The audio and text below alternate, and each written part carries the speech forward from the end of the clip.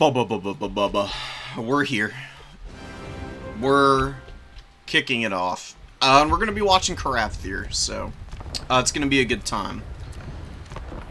We got a Anticity mainstay viewer here. We're going to see how far they've come, because I've seen them play a few times against the Kraken Lord.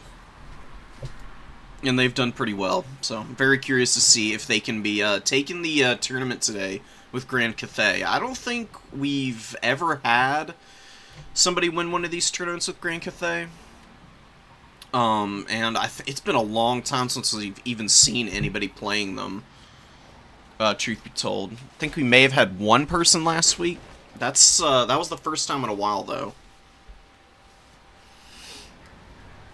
So, I'm rooting for the underdog today. Just by virtue of faction, not necessarily skill or anything. It's getting hot here. Alright, I get my fan going.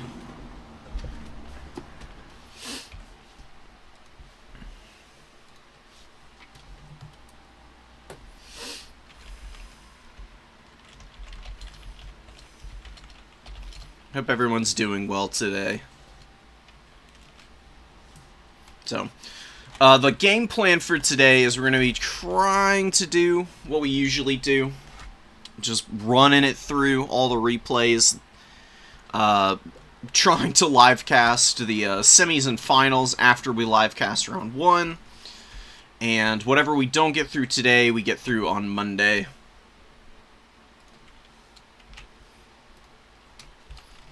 And maybe I open up a lobby and we can all just do some best of ones for a little bit before we end the stream off.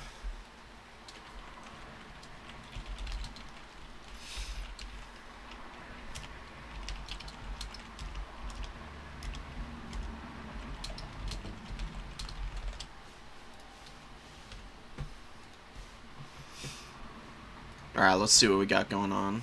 I got some Kislev. And Vampire Counts, High Elves. Okay, there we go.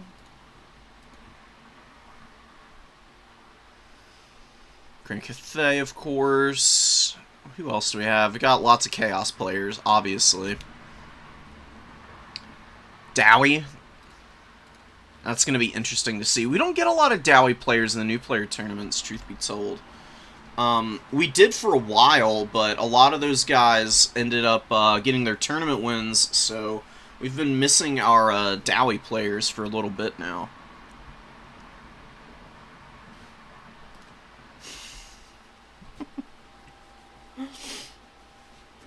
You don't have to, Tavith, but hey, I promised I'd get to the High Elves. I had 2 fairly interesting games. Getsmain's build was pretty interesting, and I was talking with him in the comments on that video. I think he probably could have won that game if he had built up a little more and just skirmished a little bit more with the dragon build in the early game. Because he got one really sick breath attack on my Talons of Torquilita and literally one-shot them. It was absolutely disgusting. I've never seen a breath attack do that much damage to infantry before. A couple more like that and I would have been in a much worse position early.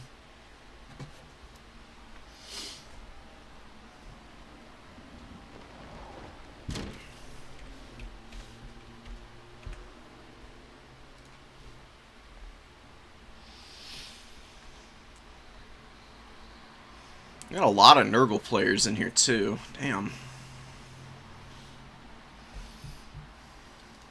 Alright, hold on. We got someone asking how to send replays.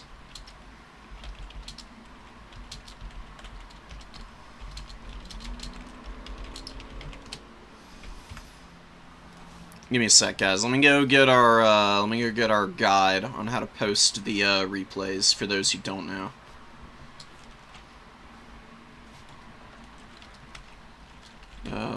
Dude.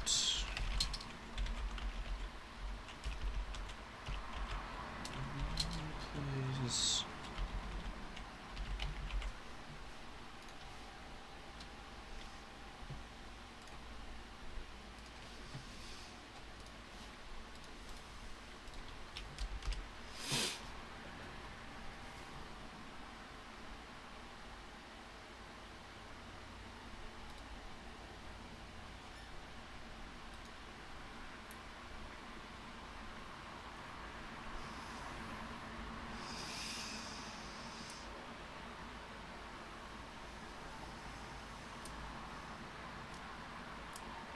Alright, there we go.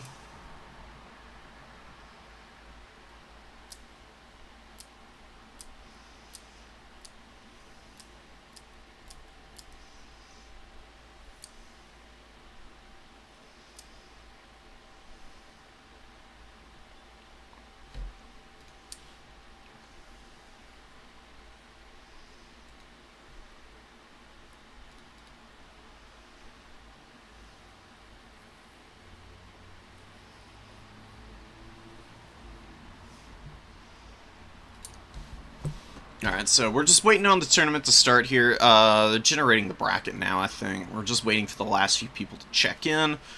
We've got our info posted on how to get replays in here, for those who don't know.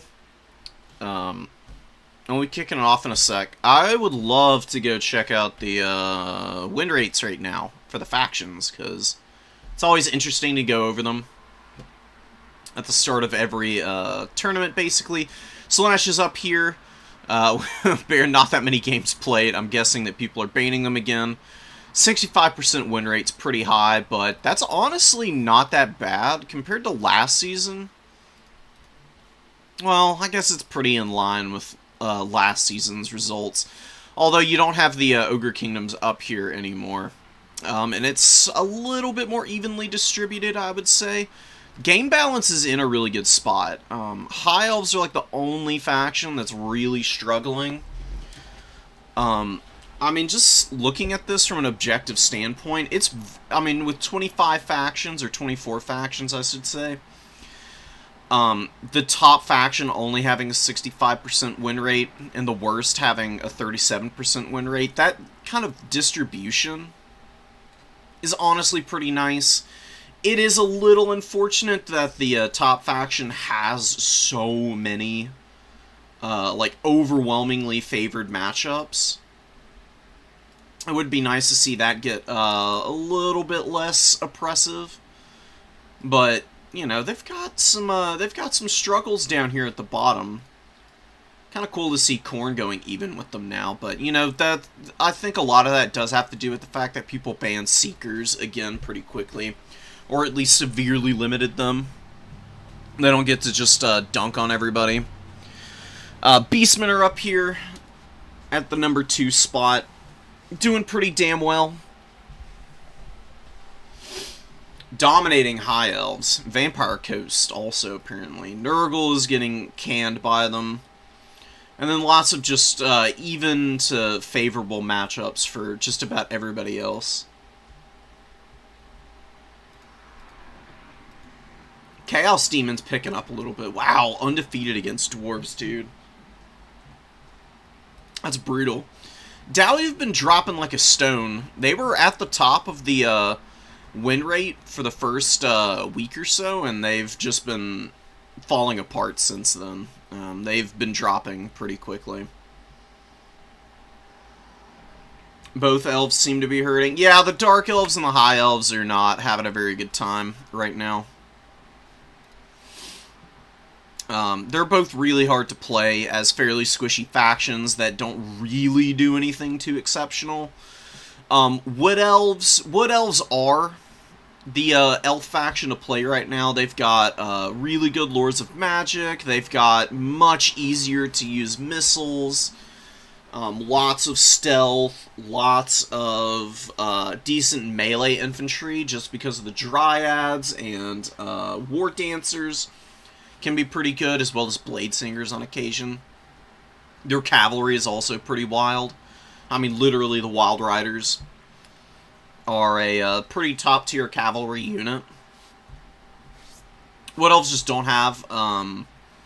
Wood Wood Elves have plenty of weaknesses, I guess I should say.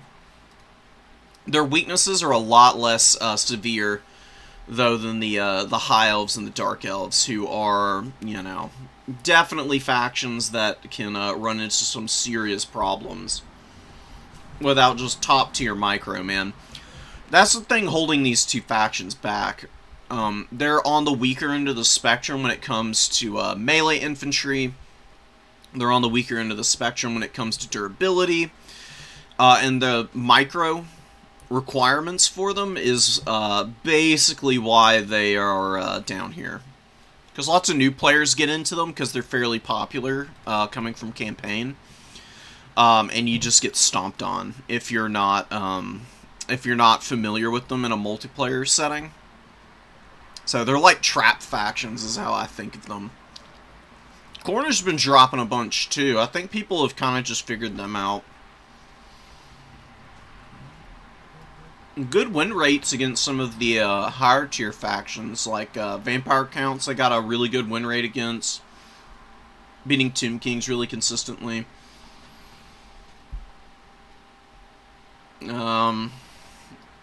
Pretty mid against everything else. Fairly even win rates. But anyways, let's get back to our game here.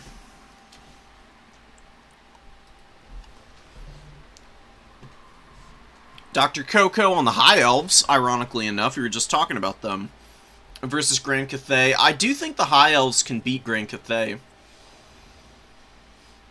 Honestly, pretty similar factions in a lot of ways. Grand Cathay may be a little bit more durable overall, thanks to their Jade Warriors. But High Elves are definitely a little bit better at the shooting, at the mid-range shooting game, just because their archers are a little bit more high impact. They've got better range.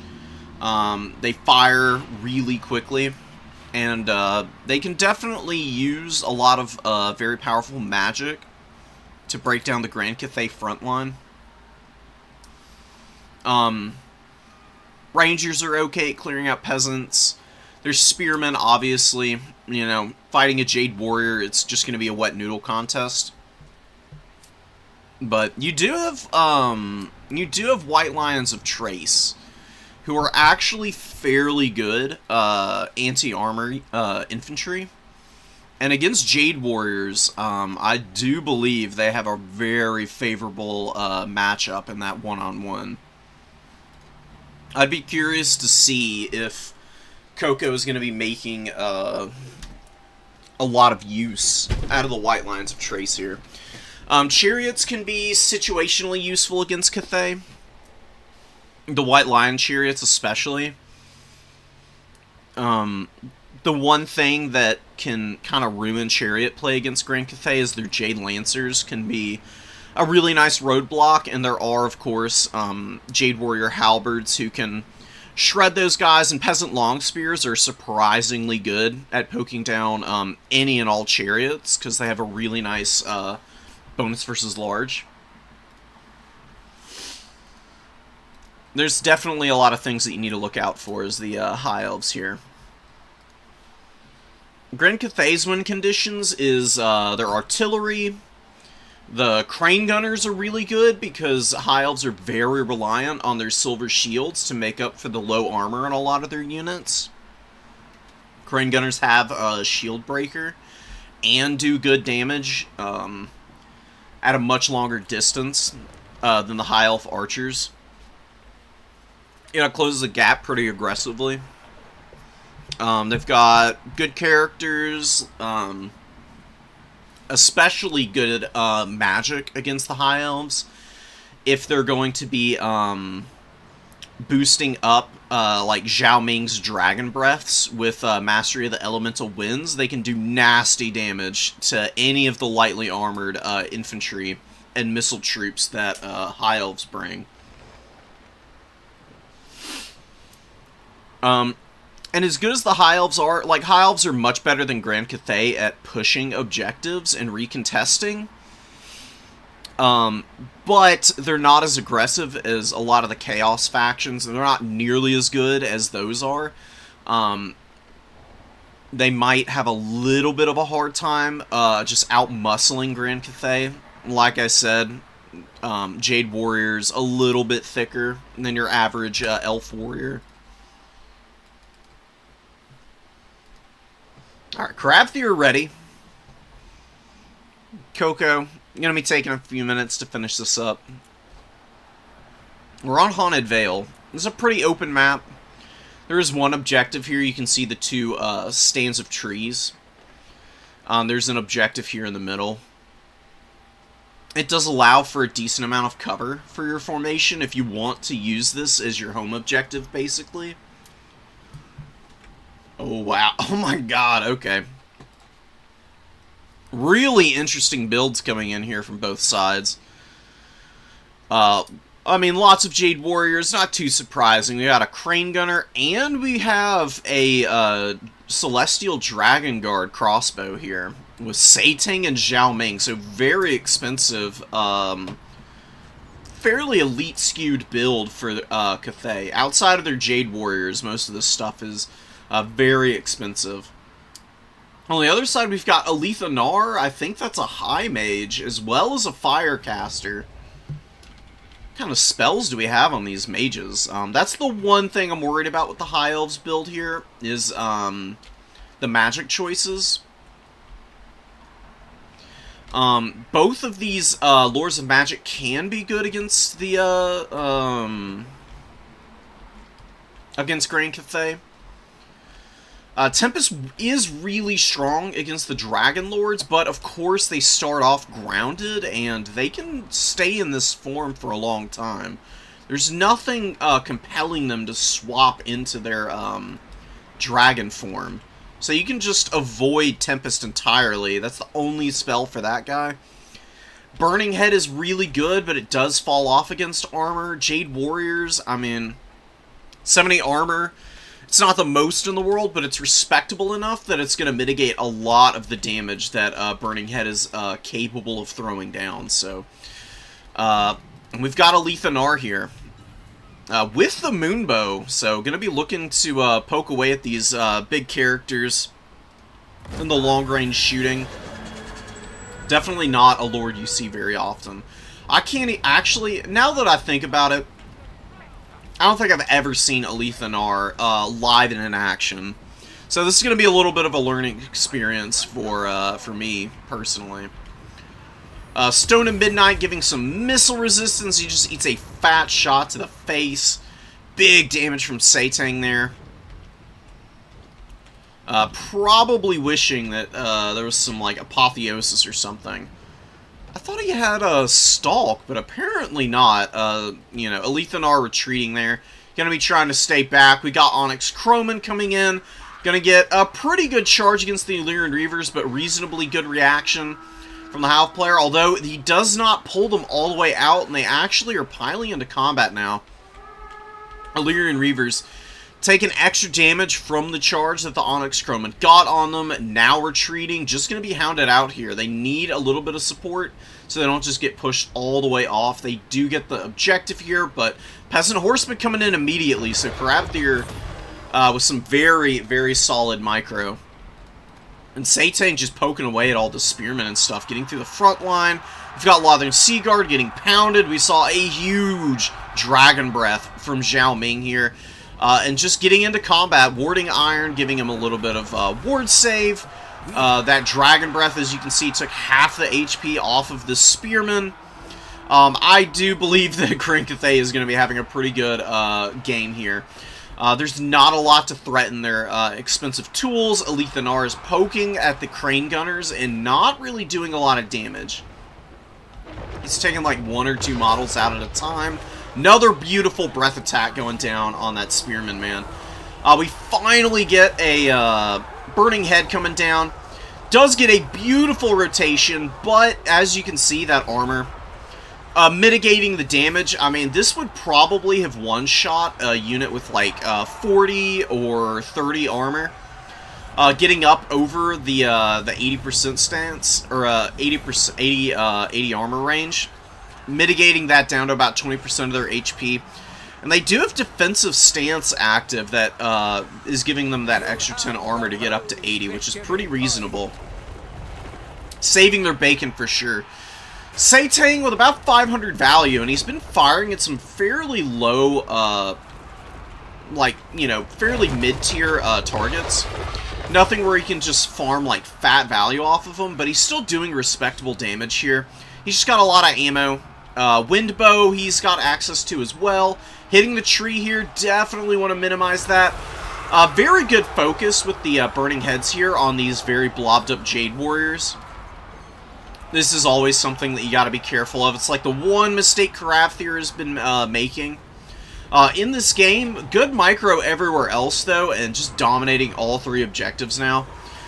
The Celestial Dragon crossbows have been worn down fairly effectively, but Illyrian Reavers being thrown back in here to get some okay value, but not paying for themselves. Onyx Croman being used very well defensively.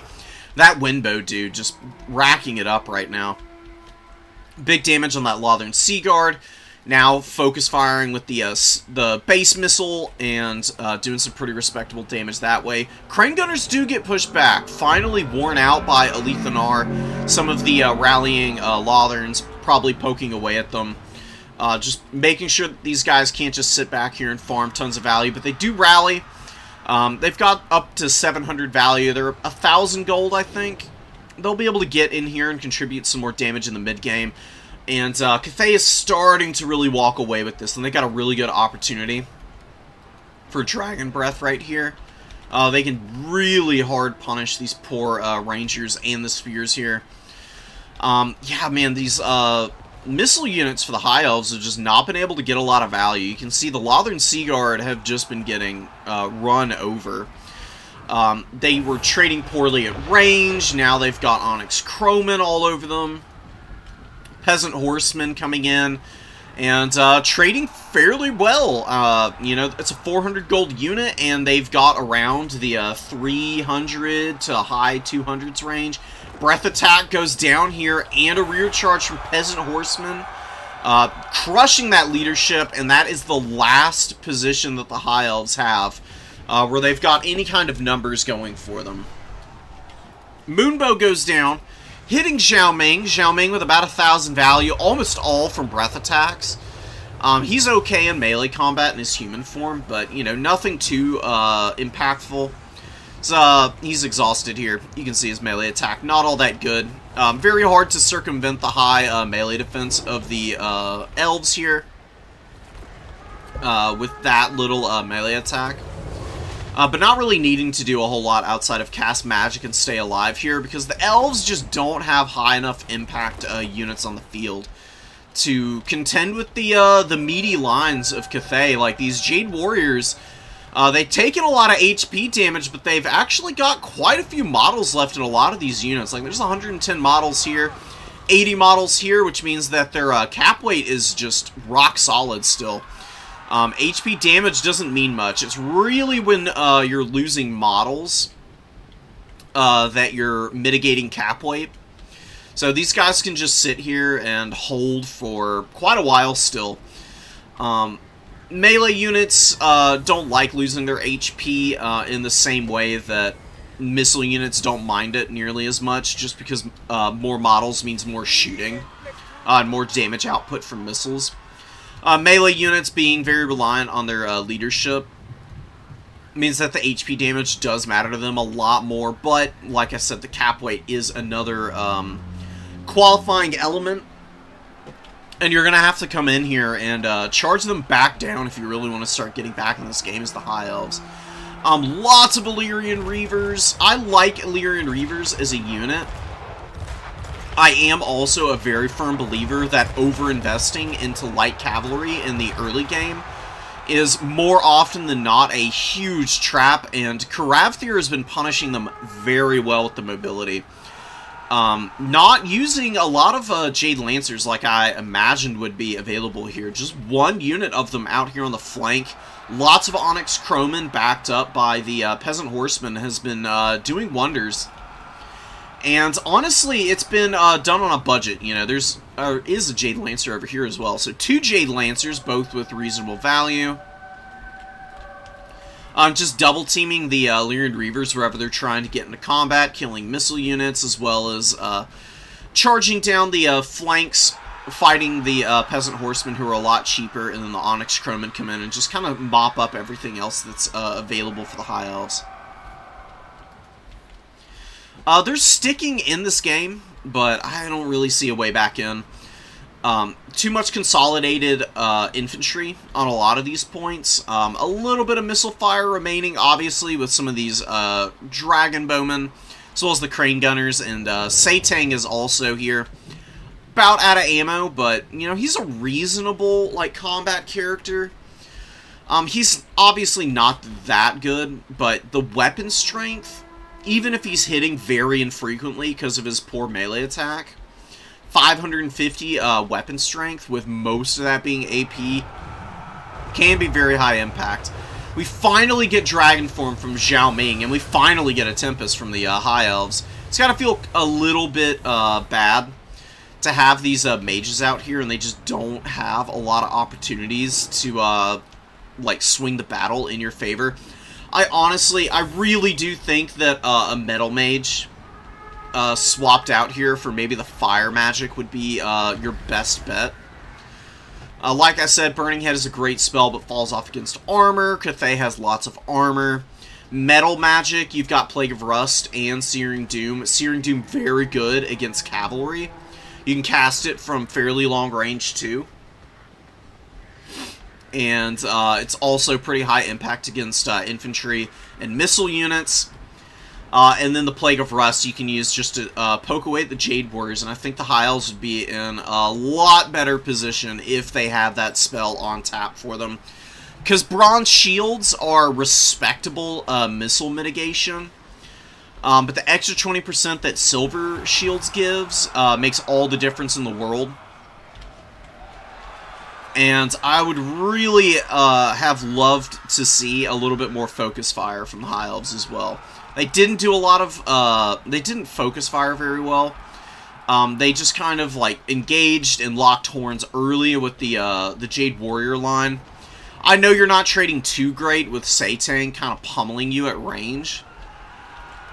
But if you kind of just hold back and consolidate up on the number 3 objective over here, I think in the early game for the High Elves, make sure that you're holding on to that 1 point, build up some more Lotherns and maybe some more, like, decent infantry. Keep them back in the forest and then rush up onto the middle objective on this map. In one consolidated go, you'd have a little bit of a better time against the Cathayan forces here. Honestly, not a bad build. I'd get rid of the Heralds of the Wind. I think they're a total waste of time as an ROR. One less Illyrian Reaver, probably 2 less Rangers. Rangers are solid, but you don't want to overinvest in infantry. You need a nice spread of units, in my experience, to really do well in Dom mode. Especially for the High Elves, who are fairly expensive. They need to have a tool for everything, basically. And they were lacking any kind of tool to clear out the infantry. I think that what was being overestimated here was Burning Head and its impact.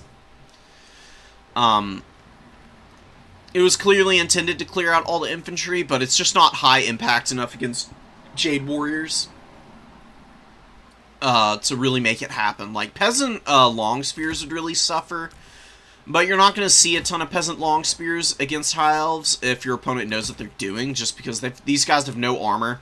They're going to get absolutely ruined by bows. Your opponent's going to try and avoid that. And I liked it. I liked the, like, move towards bringing the more elite options with higher armor values just to kind of hold in there. I mean, not to say that Jade Warriors are elite, but, like, the Celestial Dragon crossbows are. You did see some Jade Lancers. It's kind of hard to hit Onyx Crowmen with Burning Head, Because the way that bird models tend to land into combat, they saturate into your units pretty aggressively. And they spread out a bunch oftentimes to where it's not really all that valuable to cast Burning Head on these guys to try and get rid of them. Like I said, I think the Plague of Rust would have been a little bit better for the High Elves. Where the hell are the High Elves here? So we can talk about it for a sec.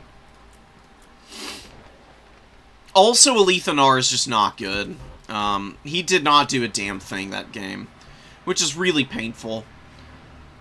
What do you do here? I mean, Alethanar needs buffs, honestly.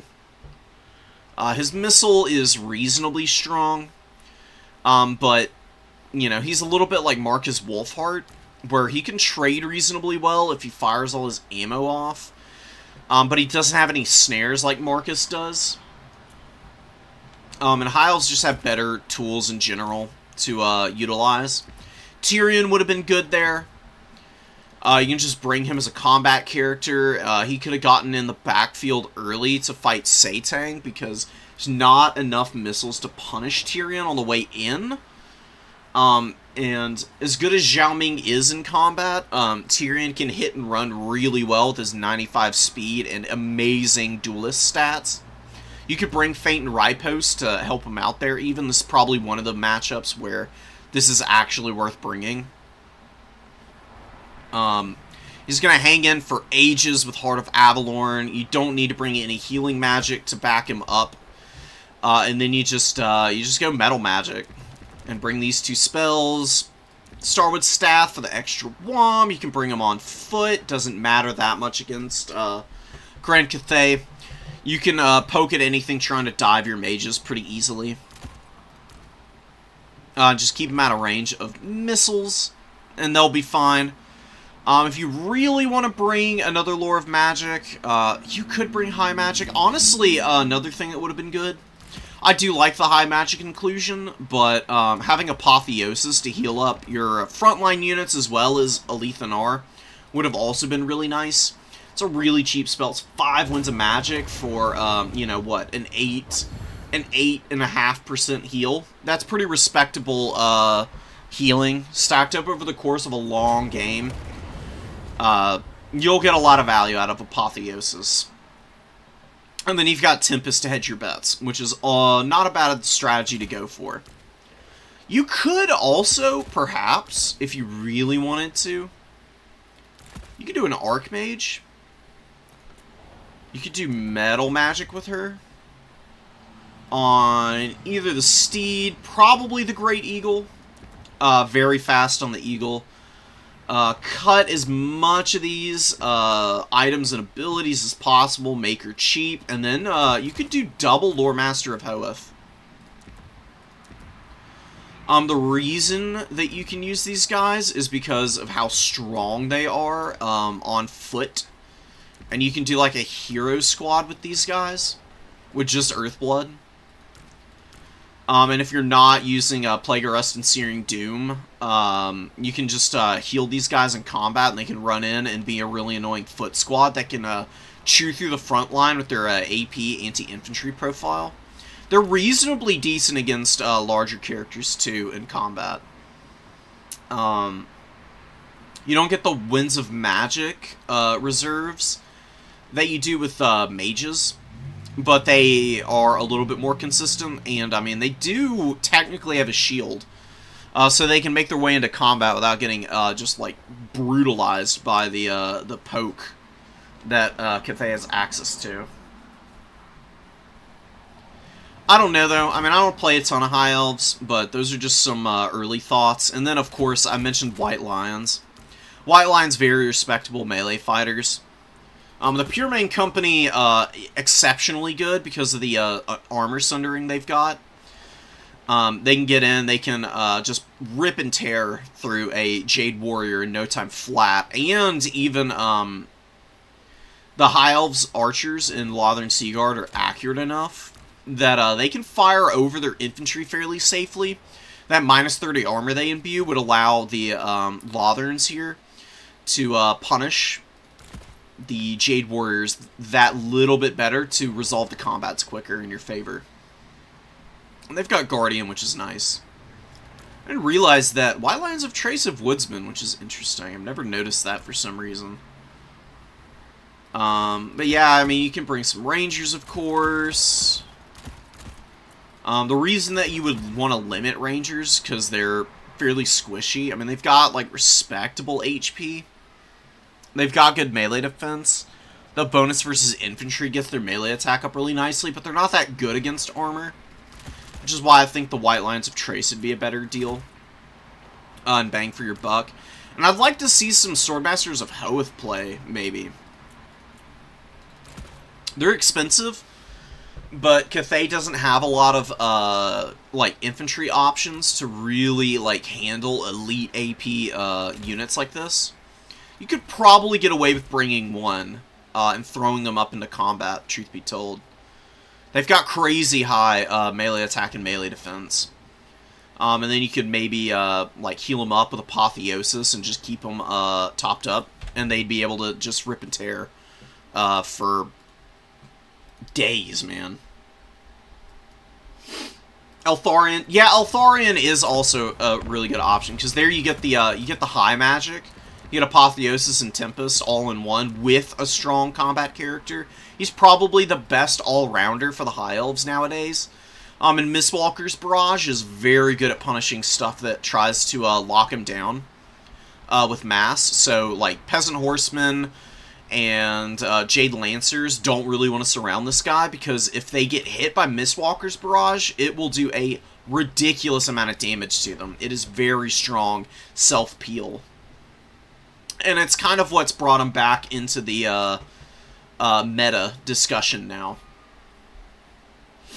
You can bring Helm of Ivresse and Fangsword, you know, as, you know, like, cheeky little items if you want to.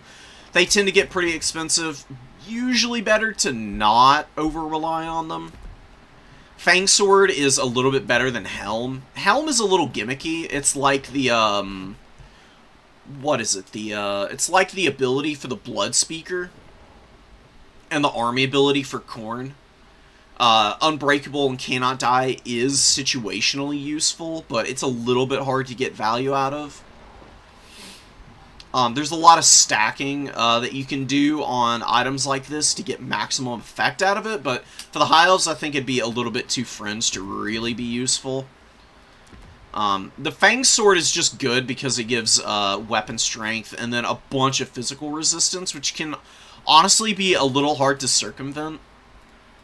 Fizzres is just very reliable. There's actually not that much base magic damage for a lot of factions.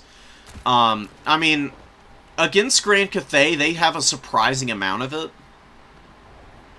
But Zhao Ming needs to be in his dragon form to duel Eltharion effectively, and that's where Tempest can really counter this guy. Even if it doesn't do, like, the most damage in the world because of his spell resist, it's still reasonable amounts of damage, and then also slows speed down significantly, so you can get a little damage in and then run away from him. And Satang, he's got the magic damage on his ammo and the melee attacks, but you can dodge the missile, and then his melee attack is low enough that Eltharion, where the hell, god damn it, High Elves, where are they? There they are. Shows you how little I play them. Even on Stormwing, where he does lose stats, he's still got pretty high melee defense. Even in sustained combat against Satang, he'll be able to beat that guy up without too many issues, and then he's got heals for himself, too. Lots to like there. Lots of things to think about, too, for our High Elf player. I honestly don't think High Elves are terrible. I mean, I think that they're just a really high micro investment, which is honestly pretty intimidating. Usually not the most beginner-friendly faction. You can go elsewhere for more consistent options starting off in the game. But Caravthir is playing a really tough faction and is, like, just improved by leaps and bounds, so it really just comes down to flavor and, you know, your personal preference. Sticking with the factions that you enjoy and learning the ins and outs of them you know, it can work over the long term. Because I started off with Khorne when they were kind of, like, you know, a garbage-dwelling faction. And was doing pretty respectable with them. Just because your faction's weaker than others doesn't mean that you don't have options against the broader meta that you can do well with. And you can catch a lot of people off guard by playing weaker factions and, like, really specializing in them and learning them. You can kind of flip the script on how people might think of those particular factions if you play them well enough. Alright, hell yeah, we've got some replays in here. So let me start downloading them all. We'll just jump right into them. It's a really long post-game breakdown. But, you know, High Elves deserve all the coaching in the world. Just because of their current power level. And it's worth talking about Cathay because you don't see them a whole lot. They're a little bit of an enigma until you figure them out. They're a little bit like Dowie in that they're a matchup check.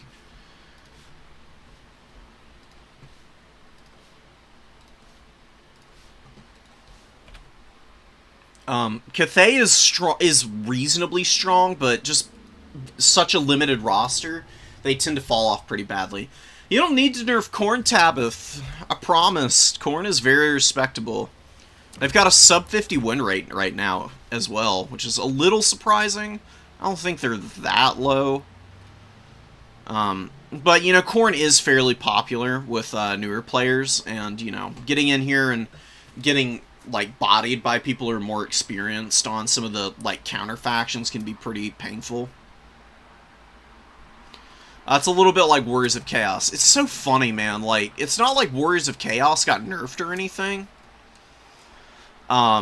They were like a middle-of-the-pack win rate faction last season, and now they're, like, back here at the bottom, almost. What is this? The bottom 1, 2, 3, 4, 5, 6. Yeah, bottom 6 for the Warriors of Chaos right now is kind of brutal. They're definitely not a bottom 6 faction. They're just, you know, match, like, knowledge dependent. There's definitely factions that they can struggle into. And they lack some of the really high-end tools that the Mono God factions get. But they're a good all-rounder. They're one of the factions that I recommend people start out with. You got a lot to learn there. A lot of roster diversity and opportunities to, like, really flex game knowledge as you start to understand the faction on a deeper level. Alright, one more sec.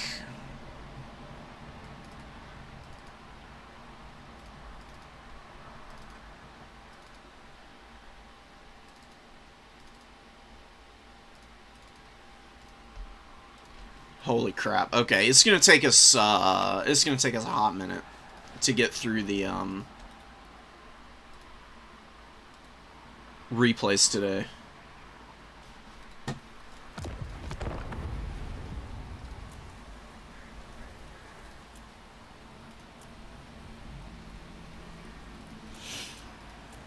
Alright, let's figure out what we want to see. We've got Skaven Warriors of Chaos here. That'd be pretty interesting. A Nurgle mirror match in the opening. I don't know how bold we are for that right now. High Elves versus Khorne. We did just see High Elves. Got some Tomb Kings here. This is, I mean, this is a cool High Elves build. Shadow Walkers and Eltharion. It's a lot of warriors into low-impact missiles. Let's do some Lizardman Norska. Levis was one of the semifinalists last week. Actually in the finals, if I'm not mistaken. Correct me if I'm wrong, but I'm pretty sure they were. And Legatus, who's a mainstay, who's learning Norska now, was a Lizardman main, so very interesting flip of the script here, if you will. coming in here, maybe having some matchup knowledge that Levis might not be game to. We do see the Ice Wolf Chariots, kind of the Legatus special. A very powerful unit since they got buffed. They were like borderline usable before the patch, but now they're pretty damn impactful. And they'll have a pretty good time clearing out skinks. Levis is going to need to be very careful to not let the skinks, chameleons, or cohorts alike just get absolutely unga-bunga'd by these chariots, dude. So these things will farm serious value just running over the chaff all game. Lots of Marauder Berserkers. Interesting choice against the Lizardmen. Very low armor, obviously. They do have a lot of HP, but man oh man are they just a missile magnet, and their melee defense is really low. I tend to find that Marauder Berserkers are best against like mid-tier infantry units that have not like overwhelming amounts of armor. It's because they don't have a lot of AP. So like Saurus they'd be exceptionally good against, but against the Javelins and the Chameleon Skinks, I'm a little worried for Norsca here. You got the weird Rage passive procking issue with the audio. I don't know why it's so annoying. It's just one of those things, you know, is what it is. We get a really nice net of Ammontalk. Excellent use of that from Mazdamundi. If you see Mazdamundi, you need to be prepared for a net of Ammontalk. Almost always going to be the main spell choice for Mazda, as well as Apotheosis, which you can see here, of course. And the cohort of Waddle get in on one of the chariots, and they are just slapping this thing into the Shadow Realm. Those Power Fists. Coming in handy, man. This is a very strong unit. One of the better RORs in the game, just because they got the magic damage as well as Dazed in conjunction with one another. They hit very consistently. With solid melee defense, they shred so many units so quickly. It's pretty brutal trying to deal with these guys for a lot of factions. Not something that you can just fight head up. You really need to overwhelm them with numbers and missiles. And the Marauder Hunters did good damage, and the throwing axes also were poking away at these guys, with the Berserkers in there doing a little bit of poke as well. Wearing them out a little bit, but they didn't lose any models. They've got about 2,000 HP. They can just get some Appos here. I do see one coming in from Mazdamundi. Heals them up pretty nicely. They'll be able to get back in combat just a little bit here. Throg stomping around. Very durable, hard to snipe. Even for the Lizards, who have good access to fire damage and a lot of missile poke in general. Just having the regen is really nice, and he does have Wintertooth Crown to keep him unbreakable if his leadership starts to waver. That is one way you can deal with Throg, is just breaking the leadership. Because 70 is decent, but not insurmountable. We get a Burning Head coming down. What the hell is going on here? Oh, the Fimir Balefiend. Gets a little damage on the Javelins, but actually roasts the Spearmen pretty badly too, and the Ice Wolf Chariots just have not been able to do anything this game. Really shut down so far. Just not very high impact. It's one of the risks with chariots, is if they're not performing well, you can struggle mightily to like really lock down multiple objectives, just because they are a bit of an investment. These things are 900 gold each, so 1,800 of your initial starting cost is just kind of limping around the battlefield on death's bed here, without much to show for it, too. The Chameleon Skinks are being used very effectively by Levis. They have not been shut down very well, and they are just poking away at all of these very low-armored Norscan units to pretty full effect here.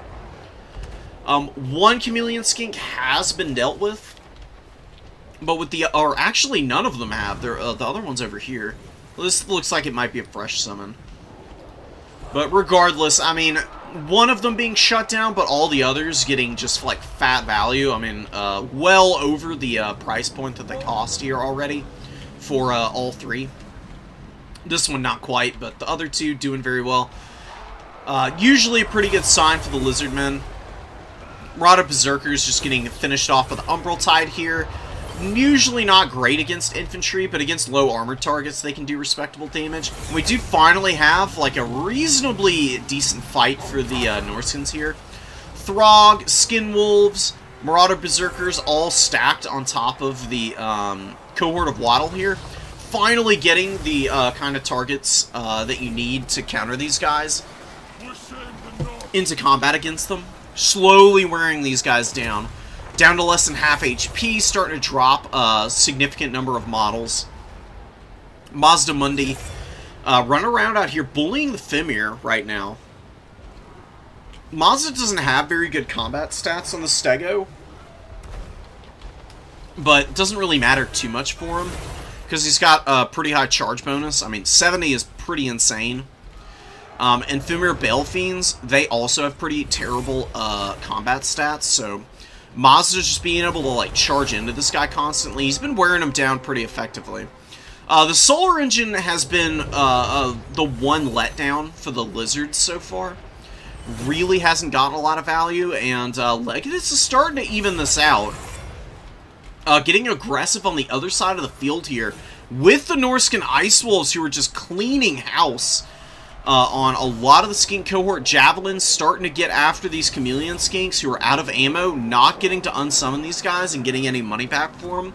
Really unfortunate. And the Ice Wolves, dude, with the weapon strength against all of these low armor skinks are going to have an absolute field day. Now that they're out on the field, you can see the value. Looking much better for Legatus. The Chariots, all dead and gone now. None of them left on the field. A new one is coming out, though. We do have the Armored Skinwolves holding in the middle here. Cohort of Waddle got manhandled by all of the stuff they were fighting. Just a little too much anti-large smacking them around, man. Throg really needs to get in and start providing some value. This is oftentimes the fate of Throg. He's reasonably quick, but when he's exhausted, 48 speed, he can't catch the really expensive stuff that he'd really like to kill, like Mazda Mundi. Mazda Mundi's speed is being debuffed by the terrain right now. He's got about the same speed that Throg does, so, you know, you can just peel Throg off by running through some infantry and keep away from him. It's very hard for him to, like, truly value trade his value back. He's really here just to be survivable, like, cap weight, as well as prevent yourself from losing a bunch of leadership if your lord gets sniped. Wulfric can be a much higher impact character in my experience, but he is a lot squishier. And just because Norsca doesn't have heals, Throg is usually who you bring if you're afraid of your opponent bringing stuff like Spirit Leech or just good combat characters. You can manhandle Wulfric. The Lizards have a little bit of both. Lizzie's holding on to the number 3 over here. Barely able to maintain the weight over here with the Coldwind Riders and the Skink cohorts. This Marauder Ice Wolf Chariot coming in here. Looks like this may actually be one of the ones that was out here earlier on the field. Losing track of it, but it's actually gotten its value back finally. Which is a little surprising, but very welcome for the Norscans, who were struggling because of the lack of value from that early on. Armored Skinwolves getting up into the back line and chipping a lot of models off the Umbral Tide while Throg is contributing. Again, just staying alive can be the best thing that he can do here. Norscan's losing momentum again on the number 1. Crazy back and forth game so far. The healing for the Lizardmen is probably where the mitigation on this value lead is coming from. You see some Skinwolves being pushed off here. You know, some of the another one was out here earlier. It's also been pushed back. Really good effective fire from the Umbral Tide. They were up to 1700 value. They've been focusing down lightly armored infantry and also just poking the Skinwolves at range. Keeping these guys from really running rampant is a big deal, because they're the most effective value trade tool that the Norscans have, especially against a faction like the Lizardmen, where they've got a lot of large targets that the Norscans need to be able to kill, so that they can maintain cap weight without getting terror routed, whether it's from Bastiladons or someone like Mazda Mundi. And then also control the Spear Riders. And Cold One Riders in general are just very high impact, heavy cavalry. Armored Skinwolves, with the survivability they get from the Fizz Res, as well as their regeneration, usually have a very favorable trade into these guys. So being able to use your Salamanders and your Skirmishers to poke them down, and keep them in check, is usually how you take a win here with the Lizardmen. They got a triple cap back and starting to really rack up a nice lead on the tickets now. Norsca did a pretty good job of evening out that deficit they were in earlier, but Marauder Berserkers are going to take a little while to be able to swing this objective away from the Lizards. They're contending with a skink cohort with javelins here.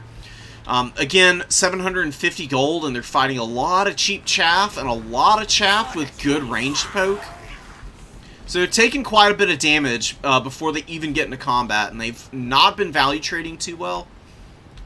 The throwing axes are really where a lot of the good value trades for the Norskins have been. But just not able to get through all these high HP units, man. And Throg is starting to get bogged down by the weighted numbers that's out on the field. He did help get some reasonable damage on Mazdamundi here, it looks like. Keeping him in check. Mazda almost heal capped here. More fire going down on the Skinwolves out here. Consolidating a hold over 2 objectives are the Lizards. Something that Norsca hasn't really done this game is try and just lock down an objective and make it their home objective. It's usually a good strategy to go for when you're on maps like this with the 3 objectives in the middle. You want to focus like one objective early to try and control it and have a position that you can always retreat back to and then push out from. You know, like counterattacking in these split pushing maps can be very, very effective. Just because even if your opponent gets a lead early, if you can pull them back to your strong point, and then get some reasonably good value trades here, and get momentum to then swing another objective, you can just lock down the other point from there and put your opponent into a position where they are suddenly having to push out and recontest the points, where you can then continue to compound on your value trade objective. And the Lizards are starting to do that here, while the Norskins, even though they did get a double cap in the mid game there, evened out the ticket trading, they overspread themselves on all 3 objectives, and that's really where the Lizards have been able to like capitalize, because they've been able to get more consistent value across the board, I feel. The Marauder Berserkers, you can see one of them getting summoned back in, very healthy now, but they were okay. They got about 600 value that last go-around, but with all of the tools here on the field for the Lizards, they should be able to deal with these guys reasonably well without having to engage them in melee combat a second time around. Lots of skink cohort javelins out on the field. These chameleon skinks are getting run over right now by the Skinwolves, but effective counterfire and just good, solid, like, units coming in here with the anti-large bonus.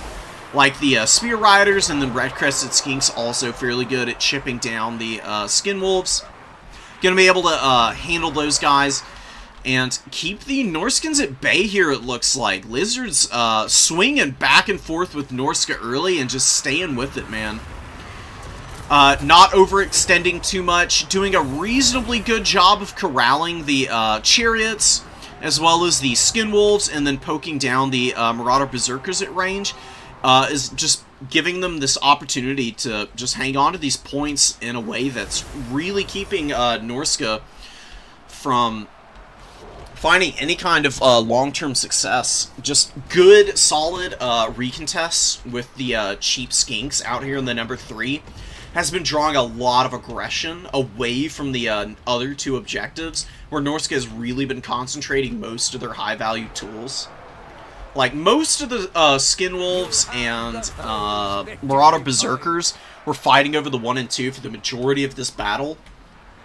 And then you've got all of the Ice Wolves in the mid-game that were running around over here on the number 3. They were getting good value, but they were not able to effectively support here on these other 2 objectives, and trading evenly on one point while you just get a value lead on the other two oftentimes can be the best strategy for wearing your opponent out, because they overestimate the impact of the effective value trades on the other objectives, and it gives you the opportunity to kind of slowly wear down the higher value units and then just overwhelm on the other objective by the end of the game, like the Lizards were able to do here.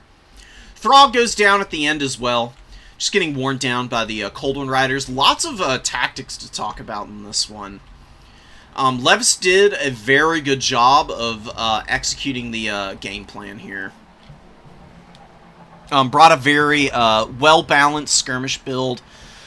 Fat value on the Chameleon Skinks. Just all freaking game. These Chameleon Skinks, dude. Lots of people prefer Skink Skirmishers because they're cheaper, but against factions that that have good missile play in their own right, which the Norskins do with their Marauder Javelins and Marauder Hunters and the Horsemen, Skink Skirmishers can get shot down. And the Chameleon Skinks with Stalk and the crazy high missile resistance tend to fare a little bit better in those counter-skirmish matchups, and they were just able to farm value on all those lightly armored infantry that the Norskins brought in. I mean, this one got 9 value. Jesus, dude. That's brutal. And the other two of them traded a little bit below their cost, and then one actually value traded decently. Just no hero performances from the Norskins. While, you know, the Lizards basically got just tremendous value out of those Chameleons across the board. Like, they hard carried this game for the Lizards, in my opinion. Mazda was reasonably strong. 1900 value is nothing to turn your nose up at. Solar Engine didn't get a lot of value with the shooting early, but was there at the end road blocking a lot, and pretty difficult to kill Bastiladons because they're crazy high armor and immune to flanking. Not really worth surrounding with your Skinwolves just because there's so much poke here at range from the Lizards. Can't really afford to sit there and waste your time. And that's just solid kite play. There's really not a lot else to say about it. This is a very well-balanced Lizards build that only has a few like really durable infantry units, but they came out at the end there and were, you know, helping peel off a lot of these Norskin tools, keeping the mobility reasonably safe, allowing them to, even if they didn't value trade tremendously, at least get most of their value back. And also allowing the Chameleon Skinks a safe haven to be able to push back into, and then form up behind to then just poke away at all these big targets that Norska is presenting here. I like it. Really nice stuff.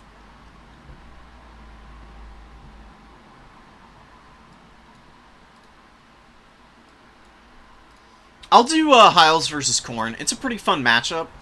I like the build here, Tabith. I'm very curious to see how it plays out for you. Got Altharion here. Skytharion? Yeah, he's on his Stormwing mount here. 2 Silver and Guard. They're very durable. They've got high melee defense, which helps out a lot against Khorne, you know, because if Khorne can't get past your melee defense, you tend to be able to hold for an inordinate amount of time against the infantry, which can be a big problem for Khorne, typically. Now, there is Skulltaker here. I am Khorne's chosen, the Murder God's own sacred executioner. I mean, the Murder God's own Sacred Executioner, guys. Gotta be careful of him. He's got great buffs for the melee attack for Khorne's units. I mean, you can see here, 54 melee attack for the Chaos Warriors right now. 88 leadership, and then they get another 8+8 when Skulltaker's in melee near them. That's going to be very difficult even for the Silverins, because it will get the Chaos Warriors over the top in terms of the melee attack needed to hit against these Silverins. Really going to depend on your kite play as to whether you're going to be able to take this game or not, but you don't have any AP missiles, which is very unfortunate. These Chaos Warriors with their silver shields, 110 armor, are going to have a field day here. While I do think High Elves have some teeth against Khorne, I do think this is Khorne favored on the whole. Your melee infantry are just kind of bad against the Blood Gods options. Even baseline Marauders are pretty good against your Lotherns, against your Spearmen. Fringe opportunities for them to do damage against Silverins, but, you know, Chaos Warriors of Khorne can deal with that. It's hard to contend with the Demon Infantry as well. And then just the, like, heavy armor across the board with Silver Shields tends to be a little too much, even for the fat missile lines that the High Elves are able to bring. Dragons are very good against Khorne. And I do think Eltharion can make it happen. But I think you do need to have a Metal Mage in the back pocket with Plague of Rust. Being able to lower the armor on Khorne's units and hammer them down with your Silver Helms and your missiles a little bit better makes all the difference in the world. It's almost an auto-include. And yeah, Eltharion getting trapped by a Minotaur here. Very fortunate that the full surround didn't come in, but he did take some serious damage there. I mean, losing almost 2,000 HP, not a very good spot for you to be in early. And on the run from Skulltaker here. Bloody Onslaught popped on him as well. The Minotaur's got some reasonable value. They're going to be folding into the front line here just to help out this fight.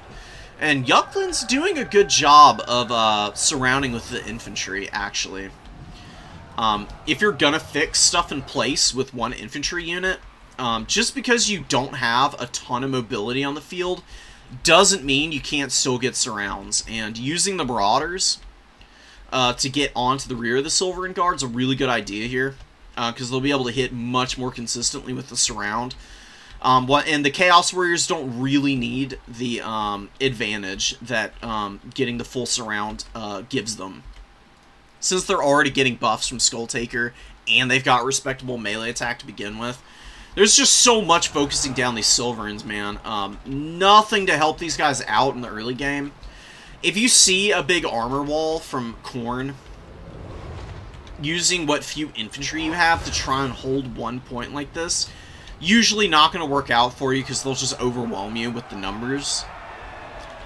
Trying to, like, force the Khorne army onto all 3 points and to not really consolidate in any one position where you are can give you a little bit better leg up because you're trying to hit and run, basically.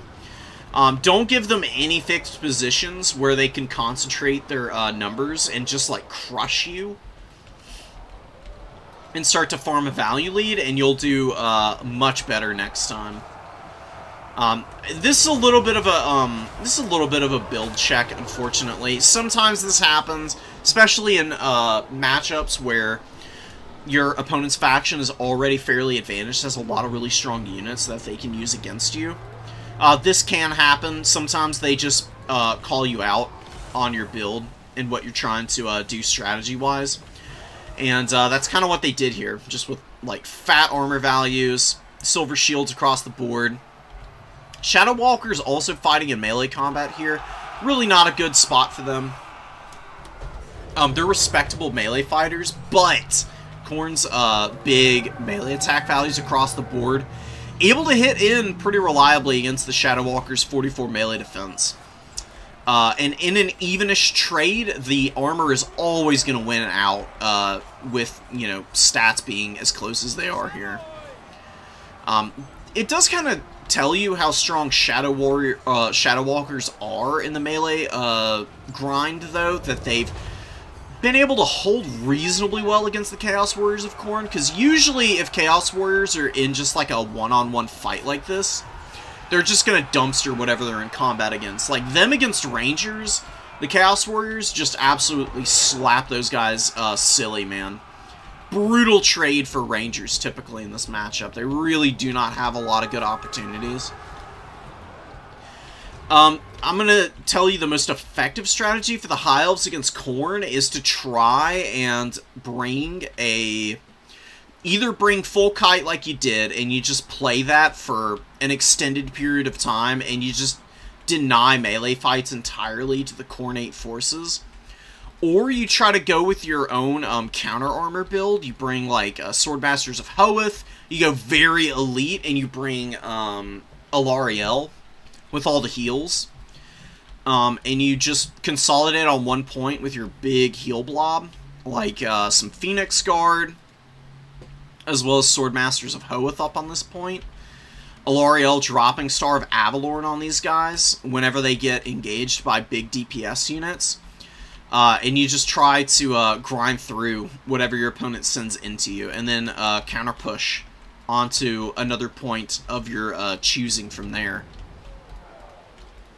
Just the lack of AP here is really hampering you. And I like Illyrian Reaver archers. They're very strong. They can get you a ton of value, but using them to charge down Chaos Warriors and Minotaurs is never going to end out in your favor. Even with Eltharion here, Eltharion's just taking too much punishment, and even as a reasonably strong melee fighter, Minotaurs of Khorne just have so much freaking AP and such a crazy high bonus versus large that they're almost always going to be able to outgrind you in these kind of engagements. Fleshhounds come in, they get the rear charge, and shatter pretty much the entire remaining force here for the High Elves. Big wins for Khorne across the board, and they're going to be walking away with this game. Just big value for them. Shadow Walkers, I mean, holding to the end of time, but, you know, being alone with a bazillion Minotaurs chasing you down, a little bit too much, even for those guys. Some Dragon Princes out here. The Fireborn also kind of got isolated and hammered down. Pretty unfortunate stuff.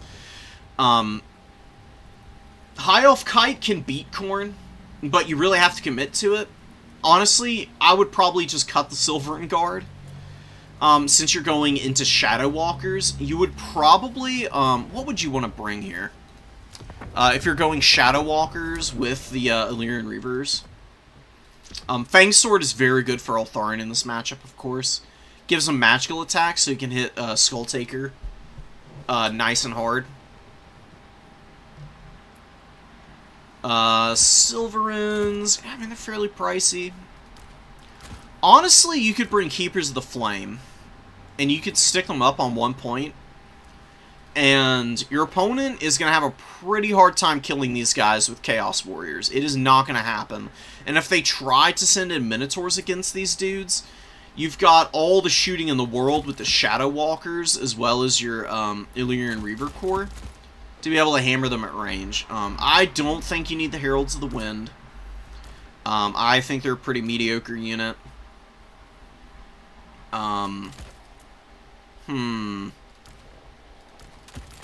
Couple archers with the light armor wouldn't be a bad idea. They're really squishy. You need to micro them very aggressively.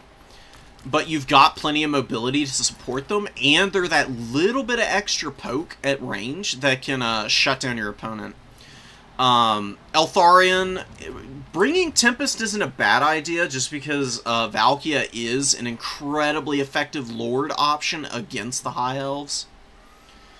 Sleipnir is very strong against the tightly packed archers, as well as even the elite infantry. It can do reasonably good damage. She's very good at dueling a lot of the High Elf characters as well. So having it in the back pocket, not a bad idea. You can always do Hand of Glory though, which gives melee attack and reload skill.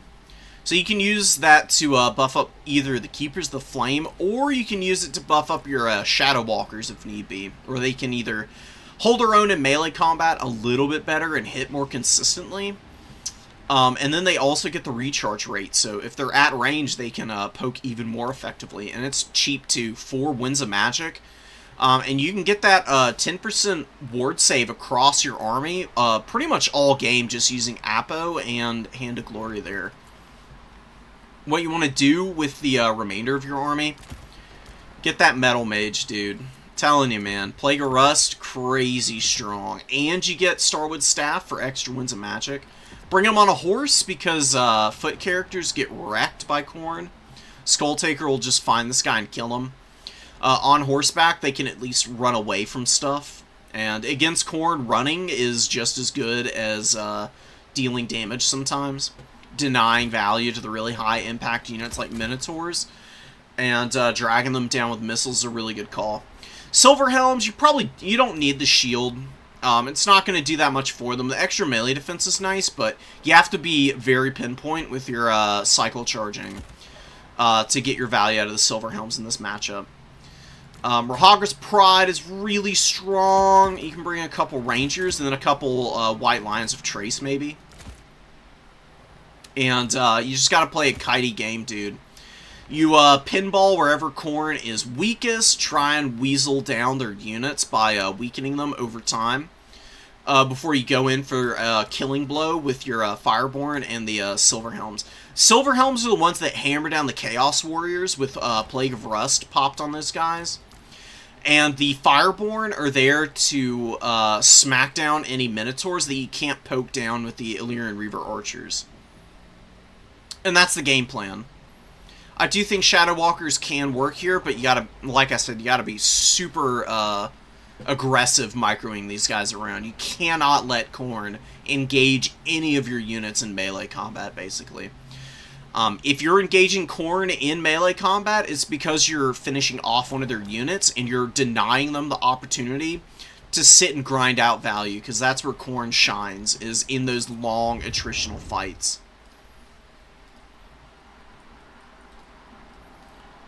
Too many? Yeah, it's a lot of variables to go with. Yeah, give it a shot, Tabith. Eltharion is there to countercharge Skull Takers. He's trying to like run your infantry over. You don't want to overextend with Eltharion into the backlines that Khorne's got. Your opponent has no missiles here to counter your kite. So like maximizing the kite's potential is where you really need to make your bones. And as good as Wrathmongers are, an Overcast Plague of Rust on these guys with Focus Fire will absolutely obliterate them. They are super squishy if their armor is effectively countered. Let's check out this other Grand Cathay game, I think. Why not? Screw it. 2 Cathay players in a tournament. When was the last time we saw that, man? Ages ago. Has to have been.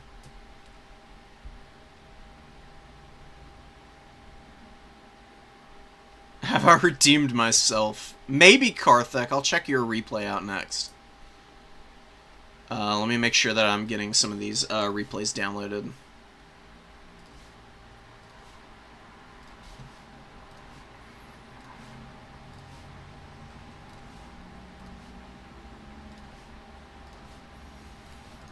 Alright, we're back into the game. Here we go. Getting in here. Mini versus Ruru Meadow. Marauder Horseman going to take the number 1. Almost always a good idea for the Warriors of Chaos to have some Marauder Horsemen. They're very good. They synergize with the Warriors of Chaos playstyles and magic very well. Having a little bit of kite, a little bit of mobile missile control can be very good for you. And good for poking down like Onyx Crowman, and even the dragon characters can suffer getting shot at by Marauder Horsemen. So as long as you micro them well, they'll do very effective damage here. Need to stay away from the Jade Warrior crossbows, though. Those guys will mulch your poor horsemen. You know, they're very low HP, and this aggressive damage profile on crossbows tends to overwhelm these dudes pretty quickly. Soul of Damnation's on the field. Good target swapping from Tommy. Oftentimes, if you don't swap your targets consistently with the Soul of Damnation, what it does is it hits the middle of the formation, it does a bunch of damage to units and sends stuff flying back, and oftentimes it'll shoot at these dudes that are like here in the back line instead of refocusing on the main formation. It can be a little funky. But once you figure, like, see, it shoots the, like, scattered units back there, like, really lowering its damage potential.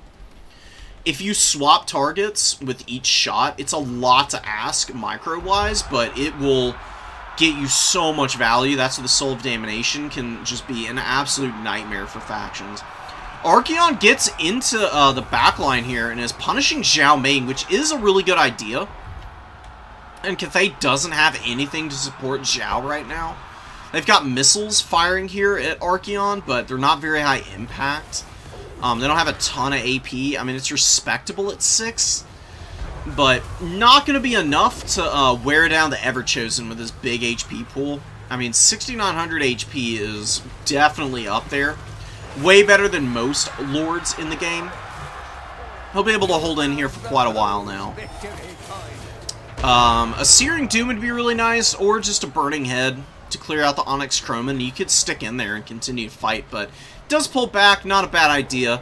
Just continuing to pound the elite infantry, or the heavily armored infantry of Cathay. I keep calling them elites, but not really so much elite as they are just, you know, very stalwart. You know, the Marauders aren't going to be winning against any of the Jade Warriors, but that's not really what they're here for. They're just here to hold up the caps for Grand Cathay, while the main infantry get worn out by the Soul of Damnation, and then once the infantry is gone for Grand Cathay, that's where they really suck at recontesting points, because they're so slow. Their infantry is not very DPS-oriented either. Good at holding ground and allowing Cathay to value trade with missiles. If you deny that to Cathay, though, they fall off pretty freaking hard, and there's not a lot they can do about it, just because of how limited the roster is right now. One day they'll get another DLC, and they'll get some DPS infantry, and they'll be a, maybe not a top-tier faction, but they'll be an upper, like, high-tier faction, I think, at that point. They've got, like, the bones of a really strong... They've got a really strong foundation, I guess, is what I'm trying to say. With a lot of potential, depending on what kinds of units they get in the future. Keeping this game fairly even, though. Honestly, these Onyx Chroman, getting on the Soul of Damnation here wouldn't be a bad idea. There's, like, nothing to help the Soul of Damnation right now. Honestly, I think this is a big mistake from Rurumedo. I know the front line is going really poorly, but that's just something that you're going to have to, like, figure out at a later date, and it's not going so badly that you can't still consolidate control over objectives. You've got your Jade Warrior crossbows, who are honestly fairly healthy here, and they've gotten good value. The Forsaken are in here, you're getting rear charges, it's going well. I'm just worried about leaving the Soul of Damnation alive. Into the late game, like, just the value trades, if the missile units go down here, for Cathay is gonna eventually favor the Chaos Warriors. And Zhao is struggling immensely against Archeon. Zhao is a good combat character, but doesn't have the most melee attack, which is where he could struggle against higher statted units like Archeon. And these Spirit Leeches and the consistent pressure from Archeon has been overwhelming. Poor Zhao here. Did his heal proc already? Oh, yeah, it did proc already. That's brutal. So no more heals for Zhao. That 2,500 is all he's got to work with now, and Archeon is looking much better with 3,400 HP. He's also, oh, he doesn't have the, not bringing Crown of Domination is a big mistake. Crown of Morkar is kind of a crappy ability. In comparison. Leave off Fight or Die, leave off the Armor of Morkar, and bring his item that imbues ITP on your infantry, and also imbues Terror on Archeon. It is crazy strong being able to Terror out with Archeon. It really turns him into a nightmare character, who not only wins a lot of one-on-one duels against other very powerful characters, but also a very good battlefield support and mobility tool. Having that all in one with a strong spellcaster on top of it is why Archeon is, without a doubt, the most, probably the most consistently picked Lord for the Warriors of Chaos. He's the easiest to use. I do think that Sartorial, the Everchosen, is the other really strong option. Either of the two in pretty much any matchup will probably not be doing you wrong. Azazel, Valkia, Sigvald in a couple matchups are a little more niche, but also pretty capable. Yeah, look at this, man. Jade Wardrome is going to be going down here. That's going to cause a lot of leadership problems for Cathay. And it doesn't have anything to peel for it with Archeon just on its rear, chipping it down very steadily and consistently. 2,500 on our boy here. You know, it's not outside the realm of possibility for Archeon to oftentimes end up with 3, even 4,000 value, but it takes a nasty volley there. The Jade Warrior crossbows have been counterfiring him very effectively. Oh, and Crane Gunner's coming out now. They also must have contributed that big chunk of damage to Archeon. And good blocking with the Jade Warriors coming up to help the Crane Gunners out, but enough of the Hellstriders get past. Able to kill a few models on these guys.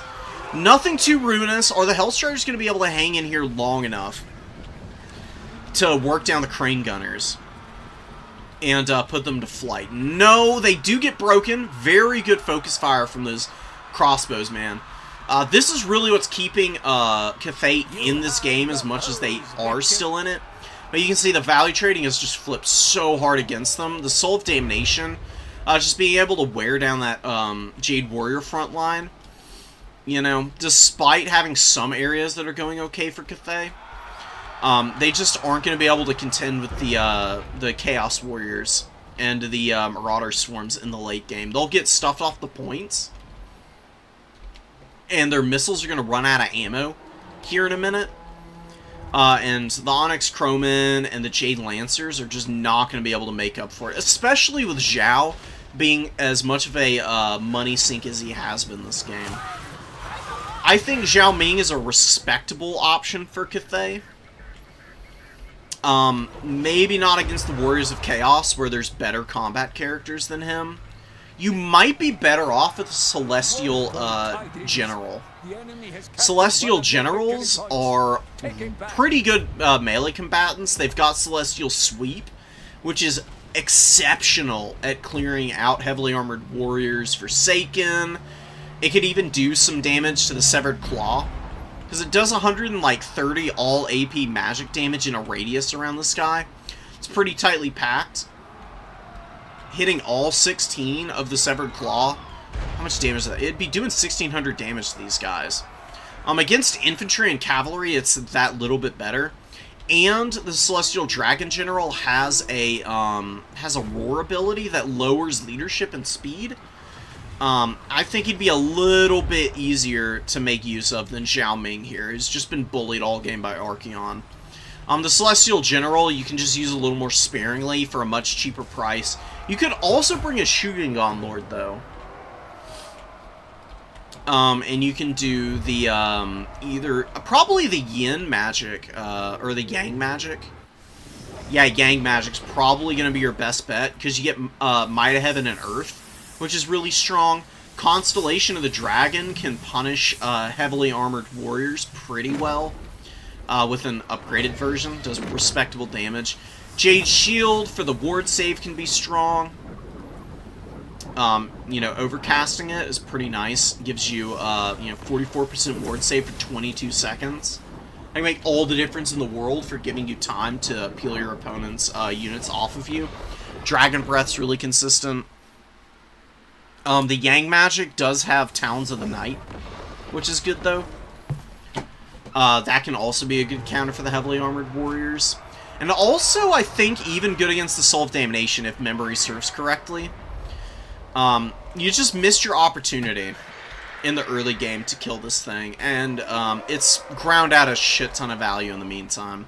All of this against Jade Warriors, which has just left the Warriors of Chaos way too much leeway and room to maneuver around the battlefield in the late game here. I mean, Cathay, as far down in value as they are right now, they're surprisingly still scrapping in this game pretty effectively. You got the Marauders out here with the Severed Claw hanging on to the number 3. Zhao just needs to hide. If he gets hit by one more Spirit Leech, he's going to die, and that's going to suck for the for Cathay. Archeon is 80 HP, though, so maybe not worth it for the Warriors to risk their Lord either. You know, honestly, a Lord Snipe for either side might be enough to get either of these players back in this game. Taking the risk and overcasting the Spirit Leech, risking that miscast damage on Archeon, and gets the snipe on poor Zhao Ming here. Big leadership problems incoming for the forces of Cathay. Luckily, they've got the Jade War Drum. It's got 151 HP left here. Still giving the big buffs to all of the Cathay warriors here. You know, magic damage they're getting. They're getting a bunch of melee stats. What stance is this thing in right now, though?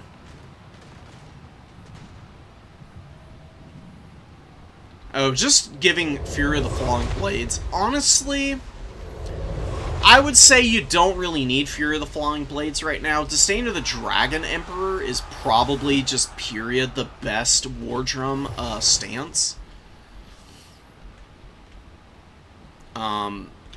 I mean, Fury is nice against, like, demon factions. The magic damage not all that impactful here. There's not, like, a lot of Fizz res you need to get around, right?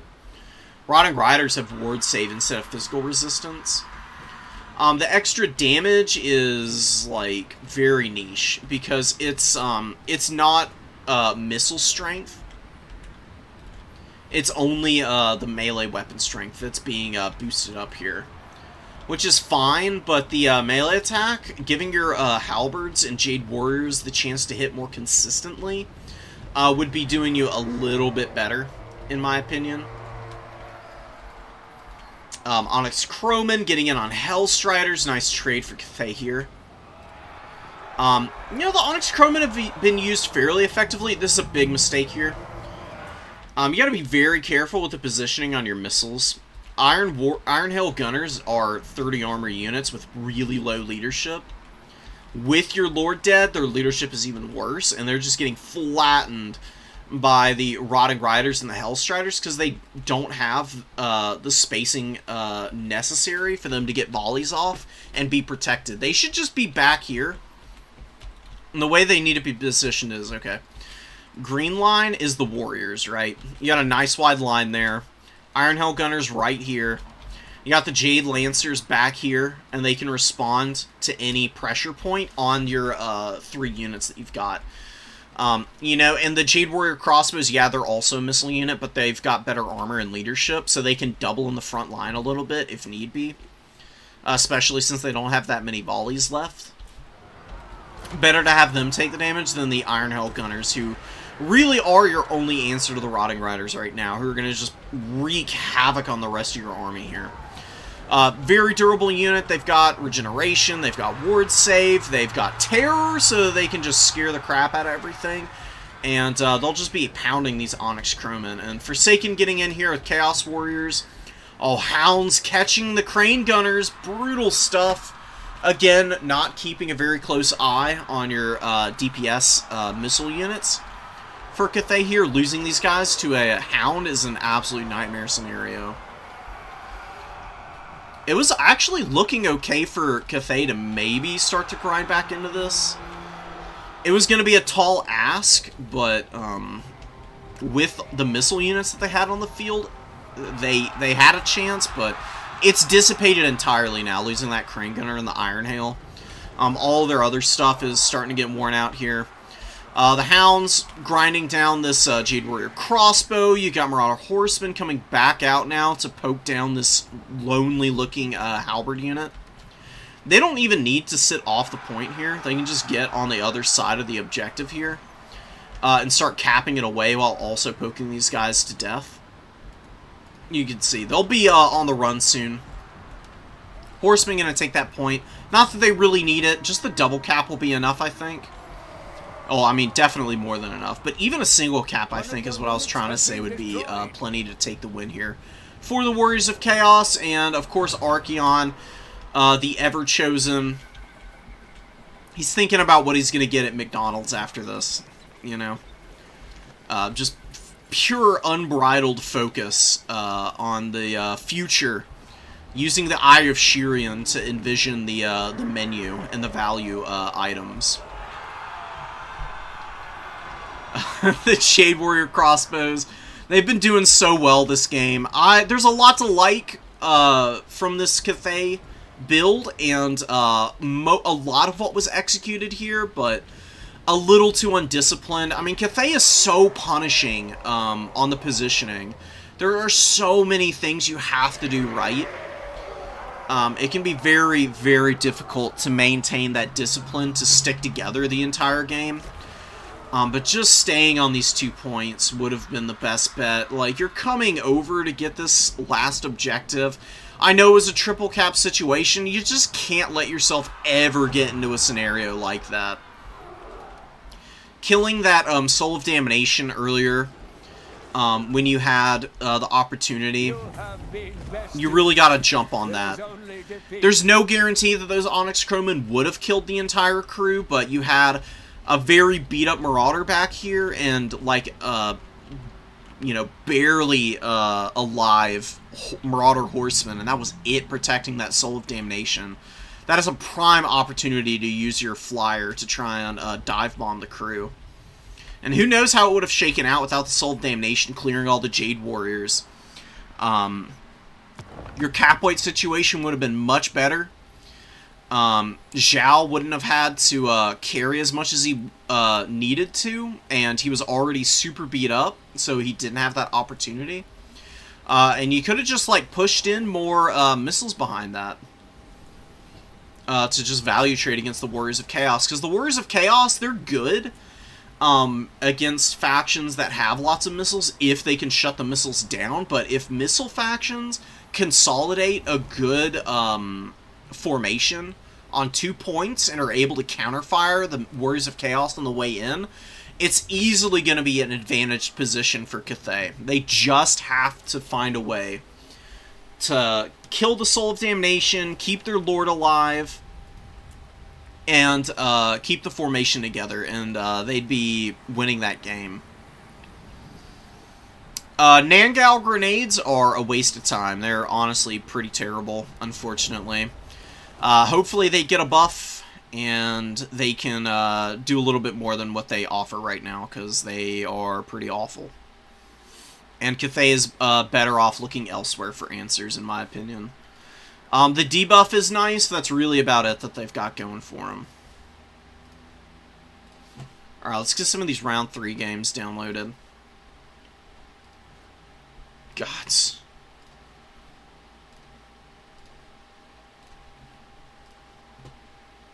Replays out the wazoo here.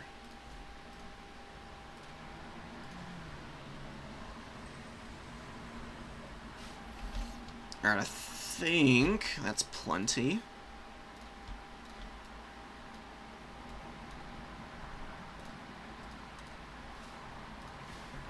I'm gonna try and make sure I get everything, but, you know, before we finish everything on Monday, I'll go back through the Discord again and re-download everything and make sure that I've got all the replays.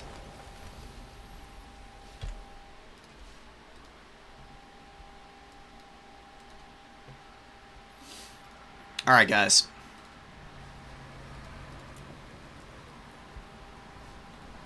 Empire vs. Dowie, not the most exciting matchup. I love the commitment to the Iron Drakes bit. Let's be brave. Let's do it, guys. Nurgle mirror match incoming. No fear, no regrets. No ragrats. See what Radio Magic can do against Broccoli Fangirl. 2 pretty awesome names. And we'll see how Radio Magic does. I know Broccoli Fangirl is a really good up-and-coming Nurgle player.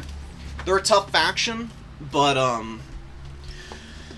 they've got some pretty strong elite tools that they can really fall back on if they get into a bad position, and who can carry games for them. The Noxbringer and the Angels of Decay out here for Broccoli Fangirl, going for a little bit of a wider build, still fairly elite, with the Angels of Decay and the Noxbringer, of course, but nowhere near as expensive as Kugath. Kugath is pretty much the exact same cost as both of these insanely expensive units combined. A little bit less, But, oh my god, we have, like, full, got, like, a huge spell kit. Basically all of the, buffs. Wow, okay. I'm very curious to see how Radio Magic's going to be playing this tiny, tiny army. Marauder Horsemen are going to have to put in a lot of work. But, oh, they're over here even. Oh my god. Broccoli Fangirl has 4 Marauder Horsemen here. Massively outnumbering Radio Magic Skirmisher Corps, so just going to be able to control the points very easily early. Broccoli, just positioning here. Looking for opportunities to start poking away at Kugath with the Angels. And without a strong Marauder Horseman Corps, or flyers of their own, Radio Magic, oh my god, brutal damage on Kugath already. 2,000 HP taken out with 1 good volley. He did hit him with a booger, though. Did some reasonable damage to him. Oh, and there's a cultist on the War Shrine here. Don't split your fire. Focus one or the other. Probably the cultist, though, early. The cultist has a persistent heal with Giver of Abundant Glory, which is just absolutely filthy. It is honestly really strong. If the Nurgle shrines can get charged up, they're amazing. They're way better than Fleshy Abundance can ever be. Just because the healing is so strong. You gotta choose one of these other characters, though. I mean, Kugath has taken a lot of damage here, and he is probably, you gotta kill him eventually. But he is exceptionally slow, and his his healing potential is gonna run out when he's got no more Winds of Magic for Fleshy Abundance. And his HP pool, if he's healing himself up, he can just eat it all day, man. I mean, you're basically getting, I think with his healing cap, Kugath, I think, functionally, has like 24,000 HP, which is absolutely insane. I mean, even for something like the Angels of Decay, that's a lot to get through. They've got 1,600 value here. Kugath healing himself up with that Fleshy Abundance, being very selfish here. Do not engage here. You don't want to give the Cultist the opportunity to start charging up Giver of Abundant Glory. Because if he gets it fully charged up, it's going to be a really bad day for you, as he just sits here on points and heal caps basically the entire army for Radio Magic. Nurgle's a faction that you can be losing by about as much as Radio Magic is right now and still find a way to get back into a game. Oh, Rancid Visitations on the Angels of Decay. Interesting choice. We'll see if it's able to finish them. Disrespectful. Oh, it's not overcasted. Okay. Overcasting Rancid Visitations is always the version you want to go for, because it's only 7 more Winds of Magic for double the duration. That's a premium that you can't pass up, and it would have done enough damage to maybe get the Angels of Decay within range of crumbling. And Kugath just being focused down here. God, these things hit so freaking hard. It's just insane how much damage they do. Kugath's in a lot of trouble. These horsemen need to focus in here, and the Noxbringer could also come in and try and finish Kugath off here. But maybe not even needing to get into melee combat here. Really good kite play. Broccoli Girl just picking this Nurgle army apart. As you can see, that's generally the best way to go about dealing with Nurgle. Deny their really expensive units fights, kite out their infantry, poke them down at range, weaken them, harass them, terrorize them, and leave them gasping for breath before you come in for the coup de grace. And that's sad. Kugath, demonic instability, punishing him, hardcore, 3,900 value on the Angels of Decay. That's why you have to have Furies. Even if the Furies, so here's the thing. Alright, Furies do not beat the Angels of Decay. It's not really even a good fight for the Furies. But you don't really need to engage the Angels of Decay with the Furies. Oftentimes, just Furies rushing towards your opponent's air unit, it's going to make them want to reposition them intuitively. They're going to be like, oh, that's a threat. I don't need to engage that in combat. You'll drag their Furies out onto the field, which is lessening their cap weight out here. And then you can just like maneuver Kugath as far away from the Angels of Decay in the interim as possible to keep them safe. And you really need your own flyers. You just have to have answers to stuff like this. If you're going to bring an expensive SE like Kugath, can't afford to just discount a unit like this. This is probably a matchup knowledge thing, though. I've never seen Radio Magic in one of these tournaments before, so I'm guessing this might be their first time around. If you're watching this, gotta know where the threats to your build are. Like, the biggest threat to Kugath is range tools and AP magic damage range tools, which is what the Plague Drones with the Death Heads are. Rotting like him being engaged in melee combat, even if it were the Rotting Riders, wouldn't be nearly as bad because he's still got his combat stats to fall back on. He's incredibly tanky. He's got heals still.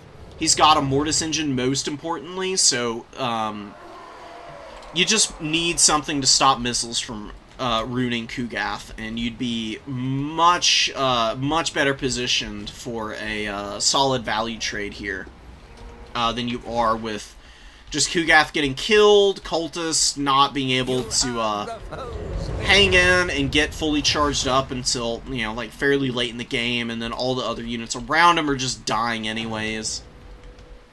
Because there's no, like, deterrent with Kugath Mortis Engineering everything down to dissuade your opponent from just, like, flying in here and surrounding all the units and getting leadership breaks. It's just a little too easy for Broccoli at this point. We'll fast forward through this. Very dominant win here. No shame on Radio Magic's part, though. These are the kind of losses that you just have to experience to learn matchups sometimes. I've been on the receiving end of beatdowns like this before. It's not fun, but, you know, it is what it is. 5,000 value, Angels. And almost an all-time record. The most I've seen on these guys is 6,000, I think. That was against the Lizardmen. And in that game, they killed Mazdamundi and the Shredder of Lustria, which was kind of insane to watch. But this is definitely up there. 5,200 is no joke, man. Brutal stuff. And you do have the Angels of Decay on your own side, but no Fury support. Chosen of Nurgle I like.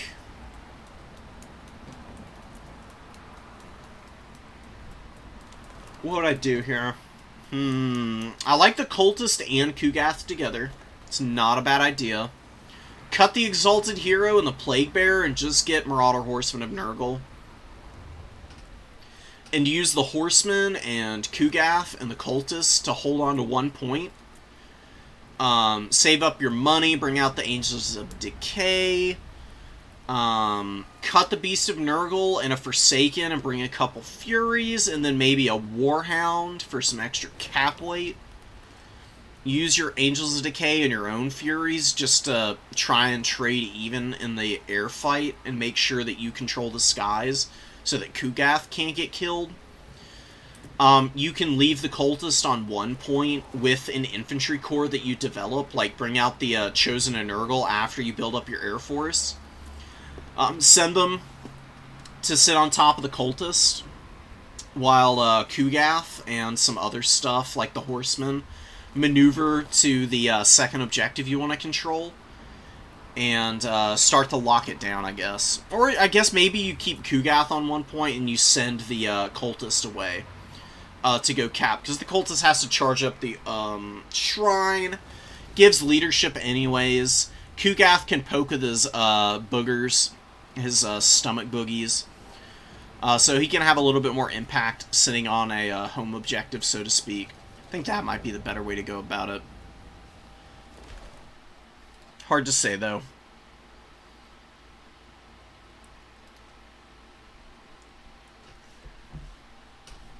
Okay. Give me a sec, guys.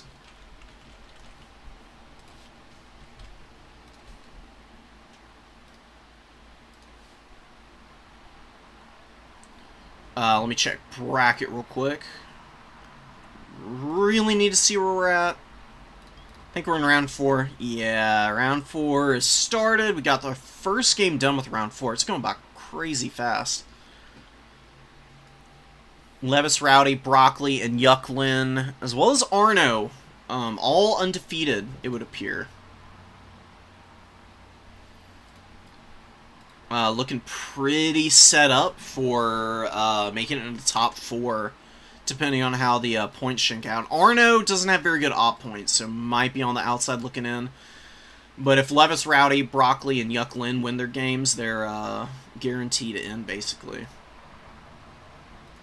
Although Yucklin and Levis are playing, so we'll see how that ends up. They're still favored, because they got this far without dropping a game.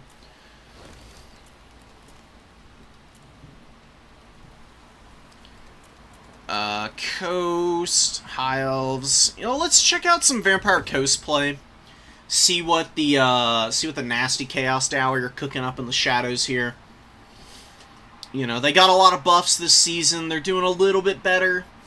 The buffs didn't push them into overpowered territory or anything, but they are that little bit better that maybe they can take a game in a matchup that they've not been awful in the past, but definitely hasn't been super favored for them. Vampire Coast just has lots of really strong shooting and good, like, heavy infantry clear with Mournguls that it was a little tough for the Chaos Dwarves because they just couldn't hold on points very well.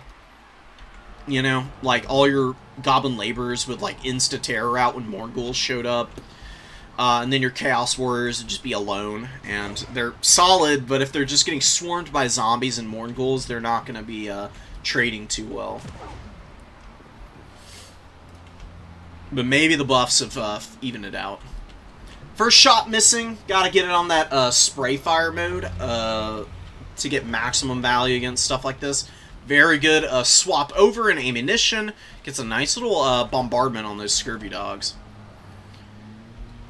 So, Bufo, taking the number 3, named after maybe the Adventure Time character. All-timer, great episode.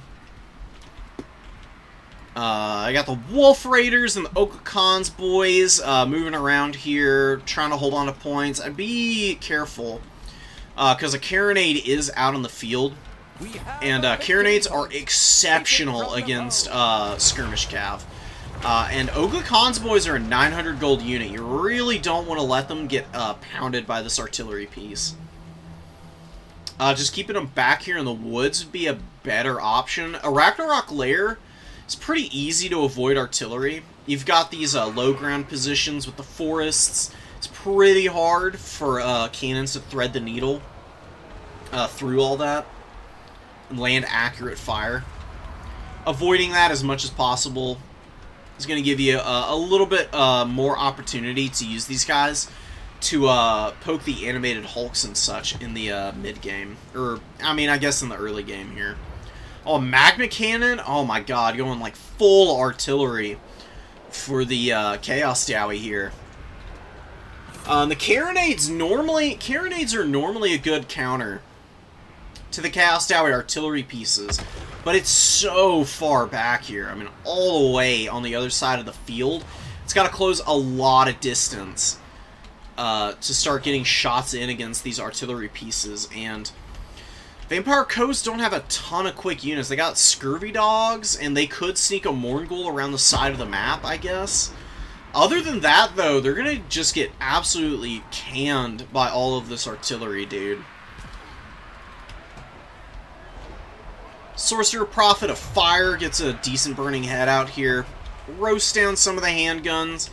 He's also gotten another one onto some of the deckhand mobs. Seeding all 3 objectives for the Chaos Dowie is, it's not ideal. I wouldn't have sat back that much. At least holding on to the number 3 is a good idea. Vampire Coast, very, very slow. Same problem that Cathay has, is that they're very bad at recontesting points. If they're able to just, like, continue to, like, push up and replace their losses while holding an objective, it doesn't matter how many zombies die. The best thing you can do is wear them out early on all their missiles. Kill either all the missiles early or kill enough chaff that you can access the missile line and grind it down without value trading horrendously.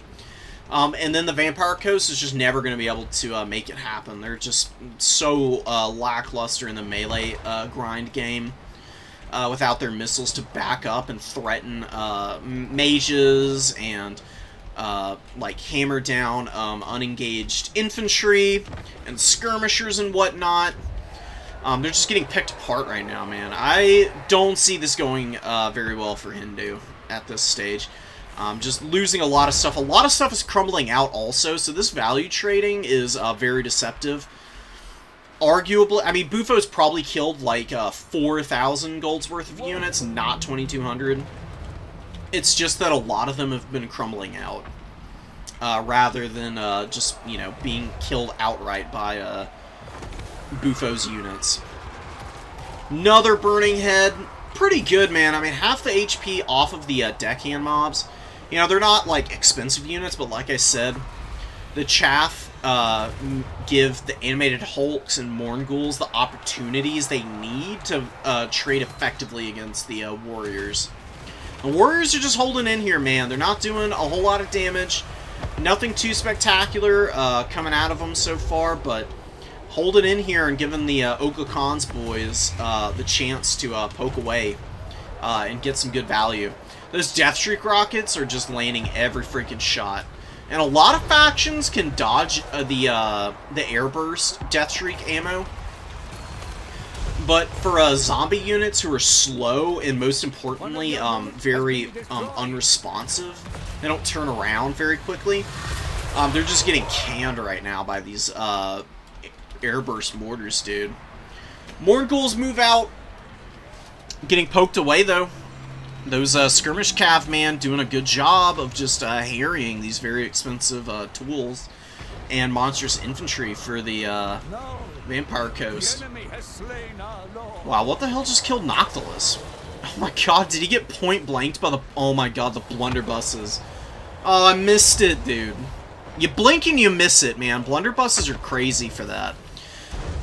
They just point-blanked Noctilus right in the face and killed his ass. And he got a Wind of Death off, trying to get some revenge, but didn't get a lot of damage done. And, yeah. Chaos Dowie, walking away with this one, no problem. A little bit of friendly fire there, though. That's pretty brutal. The trade union for the Chaos Dowie, they're going to have an arbitration dispute going on after that one. They're going to need to communicate with the shop stewards of the Deathstreak rocket launchers here, and you know, make sure that they're all looking out for one another as you know, trade union members. You know, no unions for the hobgoblins, though, of course. You know, or rules for me, not for thee, basically. There you go. That's the Night Terrors sneaking around the flank. It's too little too late at this point. There's, like, way too many answers out here for the, Chaos Dowie. They're doing a really good job with the, Wolf Raider Cav. You know, people really do not give the Wolf Raider Cavalry credit for what they're able to do. They have awful HP. They're insanely squishy. But they're reasonably cheap, and as long as they're getting Cowardly Despoilers to proc by rear and flank charging stuff, they're actually an annoying-ass unit. They do a lot of damage to lightly armored stuff like Mournguls, and they just wrecked those guys. Crumbled them out again. It's already looking grim for the undead here. Arguably even worse than it's looking, just from the value trade meter here. And the Carronade has been used pretty ineffectively. I mean, I get trying to snipe your opponent's Lord, but the Lord is actually not the most dangerous thing on the field right now. And the thing is, Sorcerer Prophet of Fire has the Chalice of Blood and Darkness. He's taken a lot of punishment and been healing every time Noctilus has been casting.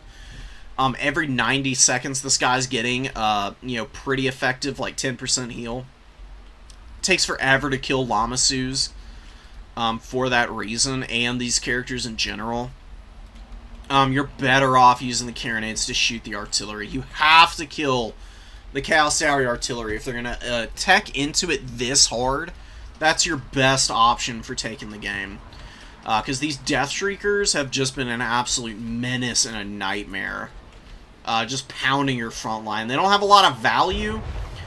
Sure, you're like, okay, well, but the Magma Cannons haven't even paid for themselves. Like, what's the big deal? The big deal is the fact that they've cleared all the zombies off the field. And then the animated Hulks and Mournguls are getting shot down by the Wolf Raiders. They're getting rear charged. They're getting poked by Hobgoblin Sneaky Gits and just dragged down by all of the chaff and infantry that the Chaos Stau have out on the field, which are only doing anything because of the fact the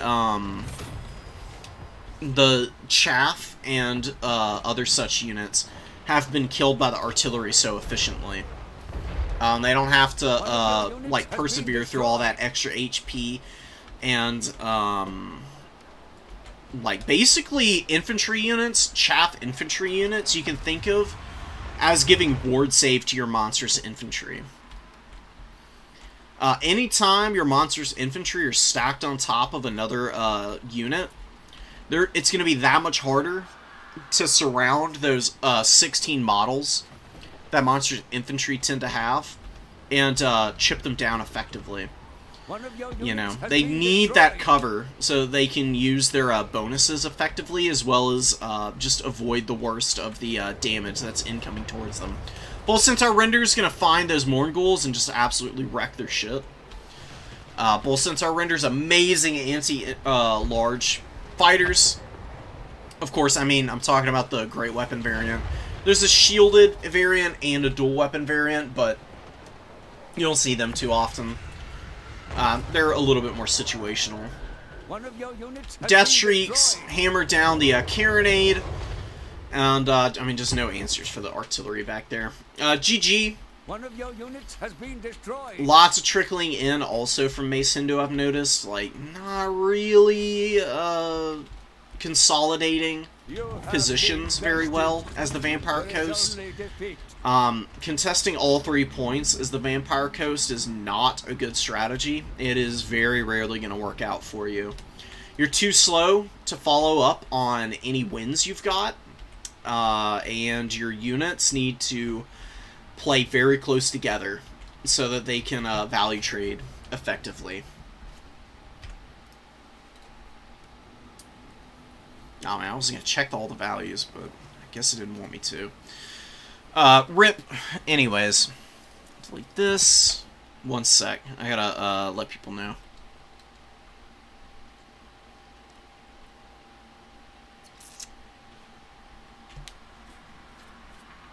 Alright, we're like done with round 4 here, so we'll hold off and we'll wait for semis here.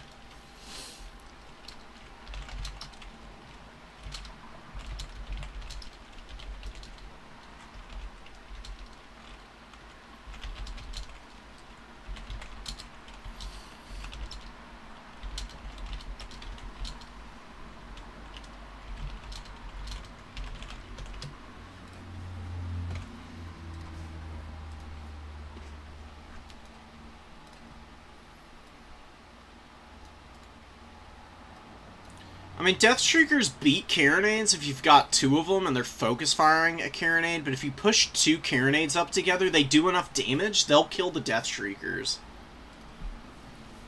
And then you can always, since it's on Arachnarok Lair, which does have shot blockers, you kind of have to push a little bit more risky around the flank with Mournguls at that point, I guess.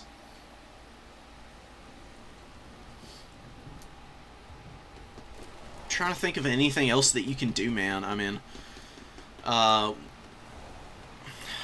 not so sure. It's definitely a little rough if you can't contend with the single entity Deathshrieks.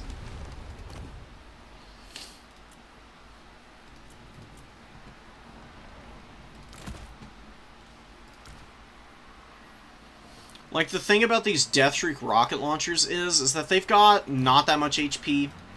Their leadership is also pretty awful. If you focus fire your carronade and just take them down one by one, it's a 1,300 gold unit. While, yeah, you might lose your carronades, but they're 750 gold. And they go back into the recruitment pool, replenish them, get them back out, and just continue to throw them out until you've killed those artillery pieces. And just play off of 1 or 2 points if you have to.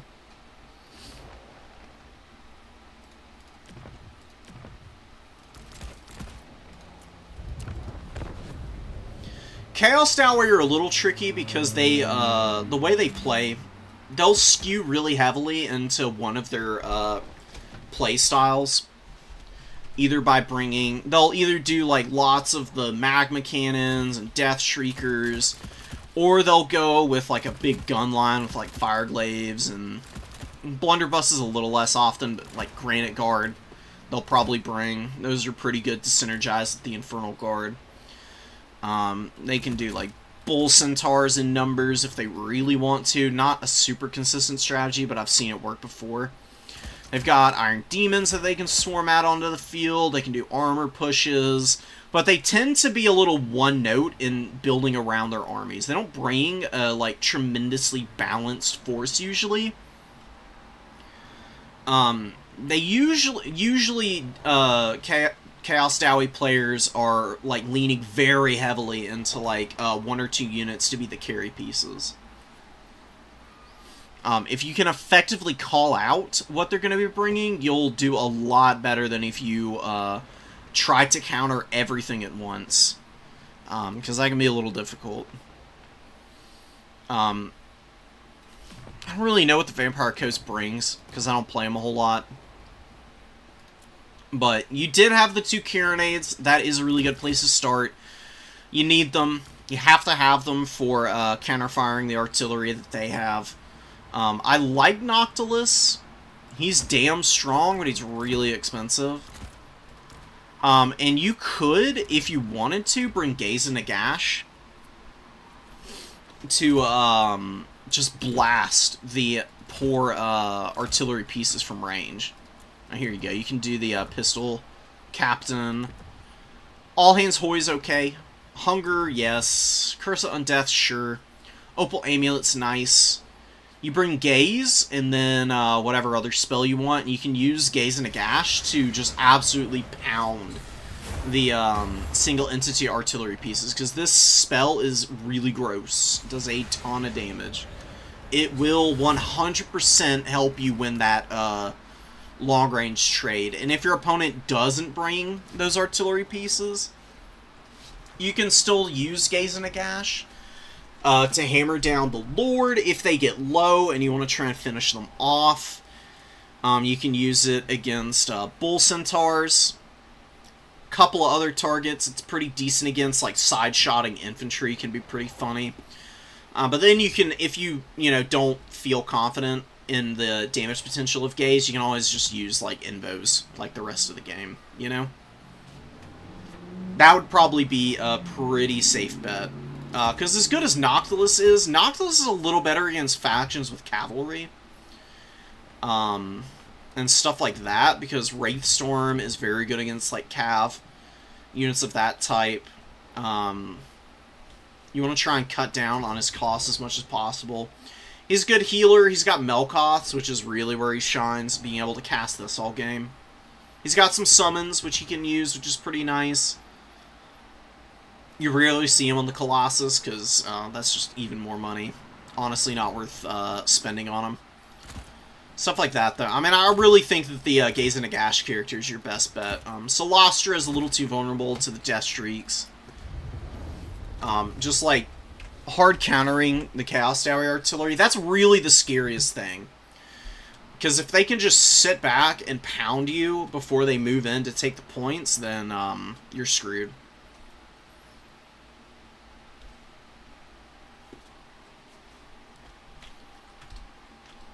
Kind of like how Mace was there. I mean, there was nothing to be done by the mid-game. Lost, like, basically all of the chaff cover and had nothing to push onto the back.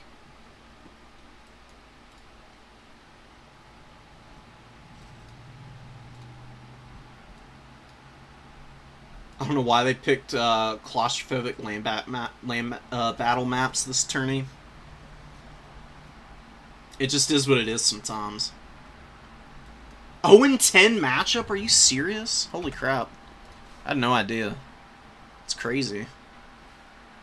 What was it last time?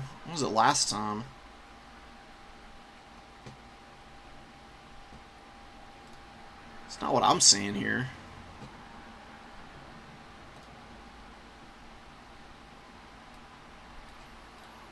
I mean, it's 2-5 on Total Tavern right now, which is not great. I'll grant you that.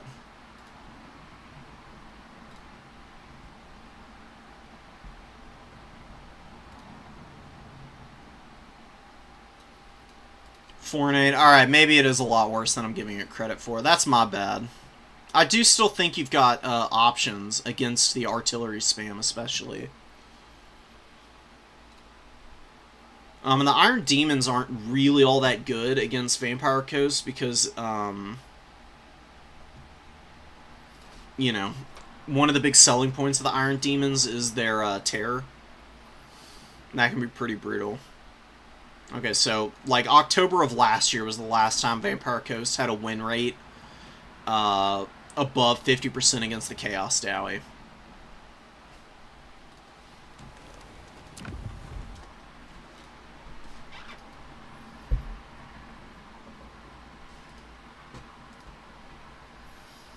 Nobody's having a meltdown. I mean, we're trying to figure out a tough matchup. If your opponent's got the Death Shriekers and they bring what is it, the Hellbound or whatever it is, that doesn't make them unbreakable, does it? Maybe it does. No, it doesn't.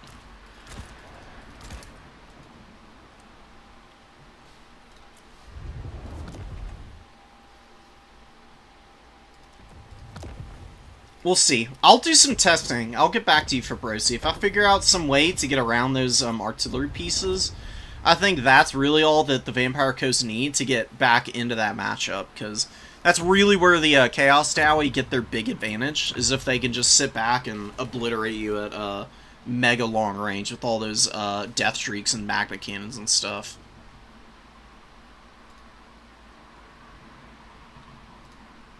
What's the top 4 looking like? Oh, this is next week's. Whoops. Okay.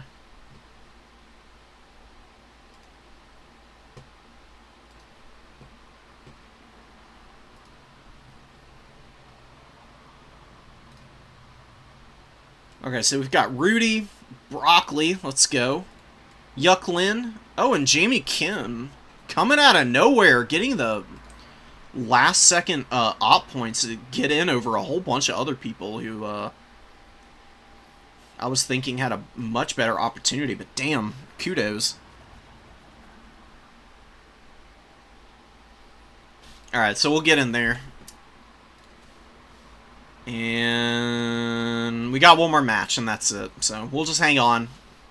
We'll keep chatting.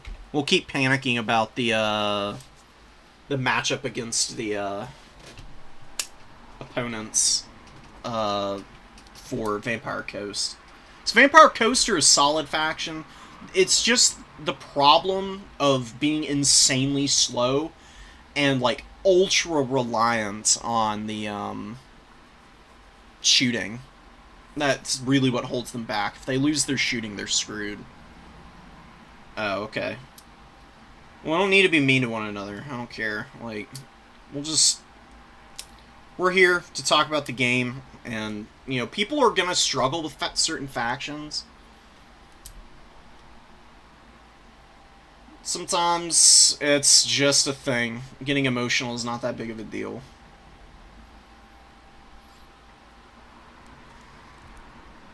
Reinforce and defend their artillery by the time to spot Mournghouls and dogs. Cav can one-shot your cannons. I mean, I guess. Their cavalry have pretty low leadership. If you can punish them on the way past, you know what? I'm gonna go test something real quick. Just for my own personal edification, because this is something that I'm not 100% tuned up on. Get Arnheim here. We'll get Vampire Coast. Get our Pistol Captain. We'll get our Gaze. Nah, we'll just keep all that stuff.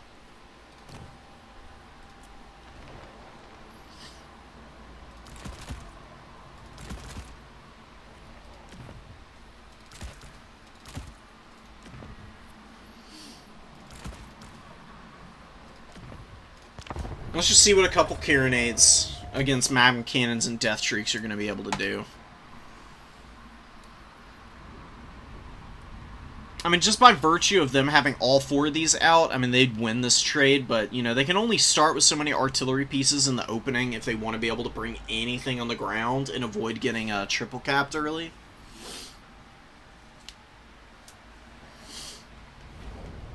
Being able to take advantage of your limited windows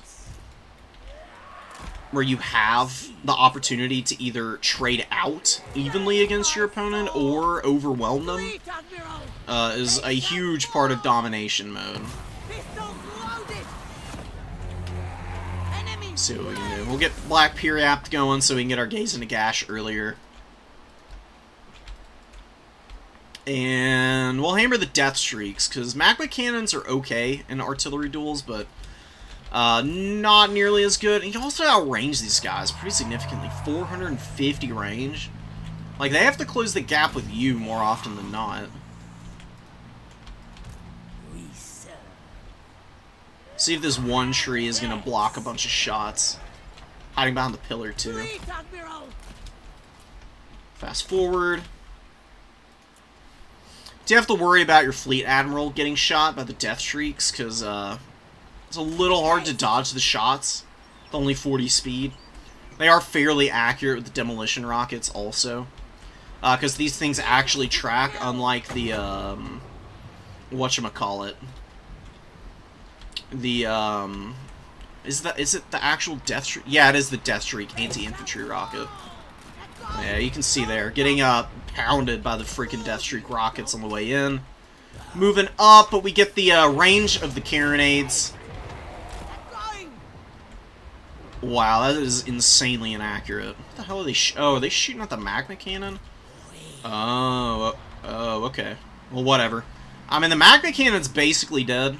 It's already routing, and you can just swap targets.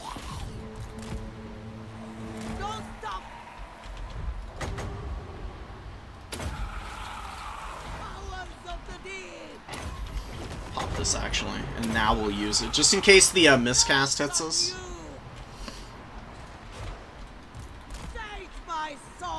Don't hit the ground, please. Yeah, boom. I think that's your answer for countering the artillery pieces.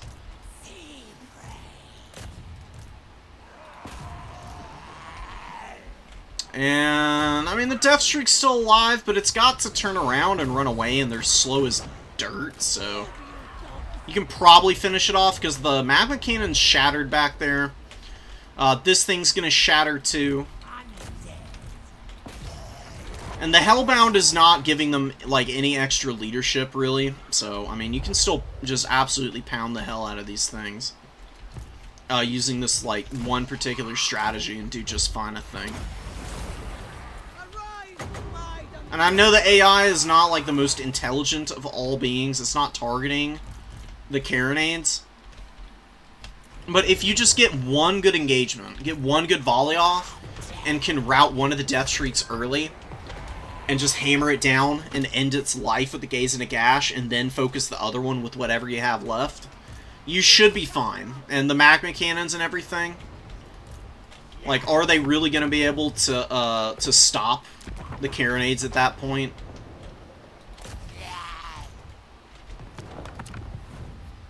Like, I know we're not getting the purity of the artillery duel there, But with all the shit that's going on the battlefield, and with the fact that these artillery pieces have to do a lot of the heavy lifting to kill the shooting that the Vampire Coast has, just bring threat overload for the artillery, and you should be able to handle it. And you could probably just, honestly, maybe even, you don't even need carronades. You could maybe just bring 2 fleet admirals with Gaze and a Gash, and you just go absolutely crazy at long range with these guys. Like, just cut everything on them, and you just triple Gaze and a Gash your opponent off the field in the artillery duel.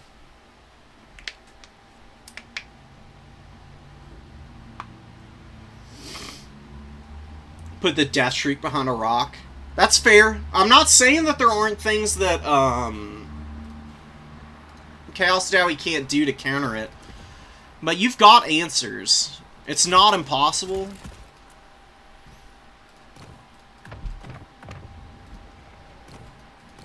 Figuring out all this stuff is the meat and potatoes of the game.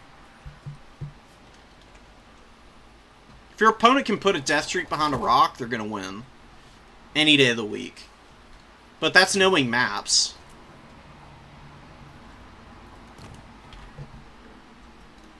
We need to find Scrambled Egg, because Scrambled Egg Special is the Vampire Coast extraordinaire. And probably be able to give all of us the breakdown on how exactly to easily win those matchups. Alright, here we go. Let's get into the semis here.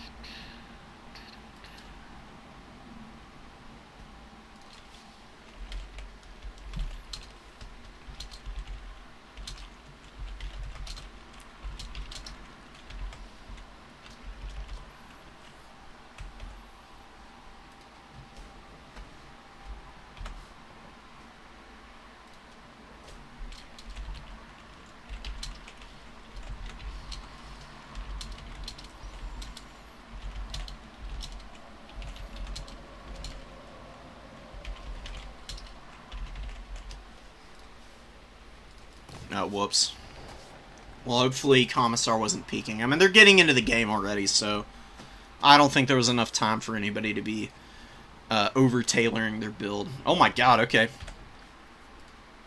Cool Dowie build. We got Doomseekers and some Slayers with the Slayer Pirates backing up. Just full Slayer action. Garagrim, Demon Slayer for the Lord, and a Dragon Slayer as well, it looks like.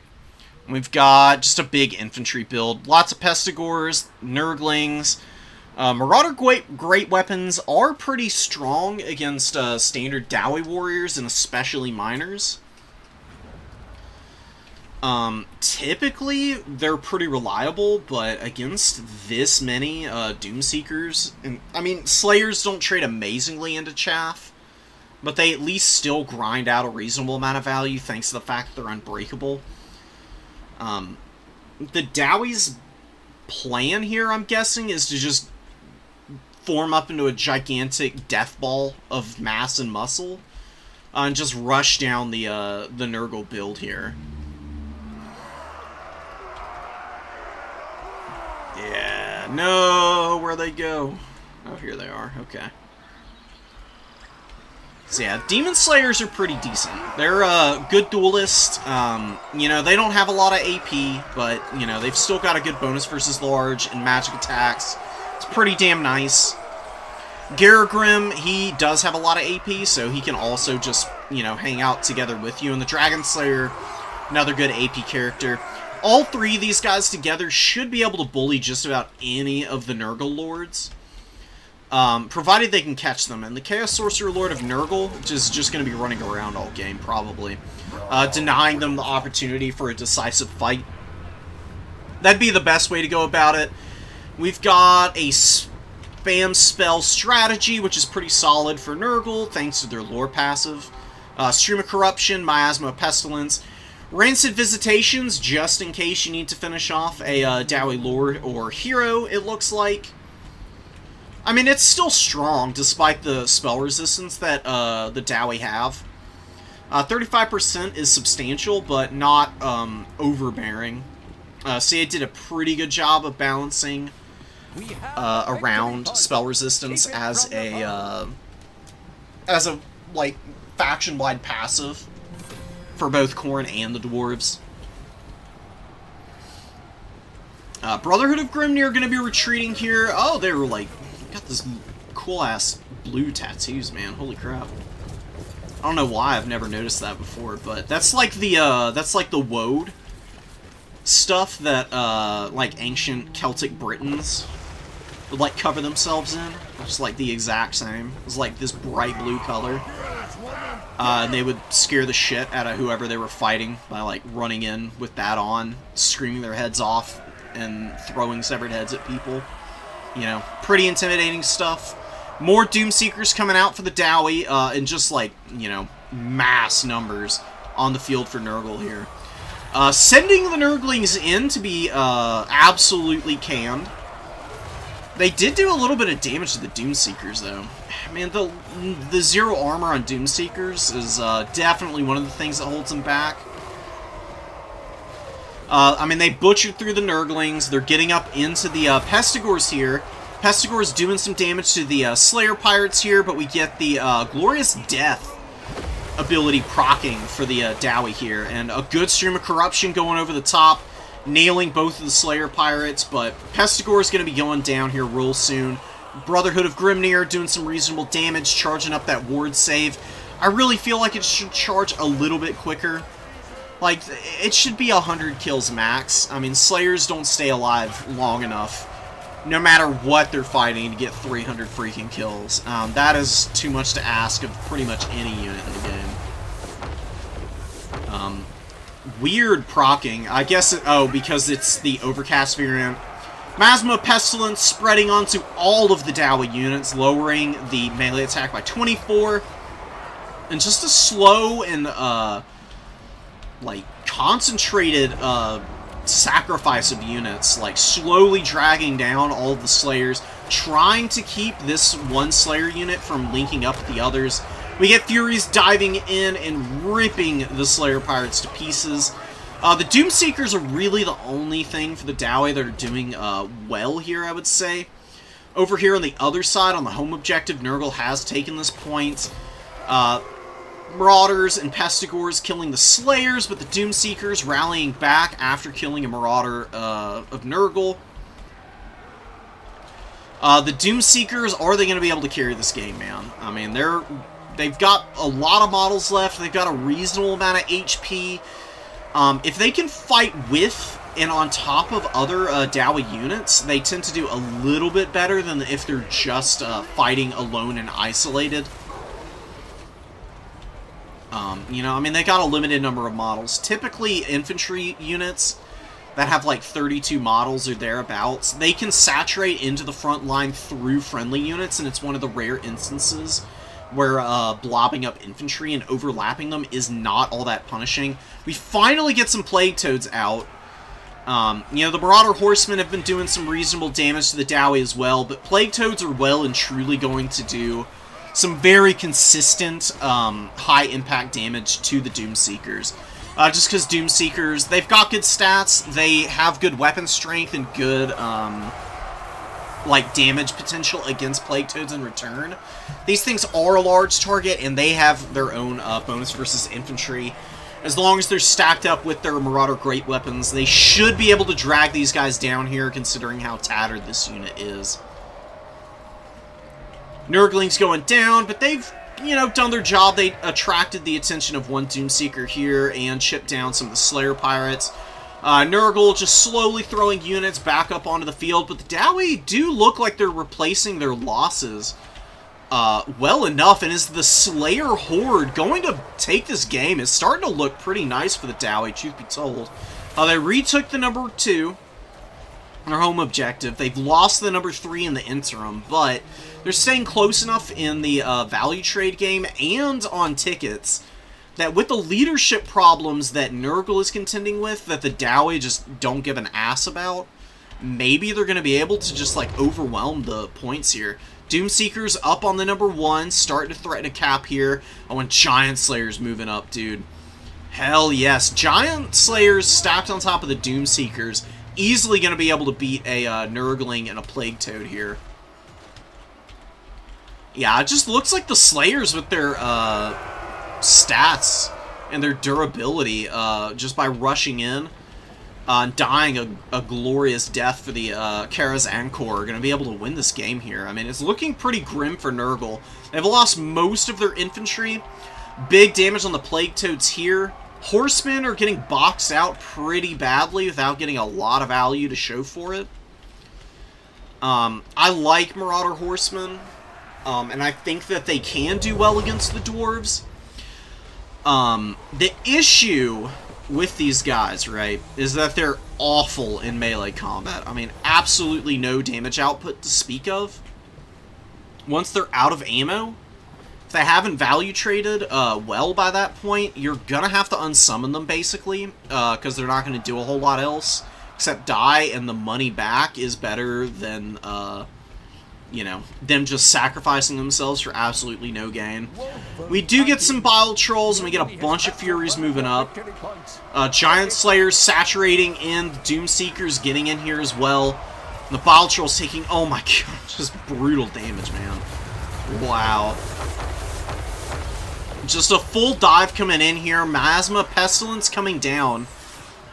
Not necessarily in time to save the Bile Trolls, though, although maybe with just this many targets, you're going to be able to wear these guys down, but gotta do it quickly because the Demon Slayer and a couple Doomseekers moving in. Not a lot of HP left on these guys, but, you know, as rock solid as they ever have been, and Glorious Death popped here yet again. That's been used to pretty good effect, man. I mean, these entities cannot die abilities are actually pretty insane if you're able to use them effectively.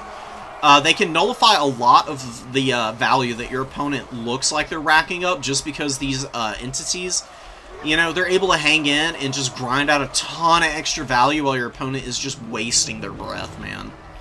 And it looks like the Dowie get a huge crushing victory out here on the number 1. They've got the number 3 and the number 2, and Nurgle with nothing left on the field, basically. Unsummoning some horsemen. They got one Pestigore here. They got some horsemen out here on this flank. And just an overwhelming horde of Slayers on this point. I mean, no matter how tattered they are, they've got the Glorious Death that's going to be back online in just a minute or two here. Does Garagrim also have it? I could have sworn he did, but apparently not. Apparently the Demon Slayer is the only one who's got that ability, but he is going to be hanging out on this back point with the much more tattered units, and it looks like sending up some healthier Slayers up onto the number 3 here are the Dowie. And gonna get a finish on the Dragon Slayer. It's hanging in here, 200 HP. Chaos Sorcerer Lord not wanting to stick around and find out what the result of that combat is going to end up being. Trying to finish Garagrim and the Dragon Slayer off here. Slowly working them down with these throwing axes, though. Honestly, that's probably been one of the bigger problems for Nurgle. Focusing on these characters, usually a big waste of time. They're slow, and yeah, they can grind out a bunch of value over the course of a game, but it takes them a long time if they're just grinding against infantry to do so. Killing the rest of the Dowie army and trying to mitigate value on the Dowie hero squads is usually the winning bet, because they just soak up a bunch of damage, and especially for the Dragon Slayers and the Demon Slayer and Garagrim, since they're unbreakable, you know, there's no point. Would be nice to see Felix in this build, truth be told.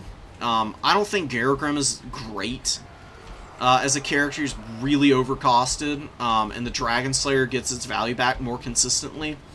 And the healing from Felix tends to be a little bit more impactful, I find. Chaos Sorcerer of Nurgle moving over to the number 2. A little bit of a last gasp here for Nurgle. The Dowie are just able to like push up all these Slayer units and replace their losses a little bit more efficiently than the routed units that Nurgle is constantly having to replace. Just guaranteed value is better than the hypothetical higher value that Pestigors and everything can get here. And the Dowie Slayer build, man. Brutal stuff. Absolutely crazy value on the Doomseekers. They've all more than paid for themselves here. 1,700 on this 1350 gold unit. Slayer Pirates, they haven't done tremendously, but they've soaked up a lot of damage, and the Giant Slayers have also done very well here. Moving back to the number 3. Diving with some Furies on Giant Slayers. You know, gonna get some value here, but having to summon Furies out this late in the game, you know, you're getting to triple cap range here. In fact, you're already well past it. It seems like your opponent is at almost at 1,200. You're here at 635. I don't think you're gonna win without getting the triple cap, and there's no way that's happening. With all these throwing axes out on the field, they just can't clear all of these targets here.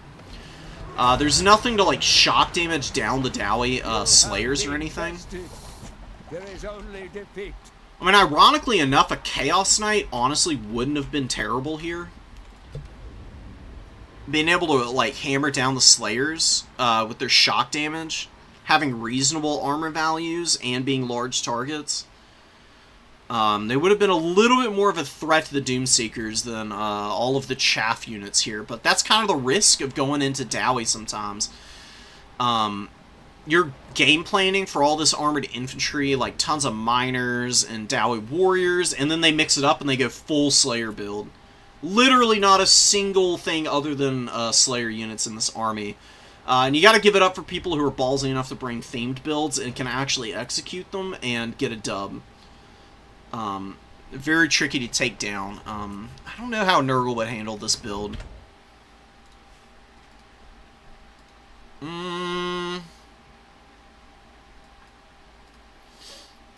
Yeah, looking bleak for Nurgle was an understatement there. They were doing okay at first, but the problem with trading evenly into unbreakable stuff is your units are routing away, not maximizing their value, and Dowie are just going to sit there and torment you for ages. How do you kill all the Slayers is Nurgle, man. You don't have archers or anything, which is really going to hold you back. Tamarkon, not very good against the dwarves.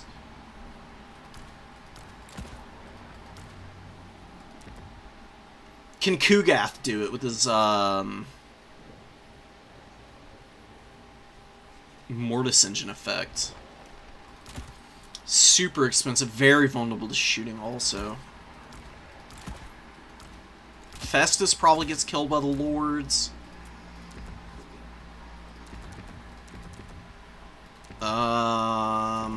Damn. I mean, did we just watch, like, the birth of a potential meta counter to Nurgle for the Dowie? I mean, I think Chaos Knights would be your best bet. They've got a ton of melee defense. Very hard to circumvent. As long as they can pull in and out of combat and not get locked down in place, which against that few Dowie units shouldn't be too terribly hard. They should trade reasonably well. The only thing they can't fight is Giant Slayers. If they stay away from Giant Slayers and they're hammering down the regular Slayers as well as the Pirates, maybe you can make a game out of that. I mean, Pox Rider's always pretty strong. They tend to get a little pricey, though. Just don't know, man. Yikes. Maybe some Plague Bearers.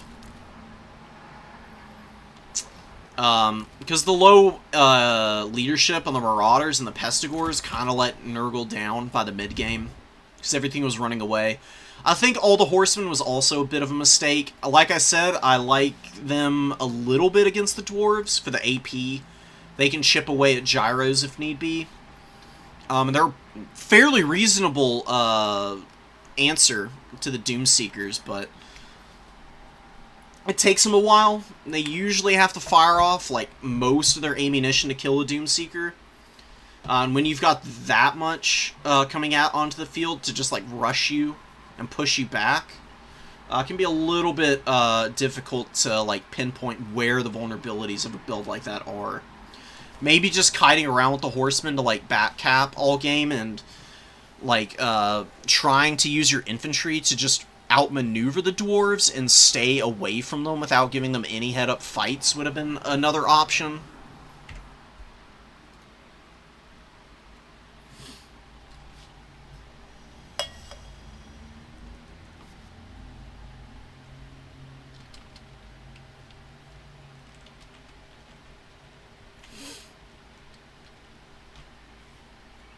Alright, here we go.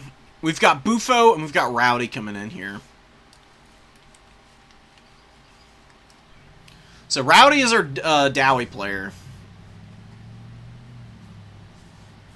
Bufo is a Chaos Dowie player, so we get evil dwarves and the I don't know. I mean the only the obnoxious dwarves, we'll say.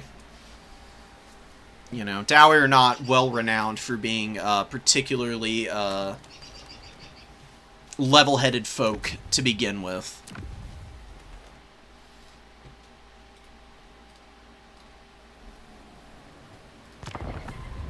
Oh, yeah. Let's get in here. Got a spec slot? Let's go. I'm curious if our Dowie player has been bringing the Slayer build the entire tournament, because I haven't actually watched any of the other games. I mean, I saw one that was sent in earlier, but I wasn't really paying attention to the build as I was scrolling past it.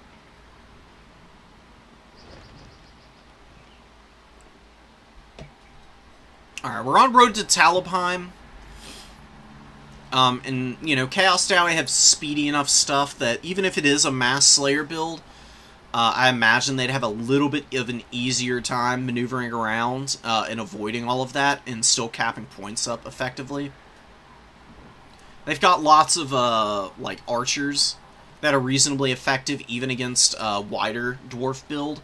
That'll just absolutely annihilate the Slayers. So Commissar probably going to be bringing something else in build-wise, I would imagine.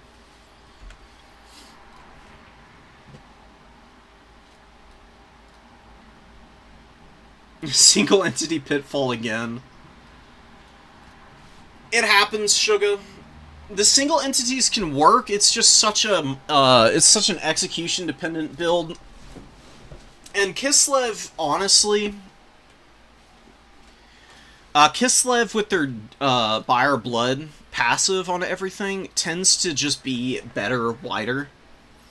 They can do SC blobs, but there have been very, very steady and consistent nerfs to that particular playstyle over the course of the entire game's lifespan. You know, what are they called? The Patriarchs. They used to have an item that gave them a passive heal on release. It was a 0.10 heal, which is really strong. I mean, like a 0.1 heal per second tends to rack up enough value to basically guarantee full health on well-microed single entities for the duration of an entire battle. And you can easily heal cap stuff like that, so that was a very, very common Kislev tactic for a very long time. Stack that on top of having Salyax. It was basically impossible to deal with the single entities, but they took that item away from the Patriarch like a year ago, I think. And ever since then, the single entity builds, they kind of died off. Anticity was bringing one in a tournament not too long ago, like a couple weeks ago. And did fairly well with it, but, you know, ran into a Dowie player who just had solid counters across the board for Kislev infantry, and then also the big stuff, and was able to just, like, slowly drag the build down. long term, being able to like bring more varied builds is going to make it so that if you do mix in the single entity build, you'll have a lot more success with it because people won't be so geared up for it and expecting it.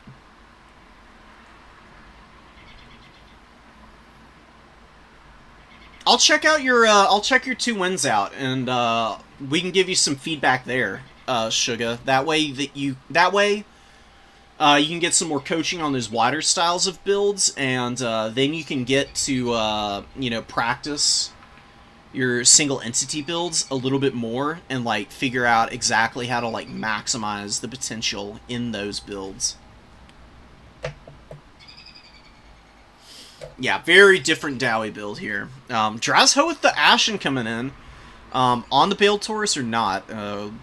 Not showing me the tool tip, so we'll just have to see when we get in. But lots of guns, 1 Fire Glaive, Granite Guard, 2 Blunderbusses.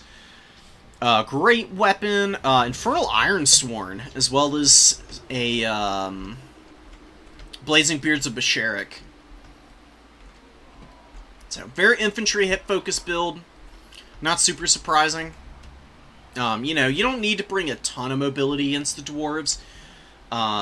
You really just need good, solid, long-range answers, or just can openers in melee to get through their dwarf warriors and miners. That's usually the most consistent thing you can do. I don't know what's in reserve here.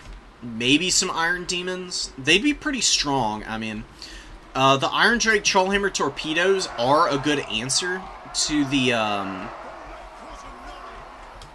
trains, but they're gonna have a lot of work cut out for them. Also, being the answer to the Blunderbusses and the Infernal Guard Fire Glaives and the Granite Guard. So it might be a little hard for Commissar to like maximize the fire potential of them and just kill everything in one solid go. We'll see about it. Flames of Asgore as well as Dark Subjugation. Okay, being the other spell choice. Probably just using Flames of Asgore on whatever you can to punish blobs is going to work out best for you. Spell resistance does not do anything against this spell. It does so much damage, it doesn't even matter that you have spell resistance. It's a little bit... I mean, if Searing Doom is arguably not too dissimilar from Flames of Asgore. Hear me out. Flames of Asgore, the Vortex, is what does damage to the infantry, but those projectiles also slap and do the majority of the damage, and it's all AP. Very similar profile to what Searing Doom and stuff does, which is an excellent spell against the Dowie. And I think with the extra Vortex damage added in, it might be able to kill the Iron Drakes slowly but surely, especially if it's overcast. And that would be one way you could break it down. Then you can use your missiles, the Blunderbusses, and the Fire Glaives to gun down the Dowie Warrior front line, as well as shoot at the heroes, especially the Dragon Slayers who don't have any armor. They'll be pretty squishy to all that. Goblin Laborers pushing up, getting number 3. Not having any Hobgoblin Wolf Raiders in the opening. Not the worst idea. It can be worth having just like 1 or 2. Because they're fairly long range. They can poke really well against miners as well as Slayers, of course. Doomseekers as well. Being able to get extra caps against the Dowie before they can consolidate on objectives tends to pay off pretty well. Chaos Dowie Warrior coming up. Another Chaos Dowie Warrior being summoned out on this side. Going for, you know, some like mid-tier AP infantry. Oh, and a cannon coming out. Oh my god. Ouch. Granite Guard getting just pummeled there. Really effective fire. Now the Iron Drakes are opening up. And they're just going to focus these guys down. Bufo cannot go in scattered. Absolutely cannot do that.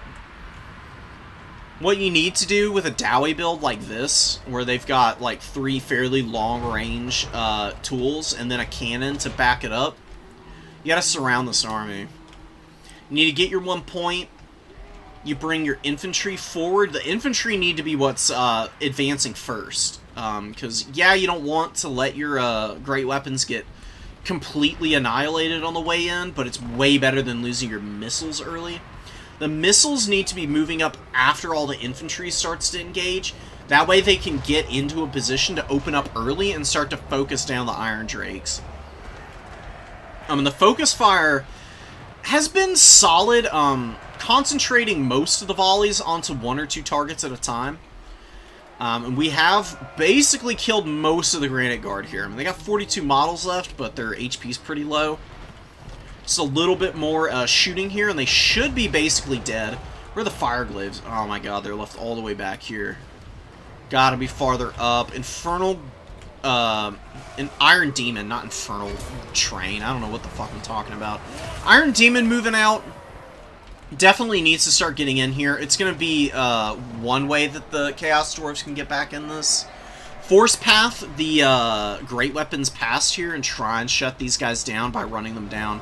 Flames of Asgore looks like it hit the Dowie Warrior Great Weapons here, doing some decent damage, or maybe it's just the blunderbusses.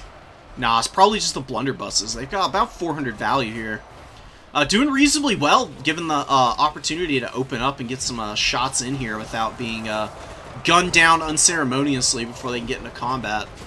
And it looks like maybe, despite the good early damage that Commissar got on the shooting, the Iron Drakes have been pushed back out of range of a lot of the blunderbusses, who are really smacking up the Dowie Warrior front line, which has faltered pretty horribly here.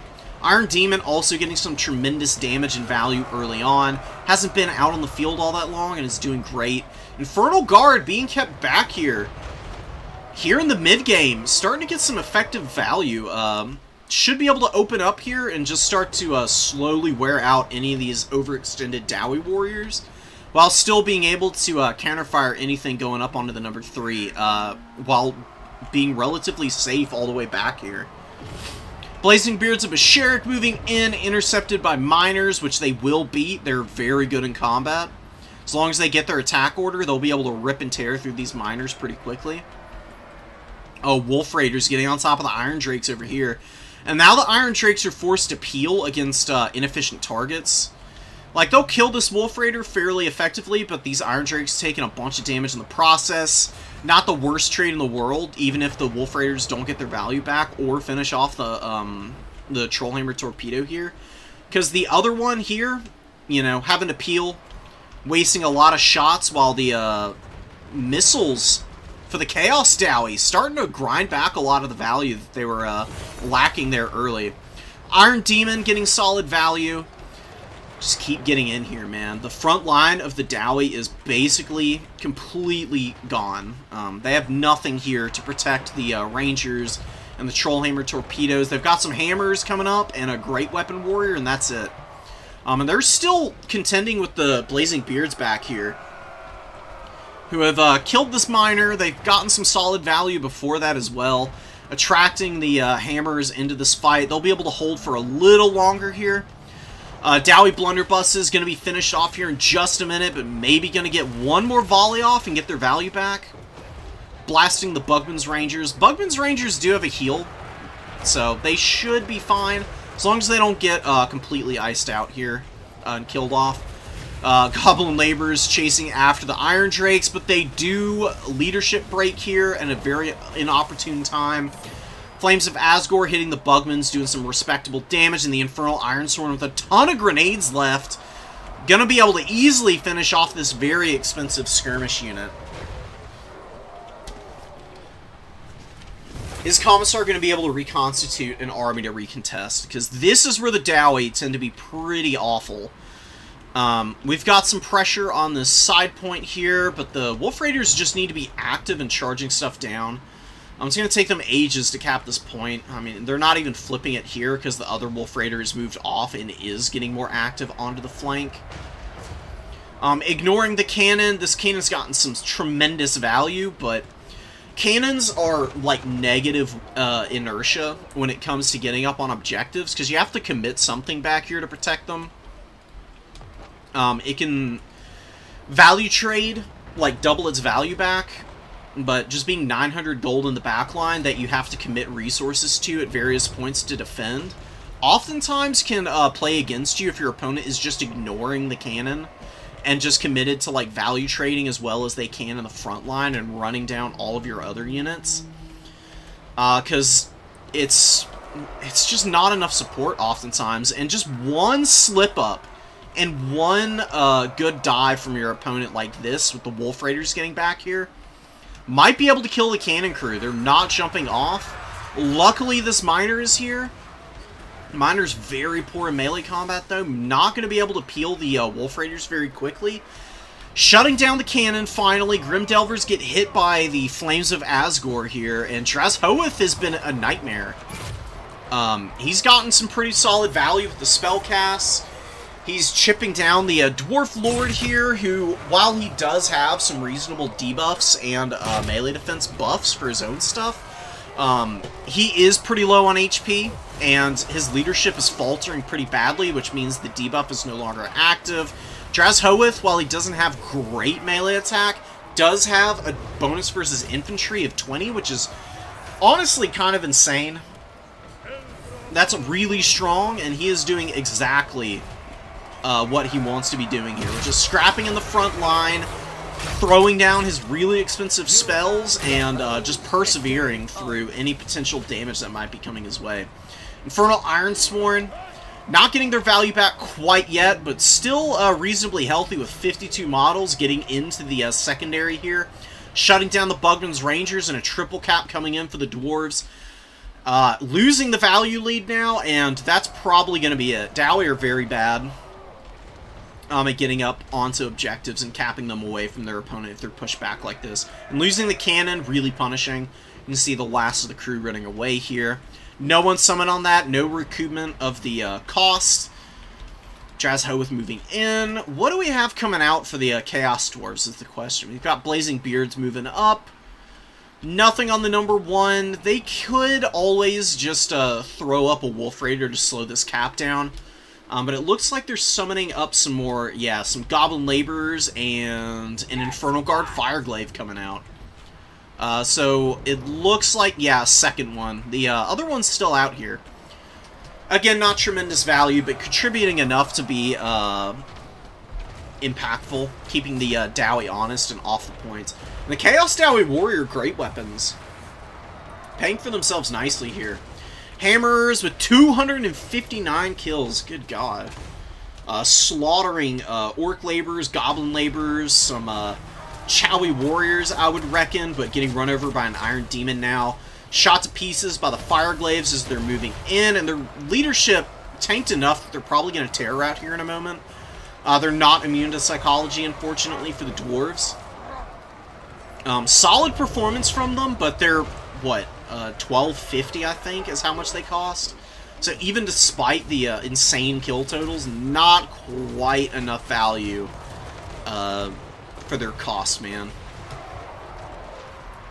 Iron Drake's still holding in, trying their best. The Grim Delvers are so beat up here.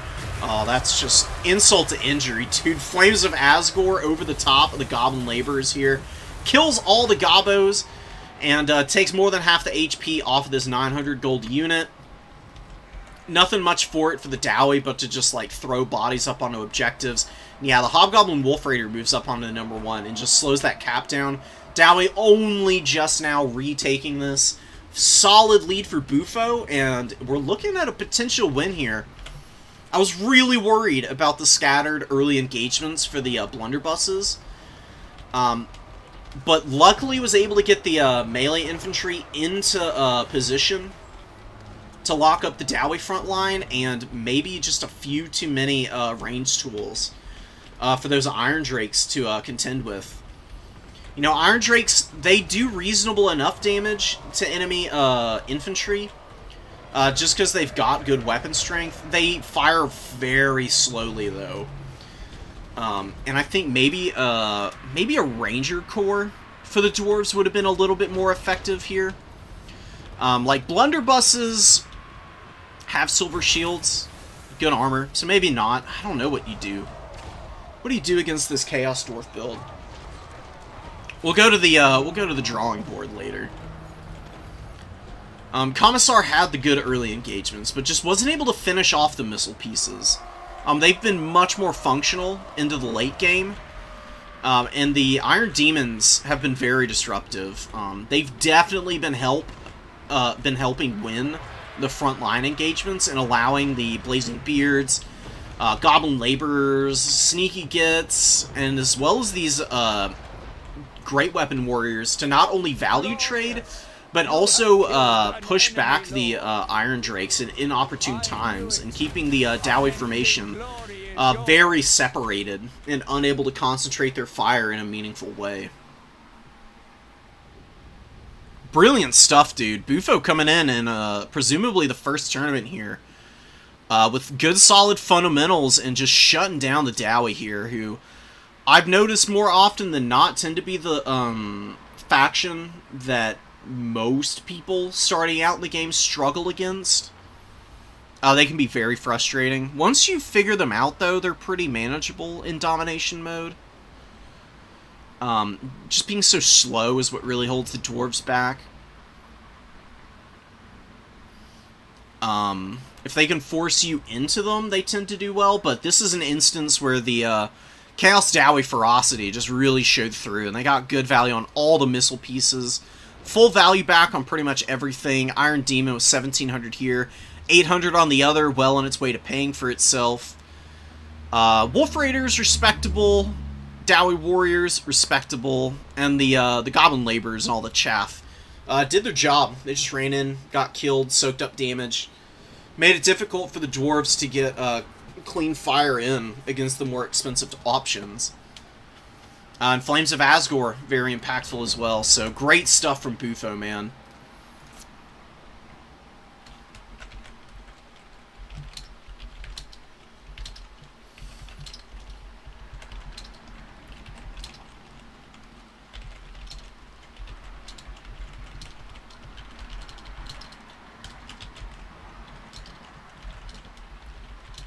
I'm just typing out some congratulations. Thank you all for playing in the tournament today, of course. I love casting these tournaments. I appreciate y'all getting in here, sticking with it. You know, listening to me ramble a lot. I tend to do that.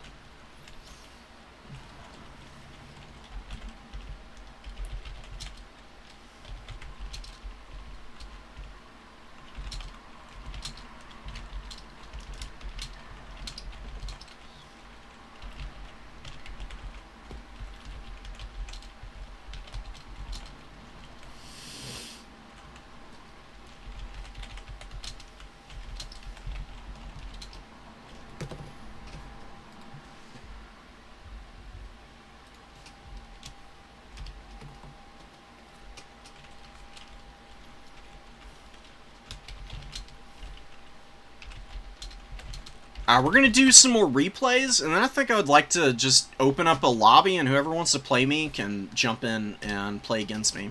So we'll do replays for an hour, and then we'll do an hour of games. And then I'll get off.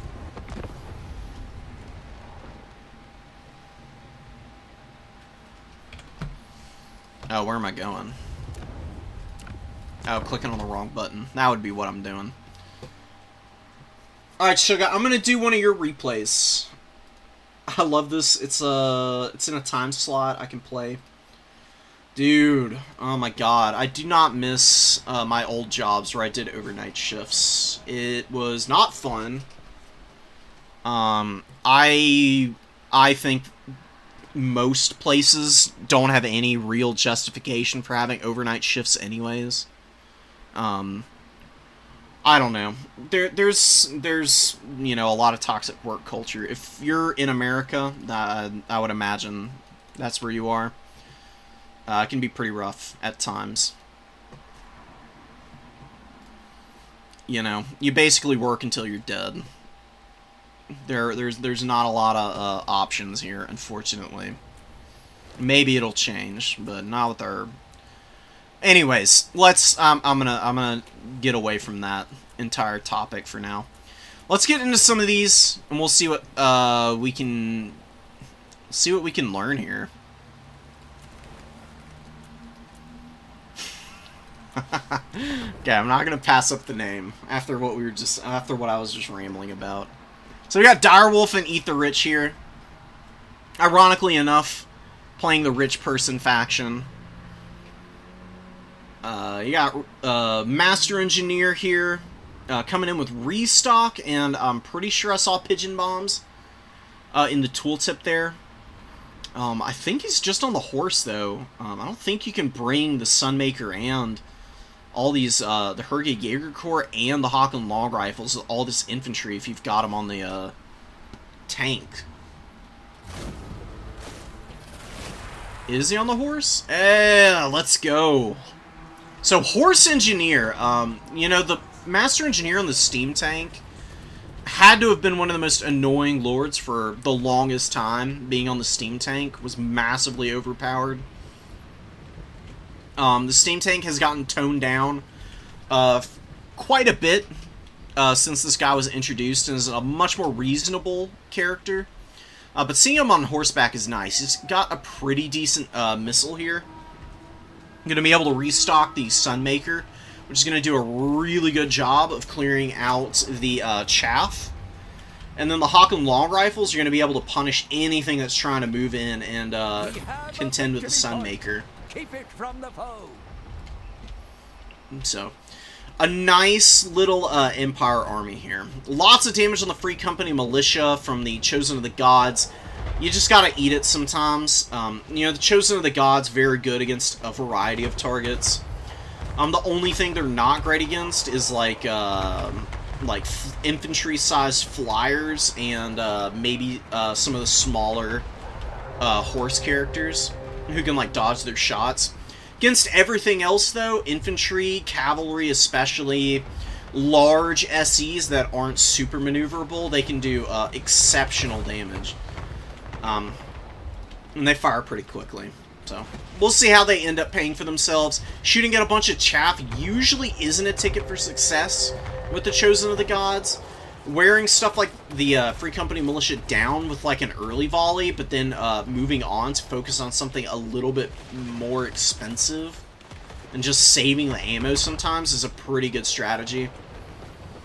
But Tomb Kings need to get in here quickly, because the Sunmaker, if you just sit outside of the range of Sunmaker, that works for avoiding the damage, but the best way to counter the Sunmaker, truth be told, is to just rush into melee. And make sure that it doesn't have anything that it can shoot that's unengaged in combat, because Sunmaker does a lot of friendly fire if you aren't careful. It's pretty brutal. The rockets are very inaccurate, and they really aren't very discriminating, but big value for the Empire early, getting a big lead, crushing some of the Spearmen of the Tomb Kings with Settra here. But he is moving up into range of the Haken Long Rifles. You're starting to really open up on him. Getting some pretty respectable damage in here. Master Engineer could be poking away at Settra. He's gotten some okay value. He dropped a Pigeon Bomb that got most of the damage done that he's got here. But Royal Altar Griffite's going to be doing the majority of the work against the Imperishable One here, and he's going to be going down pretty freaking hard. He's surrounded and locked down by a reasonable amount of mass here now, with the continued Overwatch fire from the Herge Jaeger Corps and the regular Haken Long Rifles. Not much longer for this Mortal Coil, and he is going to be crumbling now. Probably just going to disintegrate, and there he goes. Dunzo, Necrosphinx moving up. Not a great summon in right now. Very expensive unit. And your problem is not anything to do with melee combat, but more to do with the Empire having a bunch of very healthy shooting in the mid-game here. That's going to be able to easily gun down the Necrosphinx with some good focus fire, and just as long as these units don't die for the Empire, they're going to win this game. They're triple capped right now, which isn't ideal. It sucks. But the Tomb King's infantry is very tattered, and Tomb Kings have poor cap weight on a lot of their stuff. If you're able to just like wear it down, chip it, bring out your waves and waves of state troopers in the second wind that you get around the mid game as you just like throw bodies up onto points as your front line gets thinner. You'll be able to outcap the Tomb Kings, and it shouldn't be too big of an issue because I mean you just got a fat value lead, almost 2,000 value for the Tomb Kings. The Empire was 6,700, overlapping them threefold here. Pretty vile stuff. More shots from the Sunmaker. I imagine it's gotten a restock by now. It's got 1,900 value and 500 kills. Tomb Kings can try and hold on here. I don't know how far it's going to take them, though. They really need the Chosen of the Gods to stop shooting at the chaff, because they've not gotten a lot of value. They needed to be hitting the Royal Altdorf Griffites as soon as possible, because Royal Altdorf Griffites, they've killed Cetra, and they've now helped finish off the Necrosphinx. They've got 2,300 value. They've still got a little bit of room to do some work, but now they are getting shot by the Chosen of the Gods. You can see the Air Burst actually doing pretty respectable damage to these guys. But that was their last volley, and they just haven't finished these dudes. Probably worth unsummoning them, though. Just not a lot of targets for them to attack right now. Eat the Rich can kind of just sit back and let the Tomb Kings come to him now. Pushing up, taking the number 1, taking the number 2. A disgusting burning head here. And a Pigeon Bomb, just going to crumble out all of the Tomb King's infantry here. Goodbye. Bye-bye. Very sad. Yeah. I don't know what the Empire is going to do with all of the remains of all these skeletons. Maybe they'll be decent enough to rebury them. But 2 Order factions coming in here and scrapping. And the Empire with all the cards in their hand right now. I mean, they're going to take the number 3 in a minute here. It's not even triple cap territory that the Empire needs to worry about. And they've got Empire Knights on the field. Going to help clean up all the chaff here. We've got Skeleton Warriors and Nekar Warriors moving in. One of your units has been destroyed. Just going for raw cap weight when your opponent has this much shooting remaining on the field and something like the Sunmaker is just never going to work out for you. When you're down this much in value, it's pretty much game over. The best thing you can do as a newer player, if you want to continue fighting, is to not do this and just like throw bodies forward to get massacred. Learn how to scrap back value at a deficit, and what you want to do is you just want to summon out enough units to be able to recontest on a 1 objective and try and retake there. And then try and just wear your opponent down on another one and see if you can even up the value some. Like, get it from being a complete stomp to something a little bit more respectable. Look how many freaking... Oh my god. There's probably just like 1,000 skeletons just dead in this one little pocket of the battlefield here. Yeah, and the Sunmaker's got 762 kills. That's definitely a record. And they're going to get even more here, hammering the Skeleton Horse Archers. 1 restock is left in the bank here. Can it get 1,000? That would be so sick. That's basically what I'm cheering for at this point. Timeline's down, though. No 1,000 kills, but that's, you know, campaign levels of performance from the Sunmaker, man. Holy hell. The Master Engineer got 400 kills as well. That grenade launcher with the Pigeon Bombs, pretty brutal. Just got some really good casts on it, and the Burning Headcaster was kind of superfluous for the Empire's purposes here. Honestly, I would bring a Deathcaster with the Master Engineer. That way you've got a Spirit Leech for Cetra, because that could wear him down pretty nicely. You don't really need anything else. You know, you've got a lot of infantry clear with the Sunmaker and your Lord. As well as just the Tomb King's infantry in general being kind of awful. You don't really need to overinvest into that. Having something to kill the expensive units is way more important. So, the only refinement would be Death Magic IMO. Everything else is just great and did good work. Either paid for itself or it soaked up a bunch of damage, screened out enemy units, and kept the missiles alive who all got good value, man. But just a special shout out to the Sunmaker for just absolutely raffle stomping over the poor Tomb Kings there.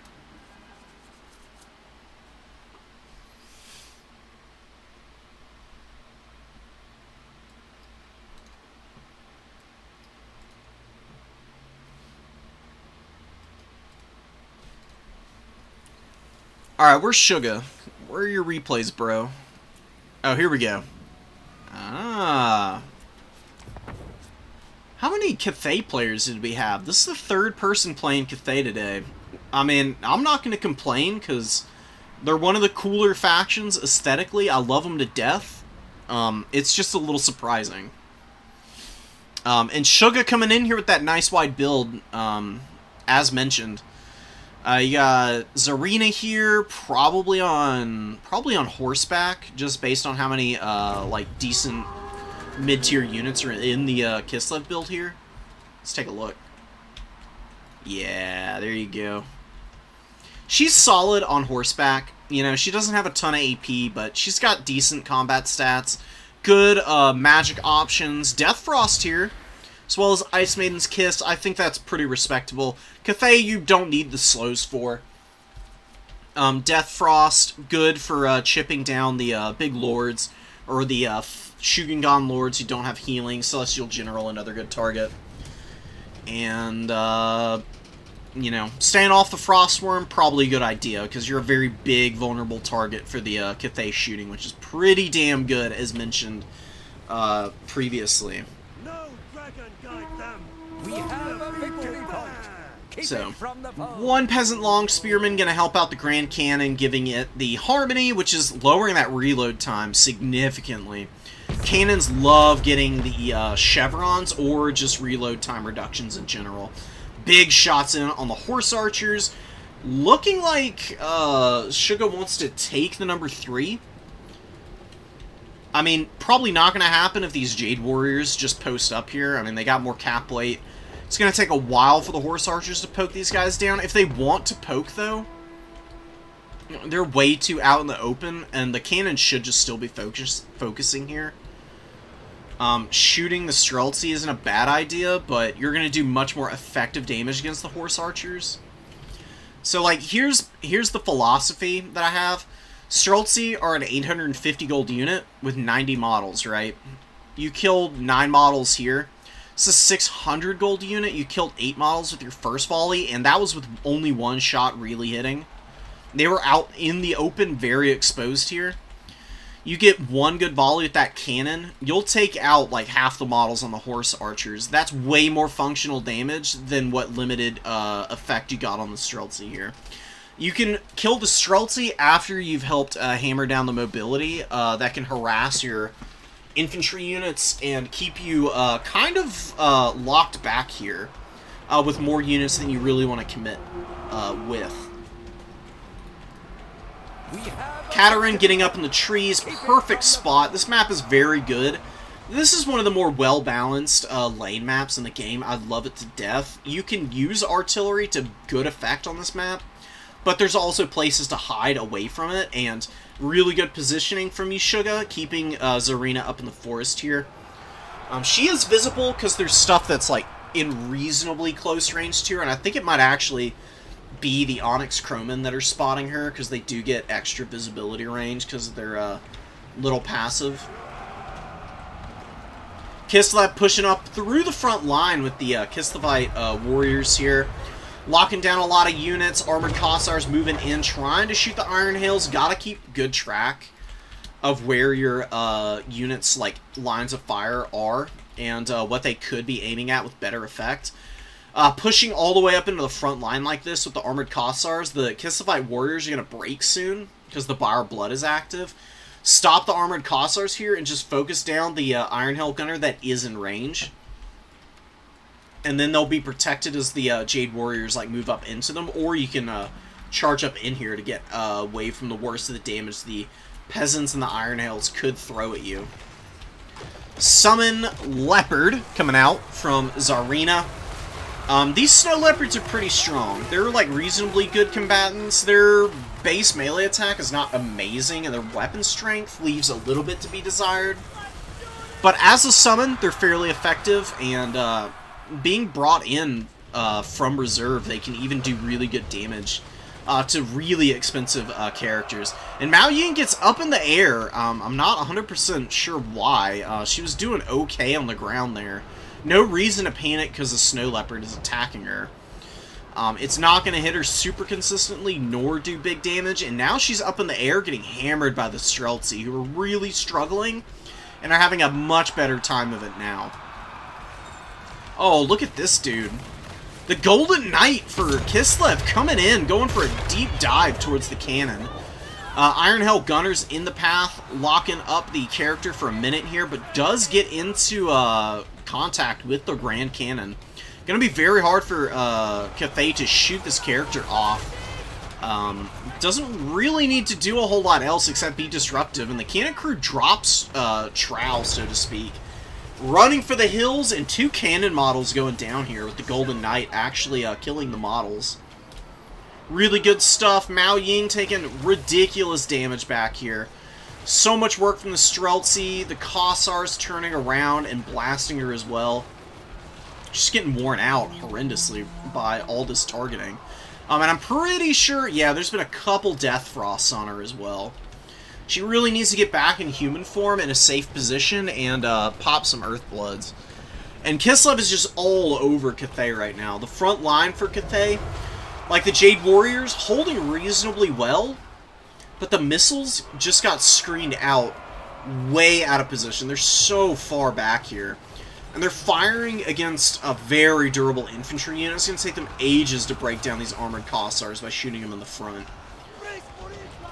Not going great. Crane Gunner would be really nice to chip away at the armored Kossars. Like, Crane Gunners can be a little hard to protect, but they're just a great unit for any faction where they might be bringing in silver shielded infantry, because it lowers the value of the shield so that other units can also contribute more damage by hammering down the shields.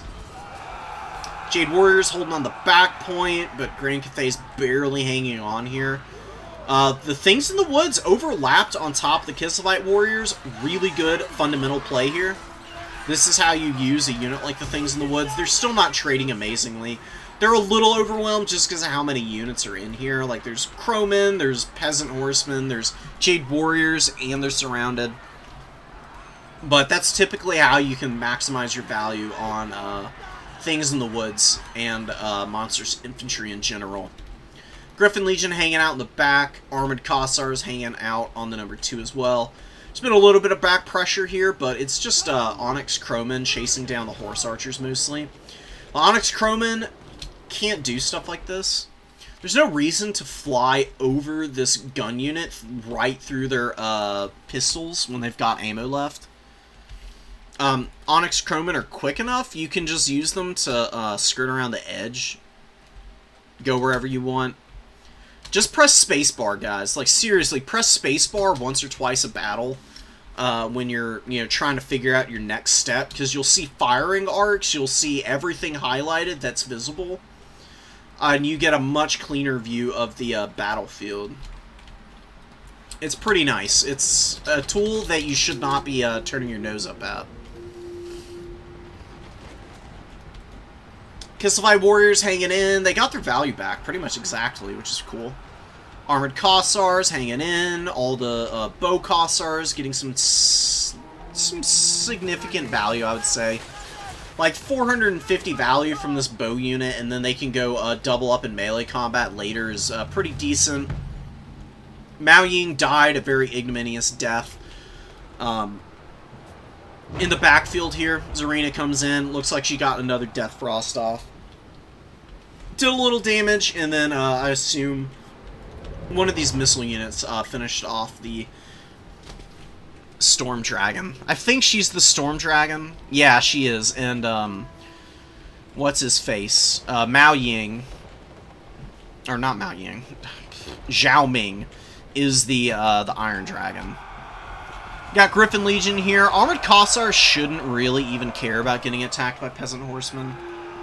Peasant Horsemen, they've got, like, reasonable stats for their cost, but just grinding away against a heavily armored infantry unit, not really their cup of tea. And they do get pushed back here. Griffin Legion win their fight in spectacular fashion by just one-shotting this poor Peasant Horseman in one good charge. You know, Glorious Charge, a great, great ability. Griffin Legion, I underestimated for quite a while. But, trying out some Kislev after the most recent patch, and using them, like, Winged Lancers, good. Griffin Legion, insane. I don't know why, but these extra, stats that they get, for the extra 250 gold, just pushes them over the top, and the extra charge bonus, amazing. They just shred whatever they're running into, man. So, Cathay is starting to get some movement back onto the #1 objective here. Suga definitely can't get too complacent. Need to bring some units up onto this middle point to hold for a little bit. It's going to be a little while before Kislev, or Cathay really pushes you off this point. But just, like, one Armored Kossar to get up here to help hang on to this for a little longer while you develop out this side push that it looks like you're going to be going for would guarantee you the win here without over-investing, and then you can, you know, continue to, like, pour some other units out from here. Winged Lancers aren't a bad call either, though, just to get up quickly, hammer down some of the engaged units, or even potentially to outmaneuver the Dragon Guard here and get into the Tattered Missiles. And look at the Peasant Archers, dude. A lot of HP left on these guys, and they're running for their lives from this 30-man Armored Kossar unit. Very fortunate that they did break here, but, you know, faster and stronger enemy units nearby. They're going to pull out. Kislev slowly losing the #1, but the Winged Kossar's finally getting up here. Going to slow that cap down even more, and then the SEs can get up here and maybe even hold on to the point entirely. And Kislev's going to get this back objective. Things in the Woods and the Griffin Legion hammering this unbraced Jade Warrior Halberd. Massive damage on these poor guys. They're probably going to break before they rally in here and start to put any damage back in. Yeah, there they go. Absolutely disgusting. Kislev kind of running away with it. The values are fairly close. But again, because Cathay got pushed off early, Kislev's just able to, like, push up faster, higher impact units. And they're just able to hang on here for dear life and not relinquish the objectives easily to Cathay. Because Cathay just can't clear in melee combat, and then they're shooting. It's having to put in all this extra work to try and swing this game back. They just haven't been able to get good value out of a lot of the units here. Peasant Bowmen have been pretty lackluster, and the Onyx Crowmen have been used very poorly.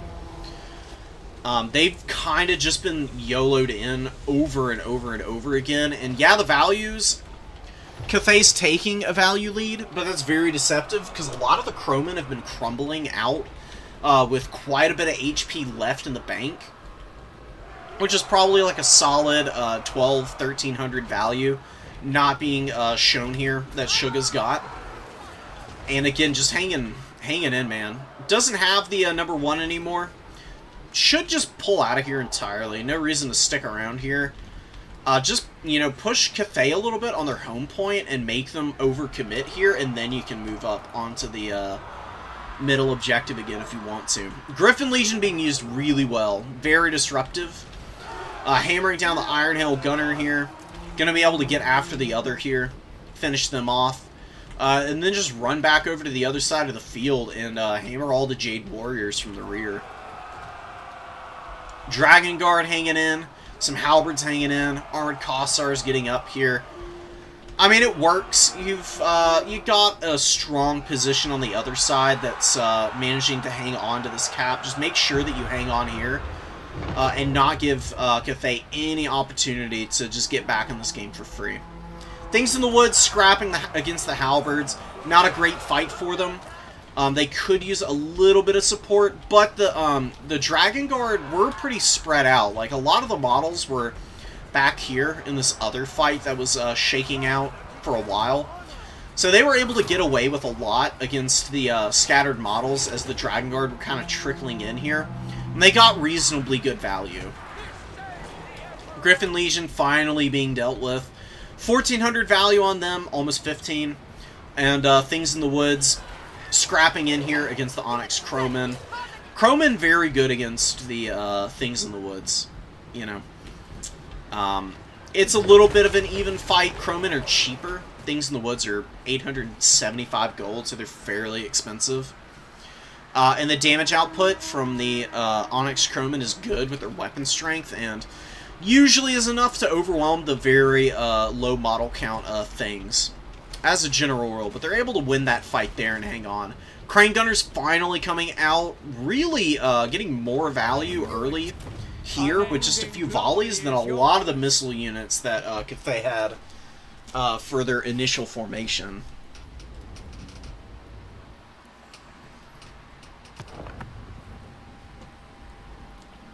Cathay usually does pretty well as a ranged faction, but they can get outshot, and especially by a faction like Cathay that has good, strong, like, hybrid shooting. Like, Armored Kossars, none of them really paid for themselves, but they all got respectable value. Like, they're just barely off of doing so, and the Kossars are given time to get their value back and a little more. The Kislevites Warriors all did respectably. Zarina was a little unimpactful here. I don't know what happened to the Golden Knight. She got murdered in the back line somewhere. But yeah, the Griffin Legion, oh, the Snow Leopard. Summoned Snow Leopard did well. Things in the Woods did good. And Cathay just didn't have the tools to be able to hang out and scrap on the middle point. Celestial Dragon Guard with 3,300 value. Holy gee. That's pretty awesome. Maybe instead of investing into all the Onyx Crowmen early and going for all those risky dives where they really didn't do that well. I mean, you gotta remember the value that they've got here. It looks respectable, but I'm pretty sure all of these units came out at least twice. And that's just not a good enough performance from these units. They are not meant for aggressive backline dives. They support the front line with Harmony, and they go in when there's enough Jade Lancers and Peasant Horsemen to follow up on the early engagement from the Onyx Crowmen so that the Jade Lancers can get the finishing touch there. That's how you want to use Onyx Crowmen usually. Otherwise, you probably should just bring the Crane Gunner out first so you can start putting pressure on the Armored Kossars effectively, which you couldn't do early with the Peasant Bows and the Iron Hails, who are taking ages to get anything done. And then you can bring in the Celestial Dragon Guard as a very durable elite unit for that middle point. Push it up on there as you've worn out the shooting for Kislev. Then you can consolidate your home objective and make sure your opponent can't get that, and then send as much as you can possibly summon to just continue to hammer the home objective, or not the home objective, the middle objective, and keep Kislev back. As long as they're coming to you, you win. Cathay, if you get pushed back and then you have to recontest and push in, it's almost never going to work out for you. You're too slow and your units just don't have enough impact in melee. Oh, Broccoli, did you send me that replay? Because I need to check that out then. I'm glad you were able to deal with a faction that was giving you some trouble.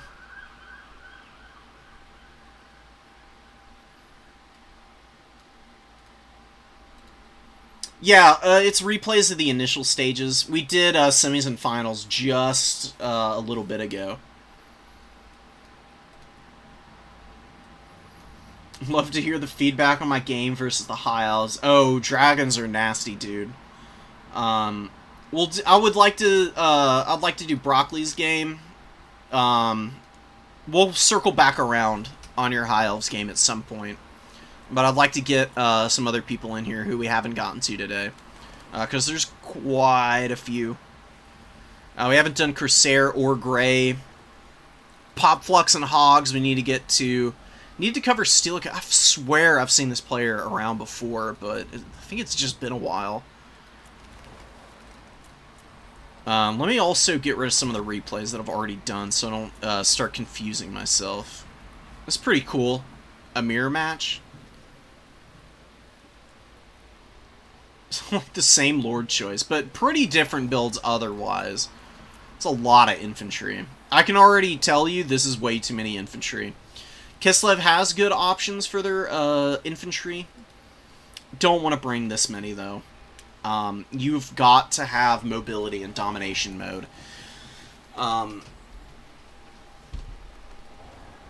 Infantry are solid here. They provide a lot of benefits, and they can value trade really nicely, but really infantry shine best. And mobility shines best when they're all working in conjunction. Combined arms is the way to go. Just throwing bodies out onto the field, it works in a very small number of cases. It is not a reliable strategy in the least.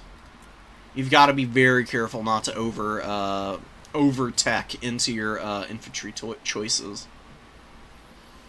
I'm assuming this is the one you're talking about, Broccoli. We'll see how it goes. We got Elspeth here. Elspeth's really strong at Lord sniping.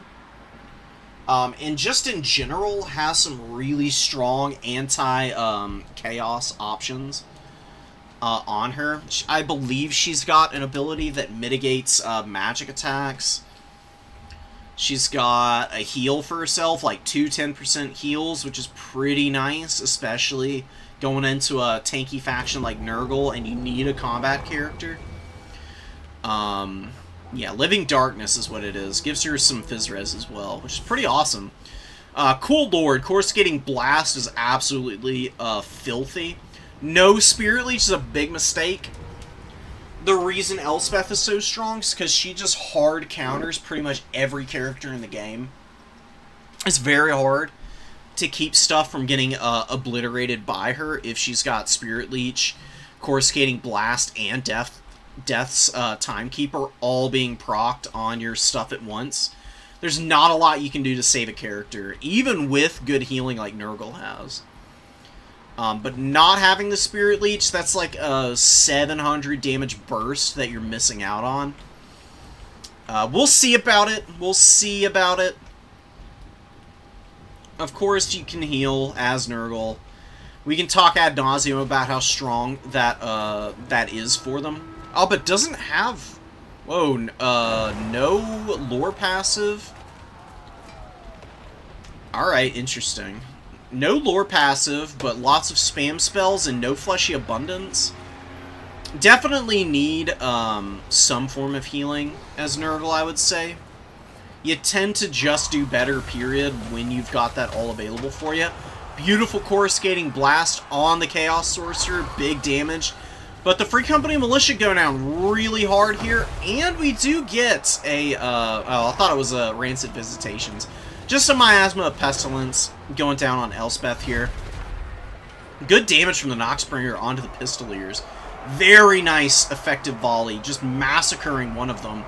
Oh, and the Tears of Nurgle proccing from the Pestigors as the Freight Company Militia are running here, and it spreads over to the Pistoliers, lowering their speed down by 75% with the poison here. Look at that, dude. Oh my god. Okay, the Tears of Nurgle wore off, thankfully. They were down to 9 speed for a second there. That was terrifying. But there are Furies on these guys. Furies are so good against the Empire. Easily one of the must-have units if you're going into this matchup as any of the Chaos factions. They ruin the Skirmish Cav if they get into melee combat. They do really well against most of the missile units. You just have to worry about the heavy cavalry charging them down. But with good micro, Furies will absolutely carry the game for you. Because, you know, the Empire, the State Troopers, they can hold reasonably well. It's a lot of cap weight, but they do tend to get outfought by Marauders on the whole. Marauders are just stalwart. They've got added effects from all the monogod factions, like poison and stuff like that, to mitigate a lot of the damage output that swordsmen can put down. And they tend to be a little bit better supported passively. It would be nice to have the Children of Nurgle passive here. It would be helping you compound on the value lead that you've got. I would highly recommend it at all times. Either that or just have... If you're not going to try and spam spells, then bringing Rancid and Fleshy Abundance just so you have the added versatility. You're doing a good job of keeping your characters relatively healthy, and... You know, the Chaos Lord of Nurgle just putting an absolute smackdown on poor Elspeth here, who bit off a little too much, trying to land in here with 3 powerful single entities in combat. Next time, Chunks, the way you want to use Elspeth, like I said, she's really good at sniping stuff. You want to wait until Coruscating Blast is up and you have a good opportunity to just, like, hammer something, and then you want to use, your Spirit Leech to like hammer that unit down and then charge in, and whatever damage you take on Elspeth, you use Death's Timekeeper to either finish off the target that you were diving on trying to kill in the first place, or if you did kill that target or shattered it or whatever, then you want to use Death's Timekeeper on one of the other SCs that you're going to be targeting next, just to get them started on the process of being killed. And you want to just go in and then pull out, because dragons, people overestimate their staying power. They're respectable fighters over a long period of time, but they can fall off against any kind of anti-large, and then any kind of goon squad can just wear them out pretty horribly. Especially if it's something like Kha'Zix and a Chaos Lord of Nurgle. These guys are both pretty fat in terms of their combat prowess. They just wreck people, dude. Kha'Zix's got some... Kha'Zix is snipeable. He's got some drawbacks. He's not perfect, but generally speaking, he can fight just about anything. Even large targets. He is an anti-infantry specialist, but you don't have to use him for that. Empire Knights, pretty beat up here. They did get a rear charge on the Marauders, but they're not breaking the leadership here, unfortunately. Rot or Die being used, that's very much keeping the Marauders in combat here. They would have broken earlier otherwise. And it kept them in combat long enough to keep the Empire Knights stuck in position to get finished off there. Fate of Buna going down, it's not worth casting on a target like this. It does good damage to cavalry, don't get me wrong. And Marauder Horsemen aren't the worst target in the world, but that's really something you need to be saving for Rotting Riders. Rotting Riders, Rot Knights, Chaos Knights, units in that cost range with that much punching power are what you should save Fate of Buna for. You've got plenty of tools to be able to counter-shoot throwing axes. You don't need to worry about them by casting Buna on them like that. Coruscating Blast on the Noxbringer is going to kill it. You can see how much damage this freaking ability does. The Noxbringer had like 1800 HP and went down to 200, and Elspeth lands, finishes it off, and she's got respectable value. Is she going to get back up in the air? Curse of the Slug being used. And Death's Timekeeper does hit the Chaos Lord, wearing him down a little bit, getting the heal for Elspeth, but just having a hard time getting up in the air. This has been really good focus on her. Very good punish on Elspeth. She can be an absolute nightmare, but Broccoli, you've done a perfect job of countering her. Punishing her when she lands, not over extending yourself trying to hunt her. And doing a good job of just hounding down the shooting and being aggressive with your infantry and pushing the Empire back. And you've only finally moved stuff down here onto the low ground in the late game here when you've, you know, done a very good job of consolidating the number 3. The number 2 is a little vulnerable, but it's not that big of a deal because you got the SEs here. And you can see they immediately get back on this point. Starting to lock this down. They did kill Elspeth. Oh no, she's routing. She ain't rallying though. Only 500 HP. Brutal Loss, I mean, she's like 3,000 gold, even with this very limited spell kit. She is crazy expensive. But that is a pretty appropriate reflection of her damage potential. Because she's got one of the best lures of magic in the game. Death magic is crazy powerful. You don't see it in every matchup, but when you are combining it on a character with the sniping potential that Elspeth has with other abilities and combat strength, there's no way you can turn that down in a lot of matchups. Unending glory is yours. Losing the Lord is basically the end of the Empire. Like, they're not going to be able to contest objectives well at all. Their leadership is okay and solid across the board with State Troopers, but they're not ITP at all. And losing all that leadership and Nurgle having lots of terror-causing options on their roster, you're just going to get ping-ponged around. Even if you're able to take 1 point, your opponent's going to just continually cap away the others. So, calling it here is not a bad idea. Being a little more cautious with Elspeth, definitely needed, and got to bring Spirit Leech. Because you can poke from afar without overcommitting with Elspeth at that point. You know, if she's just hovering overhead and casting Spirit Leech, what is Nurgle gonna do? The only thing they would have that can do anything at that point is the throwing axes, and like I said, Empire has tons of options for dealing with throwing axes. It's a very nicely balanced build for going into Empire, I would say. You really can't go wrong with this on the whole. The only thing is Kha'Zix. You know, he's expensive, he can be risky. But he was used very well here, so absolutely no complaints with him in this case. For Jonks, like I said, it's really just came down to the Elspeth stuff. Your Pistoliers got hammered really hard early. I don't know if you need 4 of them initially. In Free Company, Militia tend to be better in reserve. Silver Bullets are fine. Against Nurgle. Let's do a little theory crafting. Alright, so we got Elspeth. Cut her down to base. I mean, it's the frickin' dragon. Costs 2,000 gold. Oh my goodness. Yeah, there you go. This... Damn, dude. Costly. Very costly, Lord. 3,200 with a very pared down kit. You know, the Pale Scythe could be really strong against Nurgle. It gives you get spell mastery and spell resistance every time spells are cast. That's going to charge up pretty quickly.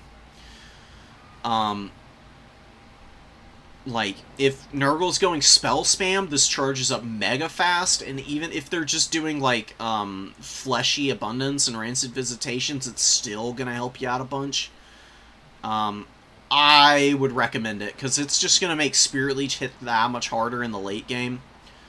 And, you just cut Arcane Conduit, and you try to be as sparing with your magic as possible, and, you know, Spirit Leech early, you get a little bit of a rebate with Life Leeching, so you can get, like, 1 more. Over the course of a long game, if you are just using mostly Spirit Leech, Life Leeching is going to give you an entire other Spirit Leech to use that you otherwise wouldn't have had. Add that on with the Pale Scythe, giving 60% spell mastery. One of these is going to hit for, like, 1,500 HP, which is honestly kind of buffoonish. You know, and just, you know, the Death's Timekeeper is a 10% heal, but you only get 2 of them. 20% heals on 8,000 HP means she's got 10,000 health, which is respectable. It's a really nice HP pool to work with. You just can't leave her on the ground to get hammered by anything. And she's a hit-and-run character. You need to maximize that. The Pistoliers, I mean, if you want to bring them, sure. I would say, though, that War Wagons will be better against Nurgle. They're more durable. They've got more ammunition also, so when the Noxbringer hits them, yeah, they're going to lose some, but it's not nearly as bad, and they've got AP, so they can poke down single entities better. I would go War Wagons. Pistoliers are better against a faction like Warriors of Chaos. War Wagons still shine there, but Warriors of Chaos also tend to oftentimes just bring insane numbers of Marauder Horsemen sometimes. I mean, they can literally bring, like, 8 of them in total, if you're including, like, Horse Masters into the equation. And that's where Pistoliers can do really well, because they out-skirmish those, Horsemen very capably. War Wagons are your ticket here, in my opinion, though. Just bring 2 of them. 2 of them is, like, the same cost as all those Pistoliers in the opening. Bring your Swordsman. I would bring, maybe instead of a bunch of swordsmen, bring 2 swordsmen, 2 flagellants. The silver bullets are nice. They're fairly short range, and against Furies, they just get folded up. And Nurgle has good enough shooting. They can still compromise the silver bullets at long range. What I would bring instead, I'm not 100% sure. Maybe opening up with the Hammer of the Witches wouldn't be a bad idea. And a couple Spearmen.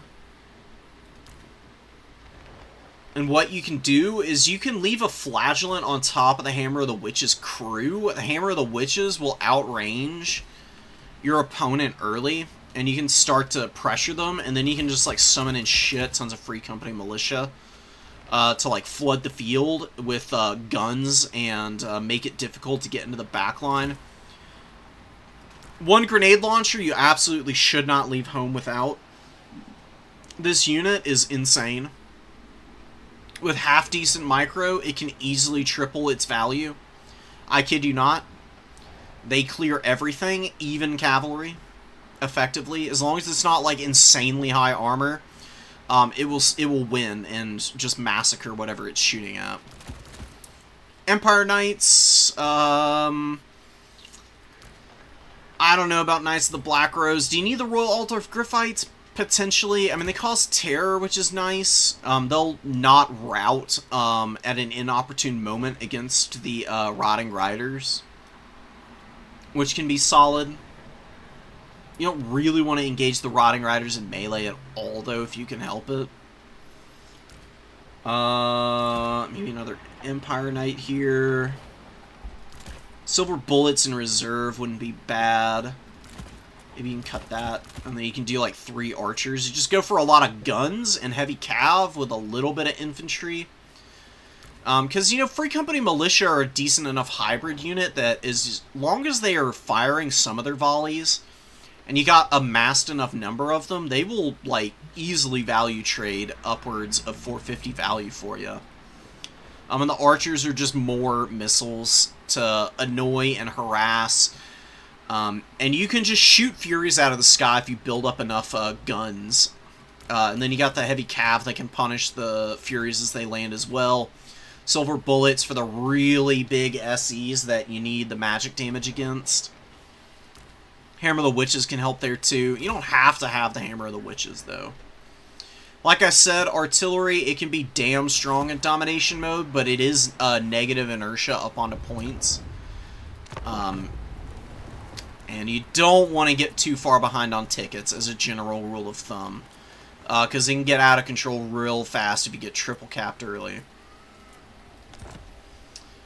Some more games that we've already spectated that we're going to get away from.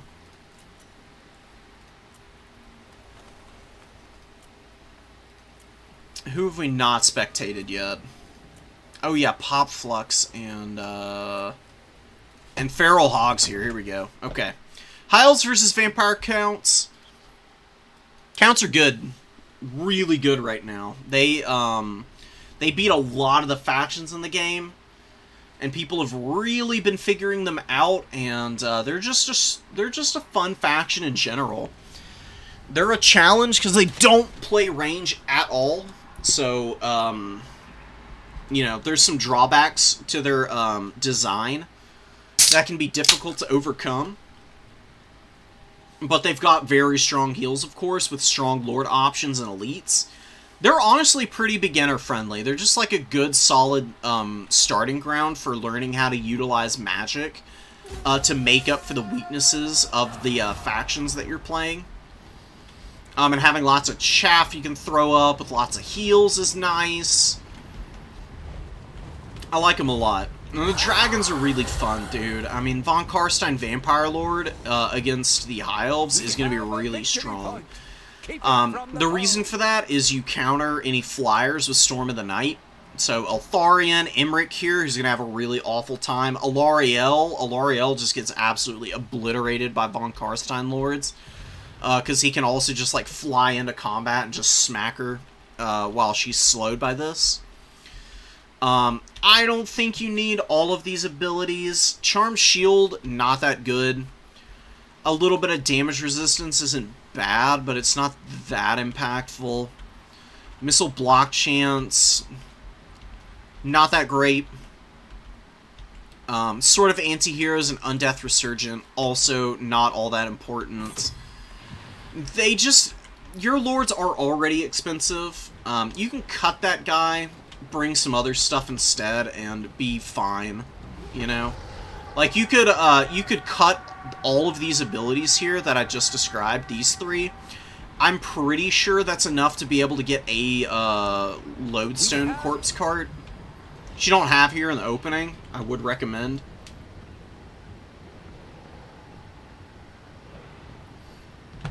And it can just keep your zombies and stuff alive. High Elves are poking at range, you know, with the Illyrian Reaver Archers, doing a little bit of damage. Don't want to over-focus on the Blood Knights, because these guys have a lot of armor. The missile fire is not going to do much to them, even when their shield isn't active and they're running away like this. It's just not very strong. And you cannot blob up like this. Like, you're getting away with murder right now. The Von Karstein Lord, Feral Hogs, should have been using a Flock of Doom on these guys ages ago. Like, an overcasted Flock of Doom on these 3 cavalry units is, what, like, 400-500, maybe even more value. At least 400 or 500 value. Gotta be able to punish stuff like that with Flock of Doom. That is your ideal target. Kind of missing the opportunity. Still got one here. Like, just use it here. Please, I'm begging you. It's the kind of chance you can't pass up. You gotta punish people for making basic mistakes like this. Especially Skirmish Cav, which the vampire accounts like don't have any answers to, really. Imric getting nailed by Storm of the Night, and we do get a big fight in the air here.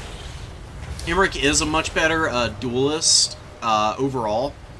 He's got way better combat stats, but he is also surrounded by the Fellbats and Storm of the Night doing, you know, reasonably chunky damage to him. I don't remember how much exactly it does to flyers, usually. I mean, based on the damage profile, I mean, it's basically Spirit Leech with about double duration. Damn, about 800-900 damage usually. That's kind of crazy. That's pretty strong. That is why it's limited to 3 uses, but I mean, the Von Karstein Lord with 1100 value here. Just fighting Imric. Imric is getting healed, but of course the vampire counts have plenty of heals of their own. And Imric does not have, I mean, he does have Lord of the Dragons and Dragonhorn.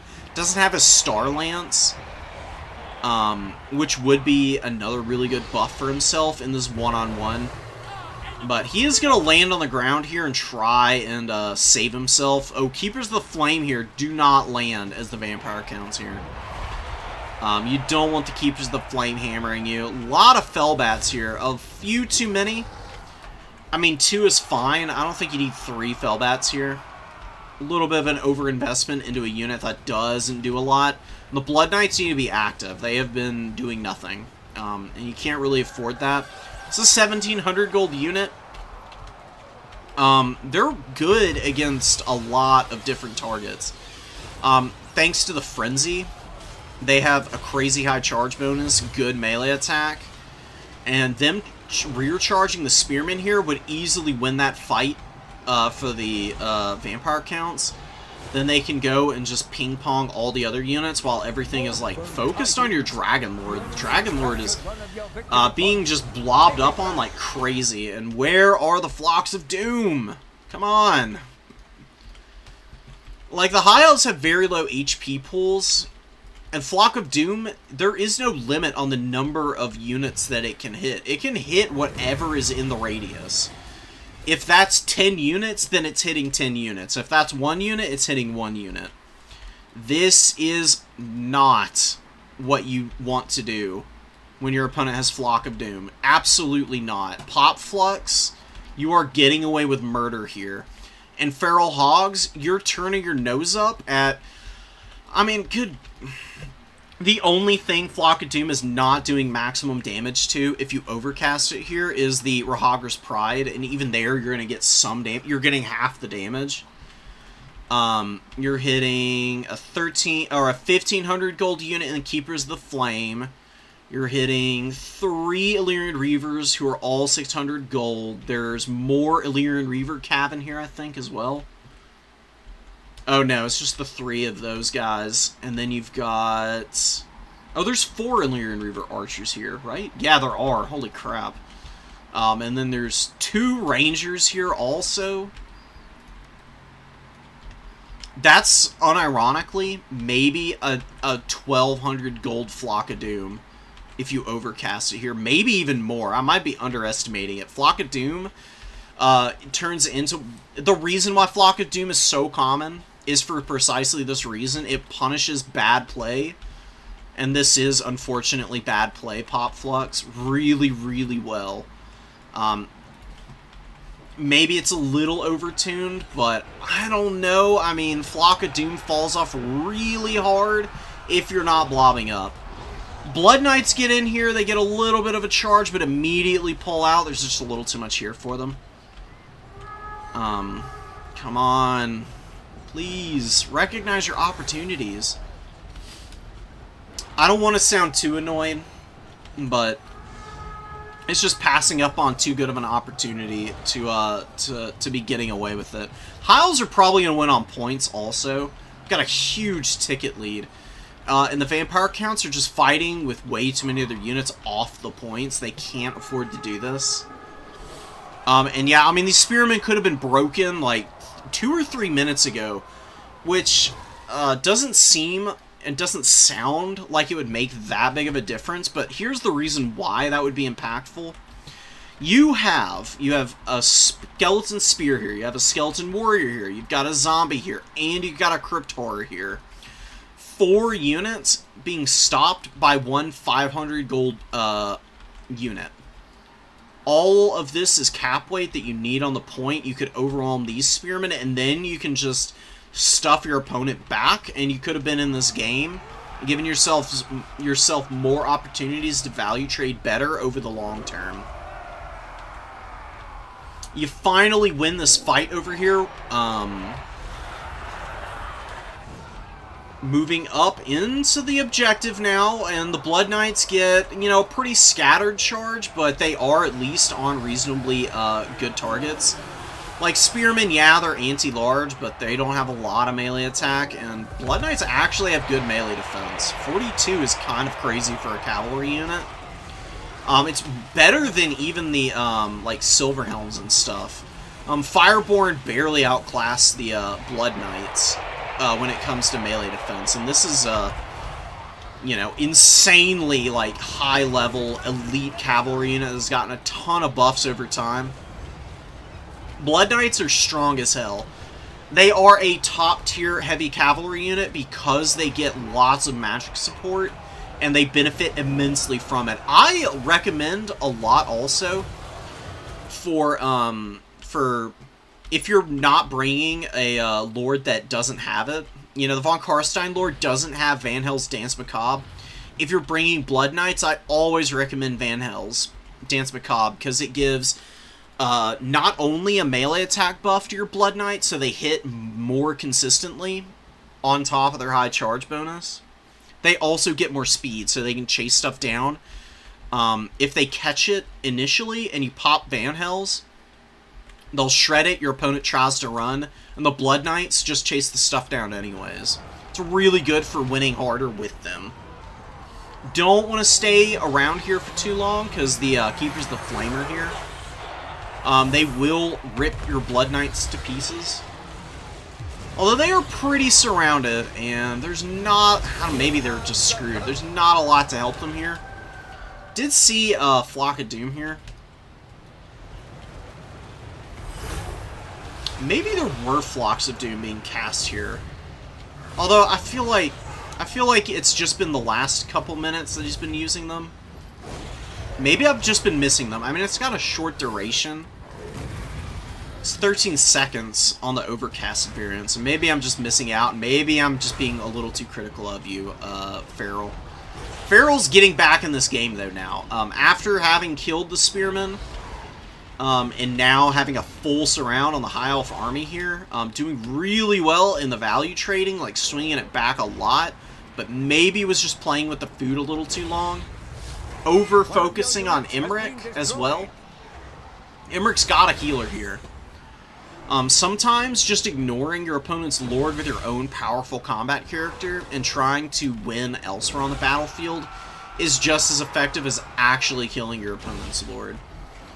Like, the fight has been going reasonably even, but that might honestly be more of a problem for the Vampire counts than for the High Elves. Because the High Elves have better cap weight, they've got a lead on the tickets, and they've got a big skirmish core left. Where they can just, like, poke all of the squishy Vampire Counts units down from range. For the rest of the game, if they really so chose. And, Counts moving up Direwolves. Just, this is smart. Just, you know, being sneaky and tricky, capping points away when your opponent's not paying attention is a good idea. But I don't know if you're going to be able to take the game here. It might be a little too late. With the Storms of the Night and finding Imrik so much, yeah, maybe. I stand by it. I think the Flocks of Doom have not been used as effectively as they could have. Like, that one early with all the guys blobbed up would have been nice. Back here would have been really nice. Your opponent has Earthblood to mitigate a lot of that damage, but that's magic that's being taken away from potentially healing Imrik. And they would still have to stay blobbed up, and you can still just keep hammering them with Flock of Doom. And your army really should have been winning on this point the whole time, you know?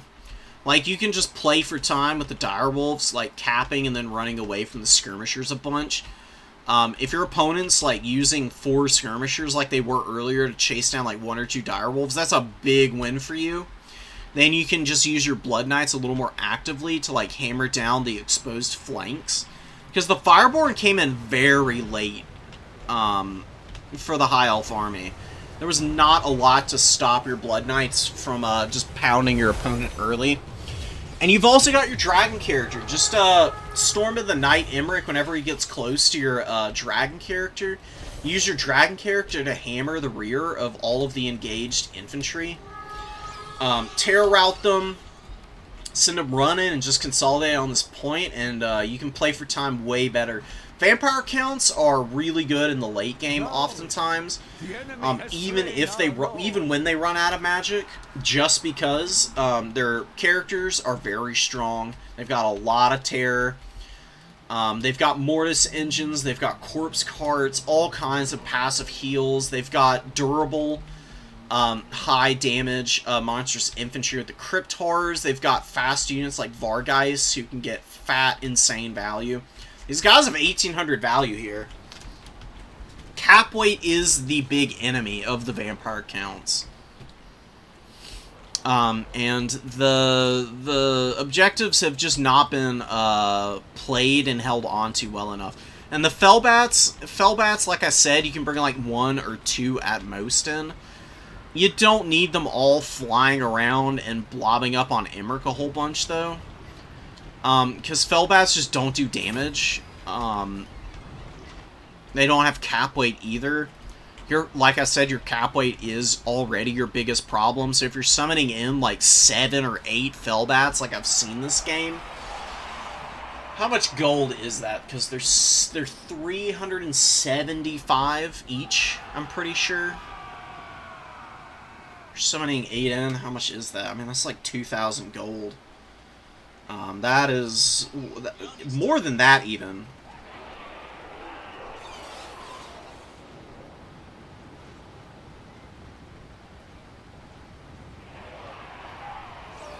Like 3,000 like gold of Fellbats is not worth it. You're better off with more Vargeist. Like the Fellbats are a little bit worse than Furies because they don't do damage. They have very low weapon strength, so even if they get buff spells, they don't do a lot of damage regardless. They're there just to be flying like chaff, you know? Like, throwing one in while you were fighting Emmerich was a good idea. Using them to, like, rear charge stuff isn't a bad idea either. But losing out on the cap weight is just way too painful. And the Blood Knights missed a lot of opportunities to rack up a bunch of value, man. They only got 1,500 that first time around. Like I said, they could have been hammering the rear of all the spears while your opponent literally blobbed their entire army up around your Dragon Lord. And you could have won this fight, consolidated, stuff your opponent back, and then started developing out units on the other side of the field to contest the other objectives where you wanted to go. Probably just going on to the middle would have been the best bet. You just never really won at any point over on this side point. You eventually capped the objective, but your opponent was still, like, value trading okay over here, and then just, like, winning big time out on the other 2 points, which was just too much to come back from. Von Karstein Lord, probably the least impactful 4,000 value I've ever seen, unfortunately. I think a lot of it was tied up in Emmerich, too. Probably, like, 3,000 value. More Flocks of Doom to wear down the Skirmishers, more Flocks of Doom to punish the unholy blobs of, like, blobbed up High Elf units. And Keepers of the Flame got 3,000 value. Damn, dude. You don't really need more than one Blood Knight. Well, alright. Let's do a quick Vampire Counts build for, High Elves, and then we'll do one more cast, and then I'll open up a lobby, and we can play some quick games. We'll do some, quick best of ones.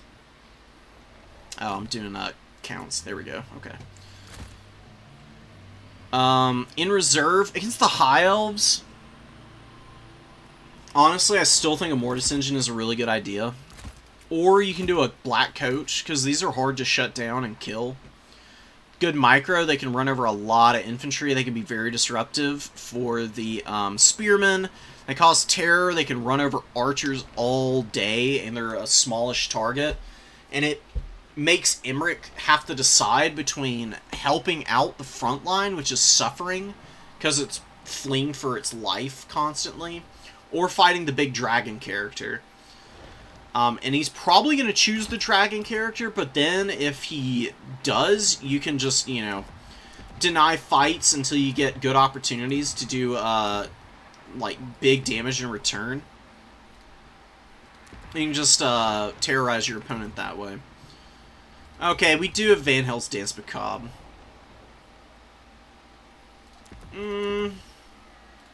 Why not? I love this spell. I think it's very underrated. It's a long duration, too. 30 seconds. And Overcast, you get an AoE. Hits an unlimited number of targets, which is actually really nice for the undead. Since, you know, their units don't have a lot of melee attack to begin with. It can really give you some options and opportunities to do big work against your opponent. A couple Cryptars, a couple Vargeis. I highly recommend at least one Unholy Lodestone. And you either do a Mortis Engine or a Black Coach. You don't need both, just one or the other. Dire Pack or a must include. You can do a Dire Wolf and then a couple Fellbats if you want to. That's like it. I wouldn't give them Chevrons. It's not really worth it, but just way too many Fellbats being brought out consistently is going to leave you pretty thin. And you can do the Necromancers with the Forbidden Rod if you want to.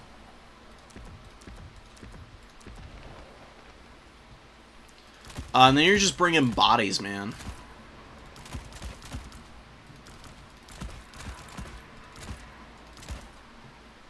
You can bring a Graveguard with the great weapons. You can give them Chevrons if you want. You don't need the Tithe. Yeah, maybe cut down that. Yeah, look at that. There you go. That's a nice anti-high elf build, because Graveguard, they clear Skeleton, or not Skeleton, Spearmen, just regular old high elf Spearmen really well, and they do reasonably well against any of their more elite stuff. They'd have been really good against the Keepers of the Flame. And then, of course, Unholy Lodestones with all the healing, and then the Perfect Vigor, which is very underrated for the undead. Huge, huge stuff here that you can't pass up. You need to have corpse carts, in my opinion. You're bringing the Necromancers on them and just combine them in one fell swoop if you want to. I've seen you do that, Hog, and I do like it. I think it works, but, you know, you just gotta be a little more careful with them because they do damage to themselves with the Forbidden Rod. They're actually kind of cheap. Then you get the lesser undead. You maybe cut it on your Lord if you want to. I don't know. There's several ways you can go. You can also bring White Kings who are very durable. And they have Scab's Grace, so they can really hammer the Spearmen and stuff. Health Archers do. If they focus your dragons, yes, but you can just check ranges on archers.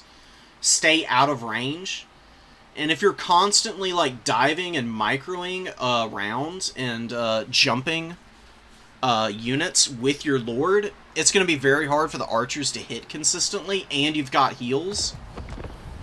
So the Lords will be able to survive against archer fire, usually, as long as you're moving them around aggressively. And you got reasonable armor and some missile resistance. Good enough. Good enough to survive, as long as you don't just leave this guy hovering right above your opponent's missiles. He'll be fine. He'll be able to survive. You just play Ring Around the Rosie with Emmerich. You raise dead on your opponent's missiles if they've got a bunch. You cast Flock of Doom on Skirmish Cav and blobbed up positions.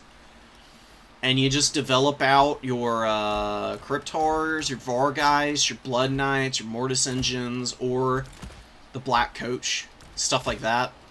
And you can always go cheaper. You don't even need to go with a big Combat Lord. You can do a Master Necromancer. These guys are actually pretty popular with a lot of like really high level Vampire Counts players because they're cheap as dirt, dude. I mean, 1300. You get all the good magic. You can still do your Necromancer Forbidden Rod stuff to give him more magic for more impact. You can use Wand of Jet if you need. You don't really need to, though. It's pretty nice for the extra reserve recharge. He's got a lesser Raise Undead. You can summon out a bazillion zombie summons if you want. And you have 1400 gold to work with here. You can cut that. You can bring the Blood Knight in the opener. Cut that, and then bring your Graveguard there. Do this, if you want. You've got like 3200 in the bank to work with, so you can bring a little bit higher quality stuff. Some Crypt Ghouls, good cap weight and Vanguard deployment with Stalk and good weapon strength. As long as these guys aren't getting shot by high elf missiles, they can do reasonably well into the lightly armored high elf infantry in melee combat. Although I don't know if I'd really recommend them, because high elf cavalry will kind of wreck them, I feel. Probably not great for them. You could bring another Cryptor, or you could bring a, or you could do a double halberd or something for more durable cap weight that isn't vulnerable to the cavalry. They don't have shields, but as long as you just keep casting zombie summons and all your opponent's archers, what are they going to do about it, right?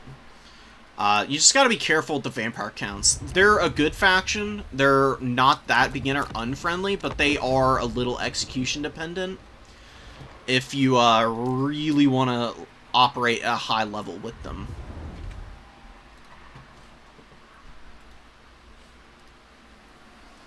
Okay. Let's make our last game work here. I want to see if there's anybody we haven't cast yet playing one another. Okay. Oh, Corsair, yeah, duh. This one right here. Okay, so we got Corsair, and we got Grey. Master Assassin. This is like the Corsair special. This particular hero and Lord combo, although the Assassin's kind of new. It's got all the items. The items are kind of cool. We'll see how they work out. If you use them well, they can be high impact. You know, Skaven against Warriors of Chaos, honestly not a bad matchup for the Skaven. They're pretty respectable into the Warriors of Chaos, because they shut down a lot of the stuff that Warriors of Chaos do well. They're very dangerous at chipping down a lot of the expensive elite infantry.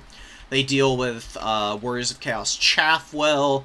Aspiring Champions and Severed Claw and stuff can be a little frustrating for Skaven to deal with, but they can use like Flensing Ruin and stuff if they need to, but that's not on the table here, obviously.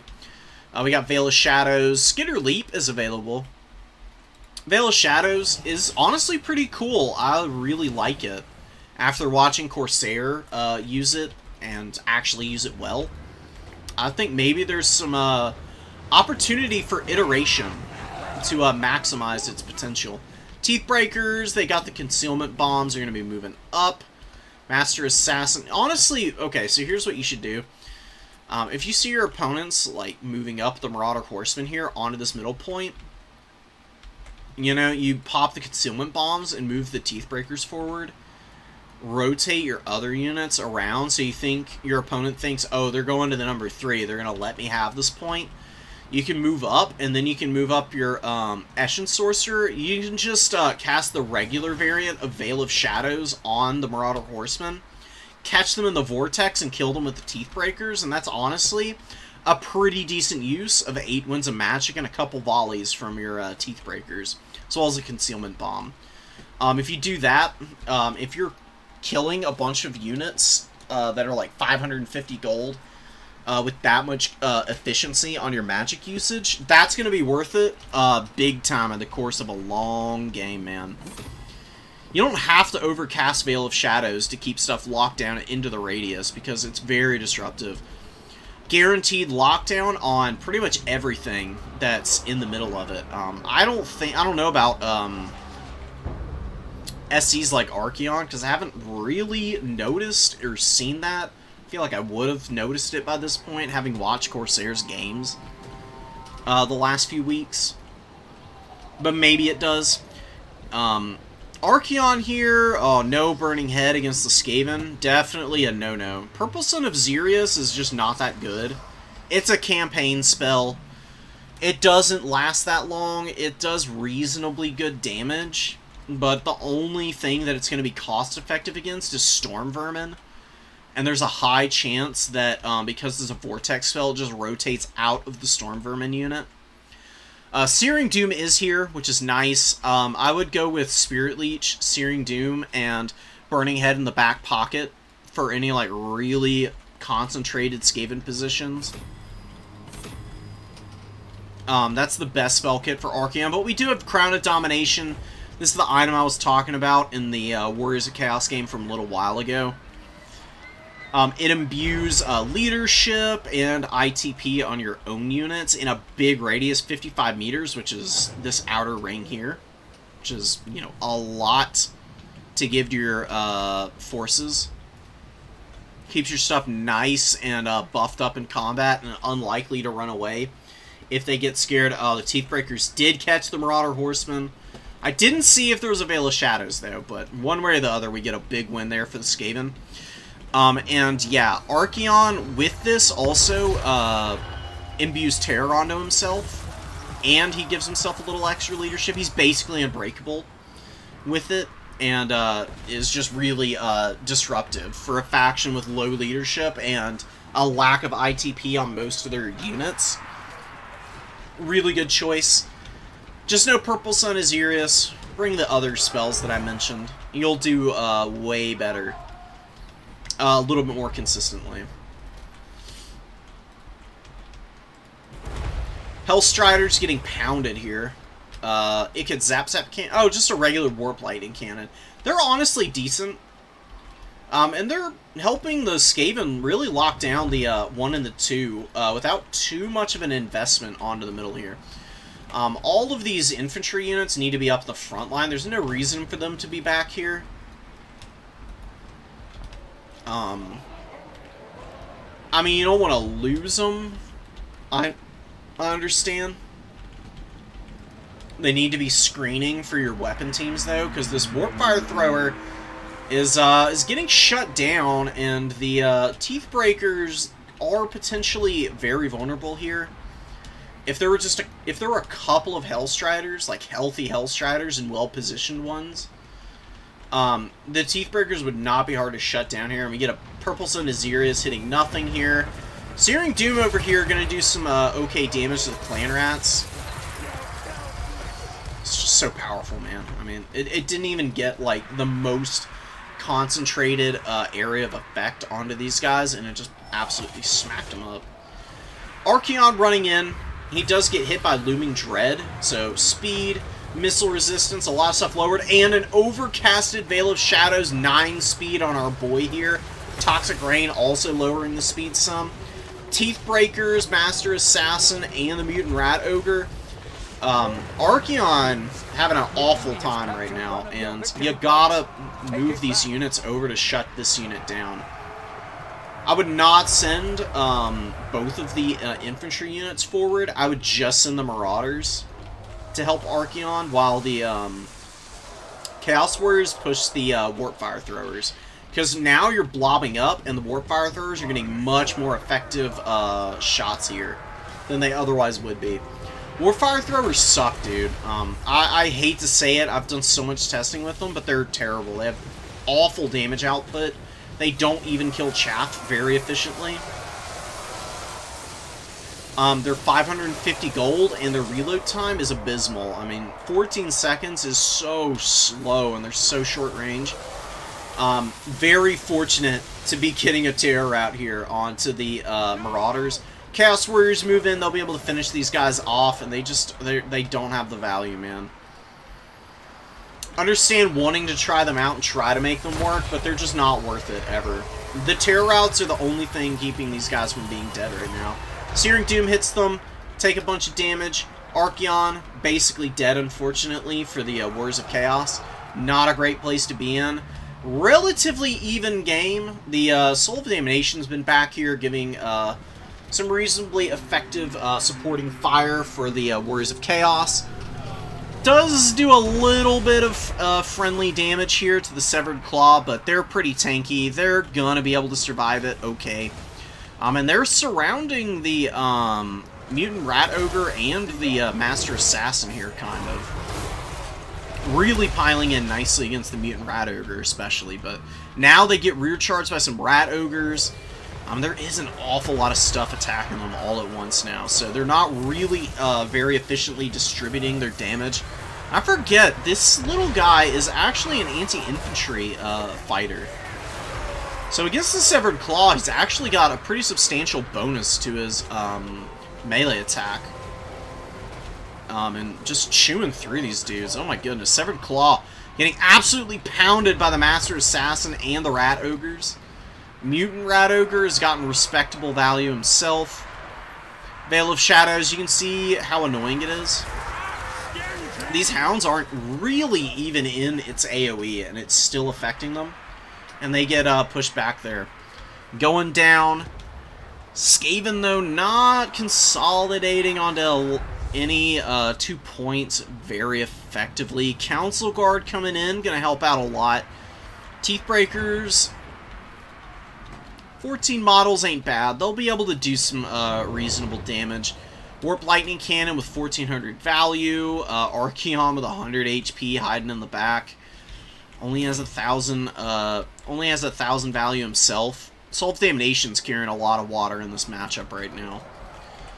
Where else are the Warriors of Chaos getting their value from, man? It just seems like they're down trading across the battlefield. Although I guess Corsair is really starting to take over on the value lead. I mean, it was really close just a minute ago, but they're getting some terror routes over here. Thanks to the Mutant Rat Ogre. Dude, the terror routes from this Mutant Ogre have been kind of horrendous for the Warriors of Chaos. I mean, they're just losing expensive units across the field because they're just running for their lives trying to get away from that freakish monstrosity. Chosen Break here, the looming, not the Looming Dread, but the banner here. Sacred Banner of the Horned Rat, helping lower the leadership enough of the Chosen with the damage by artillery, attacked in rear. Kind of funny that Melee Contact said it was lowering their leadership. I don't know what's going on with that. Frighten, just so much affecting these guys, and they're not ITP, which is just silly. They really should be. They're expensive. They're the elite of the elite. They fight literal demons from the warp. Why wouldn't they be ITP, right? Good damage on the Poison Wing Globadier. Big damage there onto those guys. Soul with a lot of ammo left, too. 15 shots. Definitely going to get well over 2,000 value by the end of this game. I'd estimate probably like 2,600 value, more than paying for itself, but I don't think it's going to be able to make up for the continued poor value trades that are coming in here. And Doom Knights of Tzeentch land in and just get shot to pieces by the Rattling Guns that have moved up to support. 400 value on them. Council Guard also did some pretty big damage to them, and the Master Assassin hanging in and doing some reasonable value trading in his own right. 700 ain't awful for a Lord of that caliber. You know, not the cheapest Lord in the world, but not that expensive either. Very nicely played by Corsair.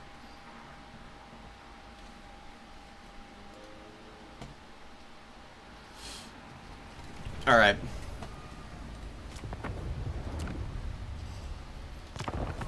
Oh, not ranked matchmaking. If anybody wants to jump in here, go ahead. Any and all welcome. First come, first serve. I'm booting you after a game, though. That way as many people can get in here as might want to.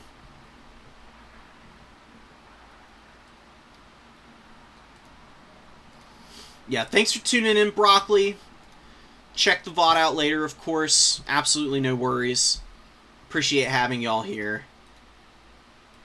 Yeah, you're welcome. You know, flyers are fairly durable against archers. It's gun units that flyers struggle against because the missile velocity is a lot better, so it's a little bit harder to dodge the shots.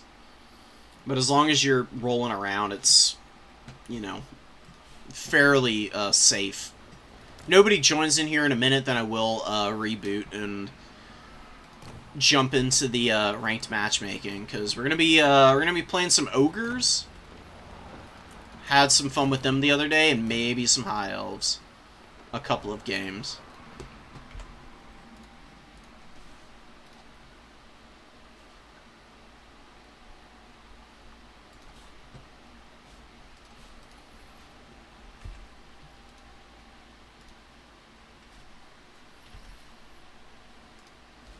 Alright, nobody's jumping in here.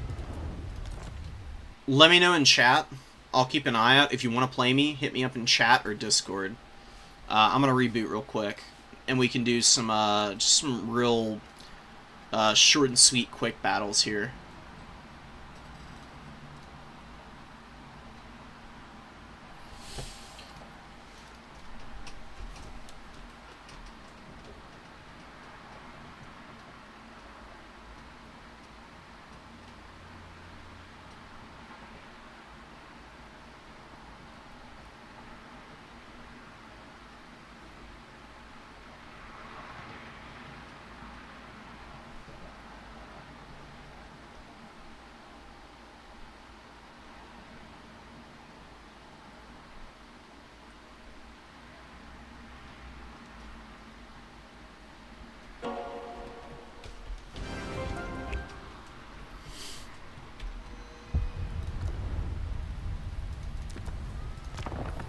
Away we go to the ranked matchmaking.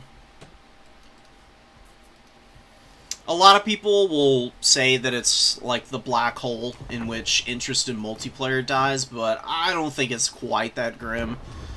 We've got some reasonably playable maps, you know, which was the biggest issue for a long time. Ah, Chaos Dwarves. Okay. What do we want to bring here? I should probably try the Eshin Maneater out, because I haven't used them a lot. Kinda curious. Oh, actually, never mind. We're not going to use them this game, though. Get rid of them. I'm bringing my boy. I'm bringing the Tyrant. Tyrant has a really wacky ability in Thunder Mace that I really want to see if I can make work. We'll get a Butcher. Against the Chaos Dwarves, what's going to be most impactful? I mean, arguably Lord of the Great Maw. Bone Crusher. We'll bring Brain Gobbler and Bull Gorger. We're not going to bring any Troll Guts. I don't think we need Maw Shard. We'll do that.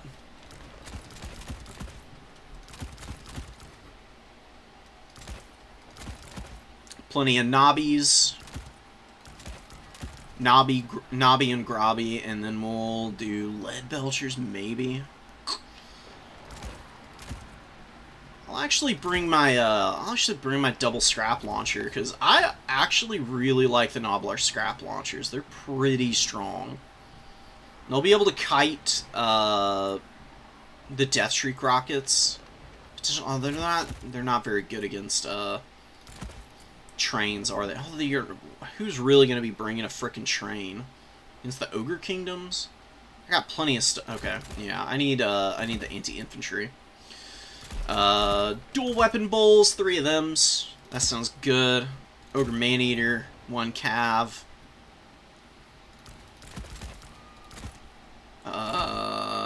Gorger.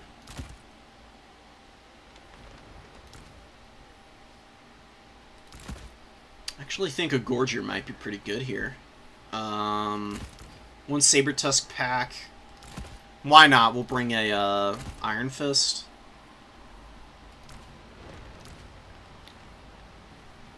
Or maybe an Iron Fist Mournfang. Maybe a, yeah, actually, well, no, there's so much fire damage. It's a terrible idea. Yeah, whatever, we'll do that. Alright, let's see what we can do here. Good luck, have fun to our opponent, of course.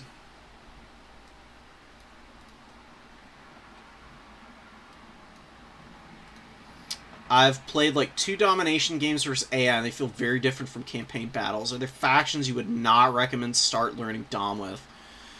It is all up to preference at the end of the day.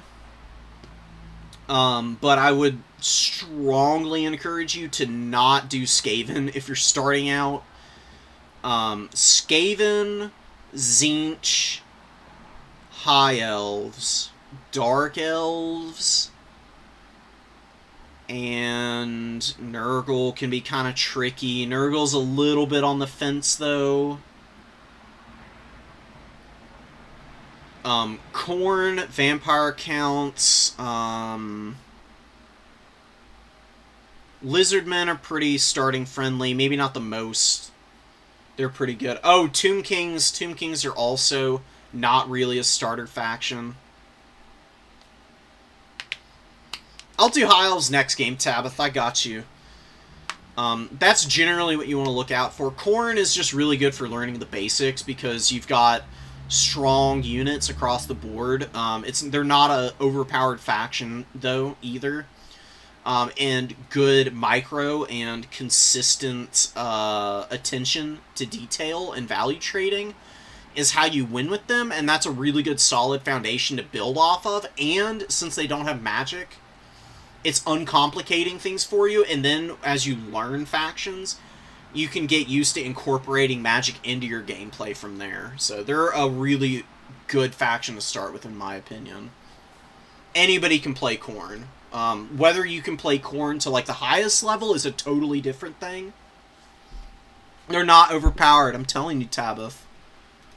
Khorne is insanely balanced. They're probably one of the most even factions in the game. They do really well into some matchups, but that's every faction. If you look at Khorne's win rate on Total Tavern, they're sub 50% right now. I think they're a little better than that. I think they're probably the best, like, moderately powered faction in the game.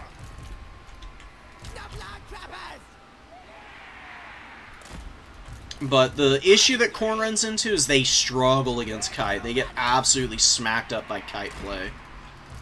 And sometimes there's just nothing they can do about it. Alright, we just got like a bazillion Gnoblars. Not honestly.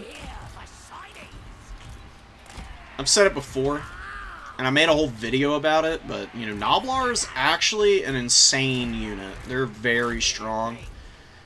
Even the crappy melee Gnoblars are really not that bad. We're just going to bring in whatever we need from here. We'll just Gnoblar swarm our opponent off the field with backup from our Ogre Bulls. The reason you bring all the Gnoblars first, because they're slow compared to the Bulls, and the Bulls get up on the field and get into combat pretty quickly. Yeah, the Hobgoblin Wolf Raiders, Iron Demons, for real? What? Oh my god, okay. Final Transmutation Caster, pretty cool.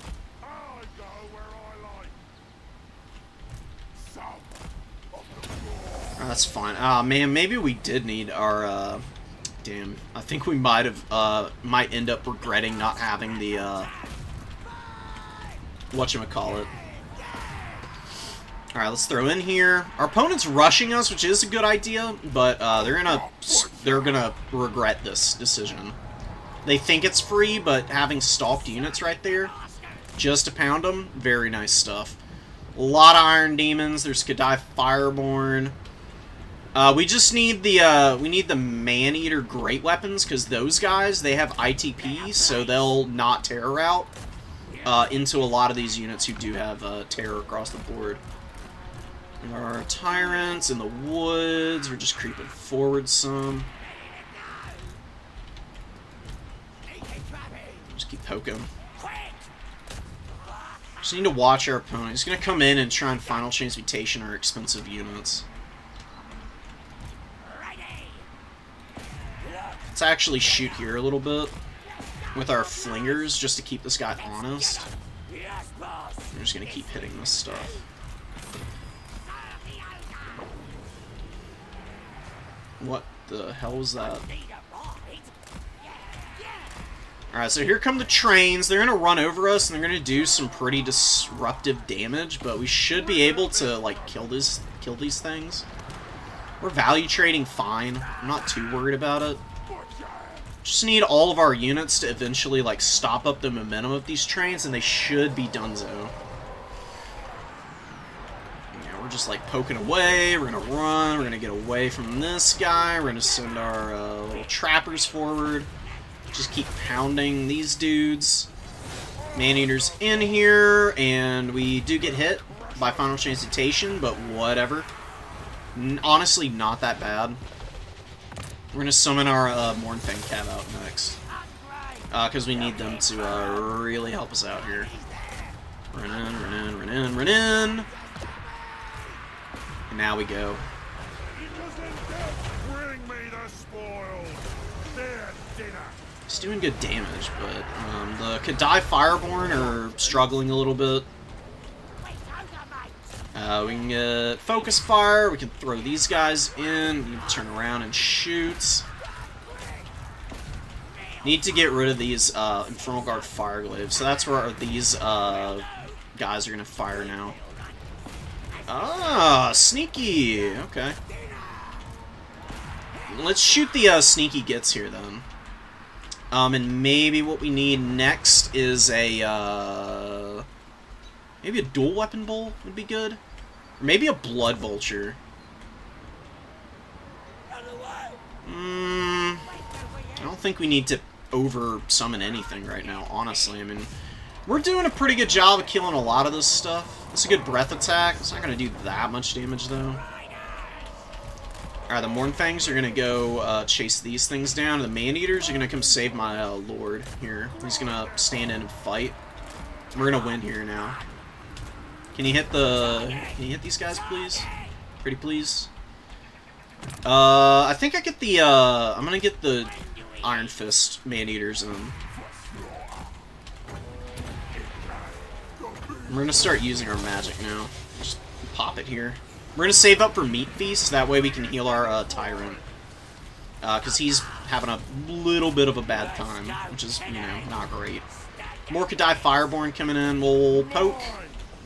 We'll run over here. Iron Demons are just impossible to do anything about. Oh my god, dude. Whatever. We'll ignore the Iron Demons and we'll just start killing the rest of the army.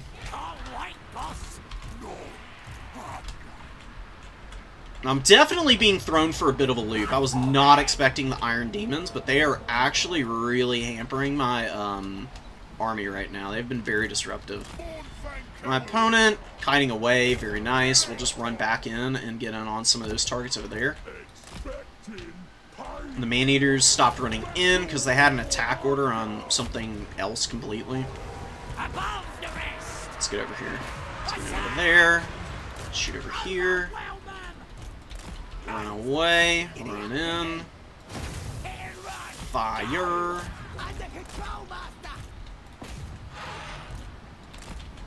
Just get away from there. Very, very sweaty game. My opponent's playing really well, truth be told, which is always fun. You love to have fairly even games. You know, I don't like playing matches that are just absolute stomps.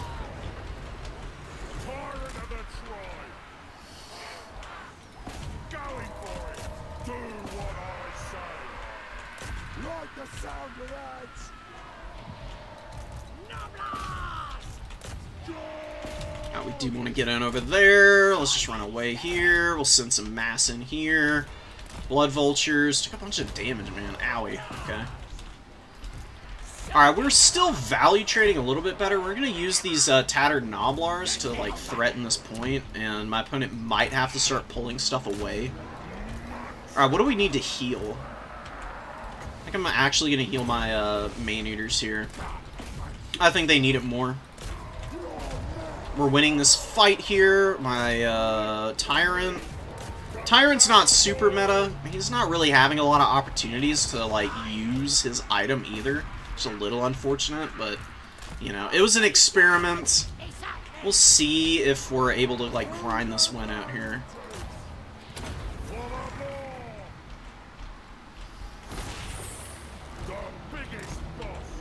Can we run? Come on, run. Blood Vulture, sign in there. Got more dual weapon bowls, and that's a good final transportation. Yeah, I mean, my opponent might win here, potentially.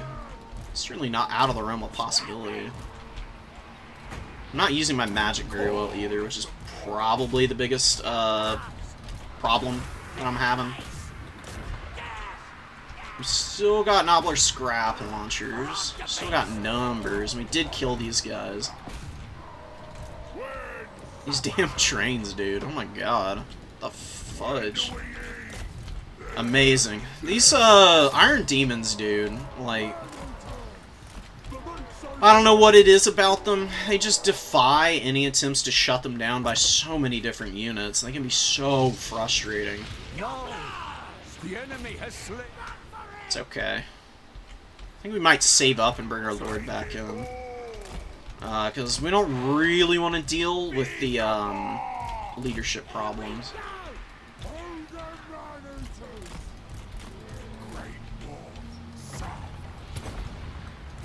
We're actually going to use our spells because our guy has Blood Gruel, which is going to heal him up some.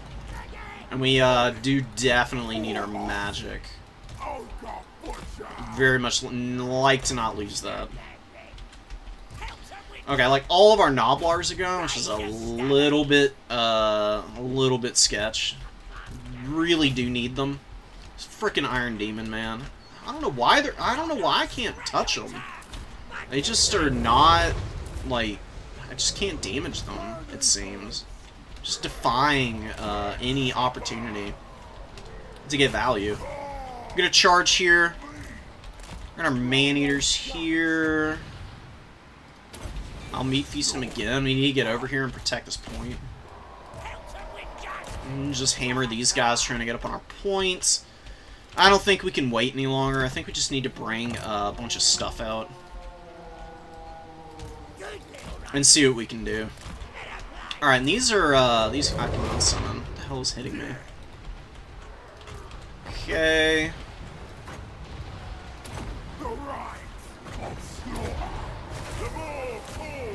Dang, terror routes, man. Alright, so I need to respect the Iron Demons next time, obviously.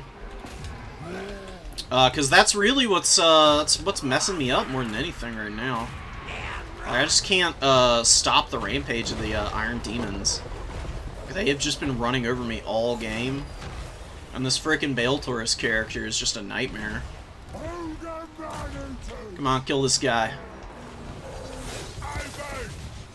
We're the Man-Eaters. They're doing alright over here. They're fine.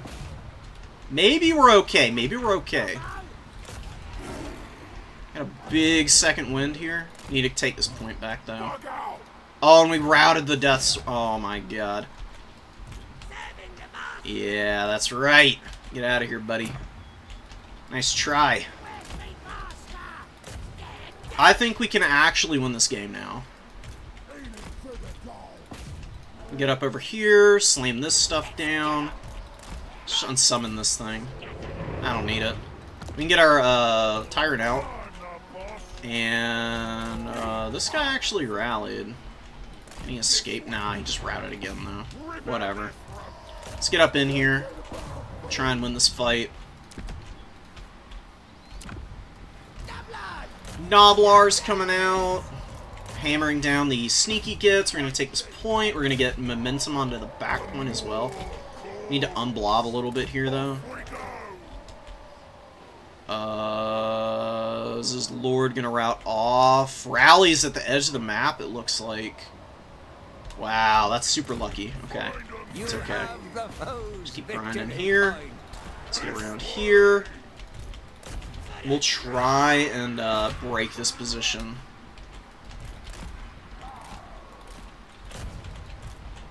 That stupid train, dude. The train! Oh, it's terrorizing me. Please get it away. There's another one here. We got, like, all of our WOMs still, because we did a horrible job of using our magic.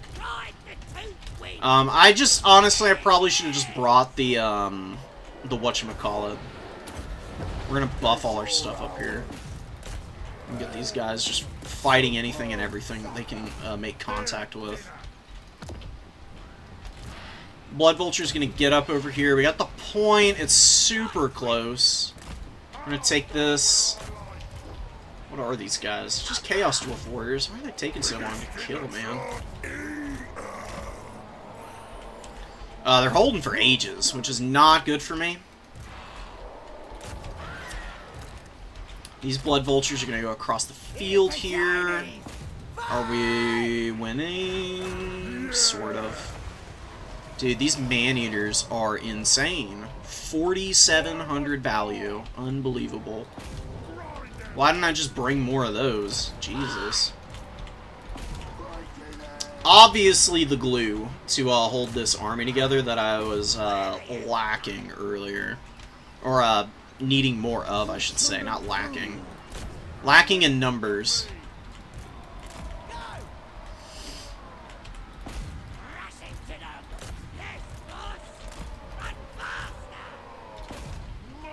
We're gonna get this back point, I think that's gonna be it. And, what do we need?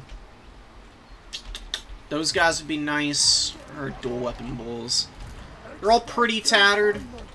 Let's get up over there. Let's win this fight here. Let's get in here. Let's rush in. Another terror out going down on us. Of course. Iron Demons, again. 2,000 value Iron Demon. Let's see if we can we kill this guy? Where's my Tyrant, too? Oh, he's over here. Okay. Held the point, but we win on a double cap anyways. Let's get a Mournfang Cavalry out. Let's just keep rushing this point here. I think if we just hold back here, it's going to be better for us, is for my opponent. Do we need magic? I mean, the way I was using it, probably not. What am I going to do with it? Flub it again? Summon these guys. Blood Vultures. Oh my god, they just haven't done anything. Pegback Riders, we're going to get away. Try and send them over here. Hammer here. Can we snipe him? Come on, get it done, boys. Alright, we need to hold our back point here, just in case. Does have a second wind of stuff coming in. Let's just get up on the point. We'll send a Noblar Trapper up here, too. They're annoying as hell.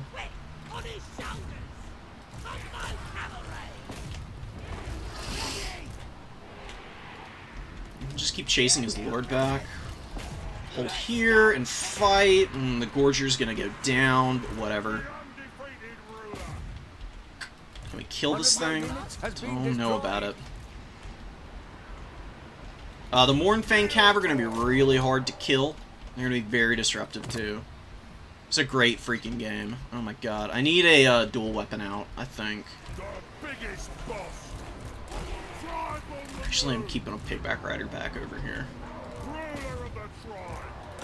Alright, maybe we can use Thunder Mace finally.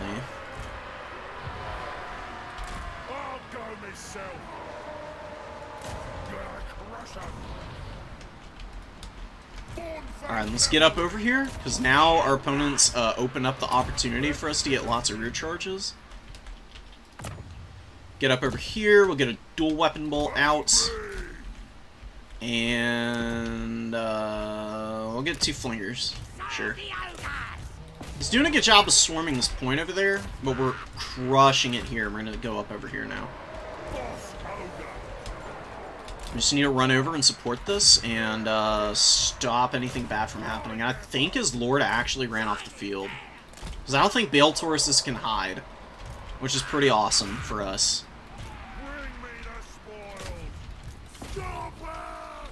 Come on, pigs. Oh, those are Noblars. Never mind. I was thinking, why are they not holding?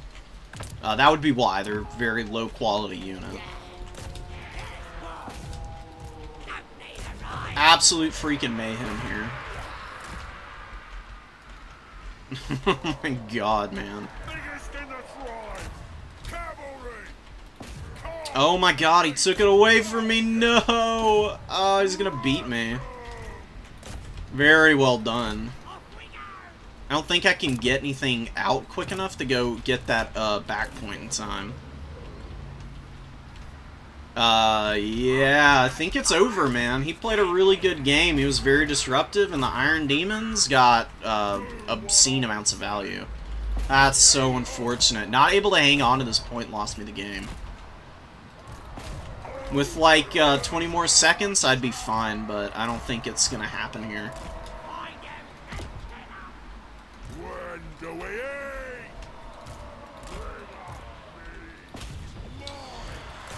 What would I do differently? I'd bring a more Metal Lord. The Tyrant was not that good. I needed Troll Guts as well. And I didn't have lead belchers or anything like that for the heavily armored infantry. And the scrap launchers, they were okay. Not as high impact as I really wanted. The Maneater Great Weapons are awesome. And the Iron Fist Maneaters were solid too.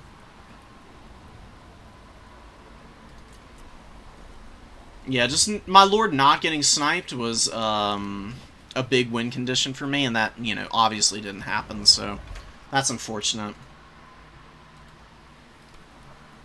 It was a good first game, though. Let's do some High Elves for the next one.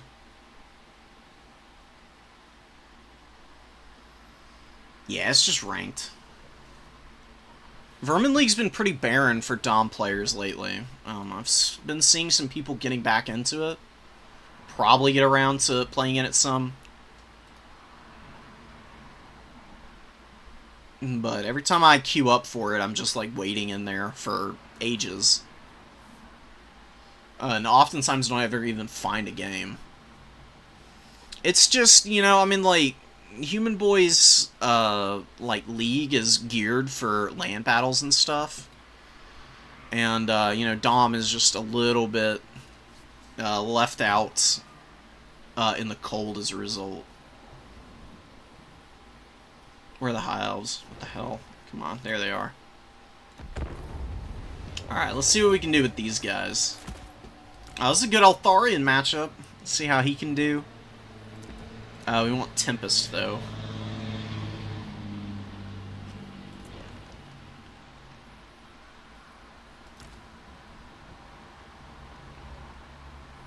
What is Tzeentch gonna bring against me?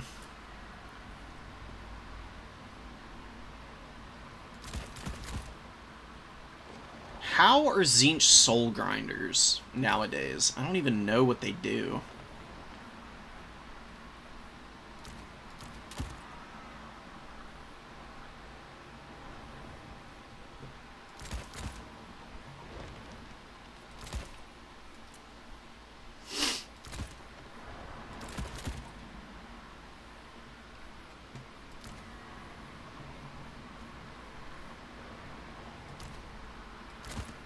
Maybe that thing's too freaking expensive.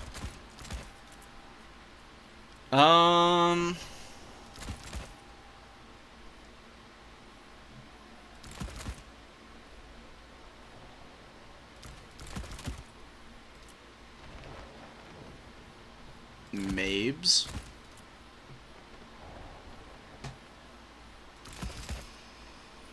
Yeah, a couple of these guys. Nah, maybe not two of them. Maybe just one.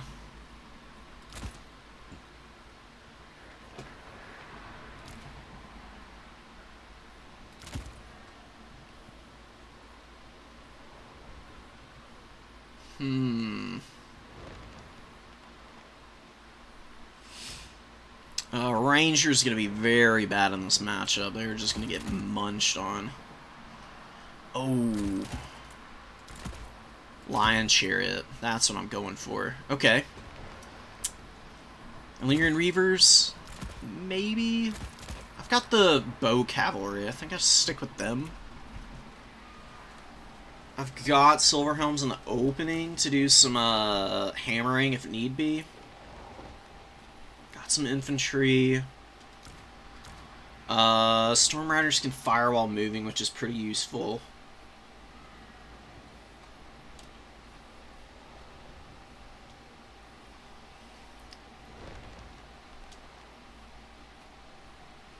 I don't know what else I'm looking for in my build. This is the problem that I run into is the High Elves. Indecision when pressed up against the clock.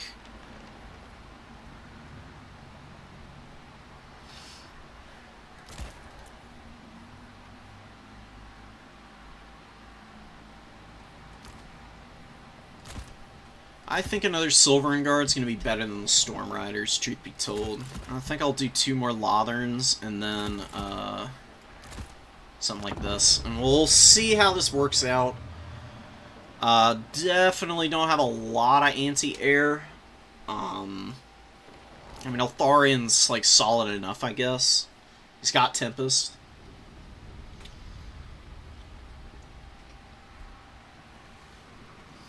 And he can heal himself. That's really about it, though.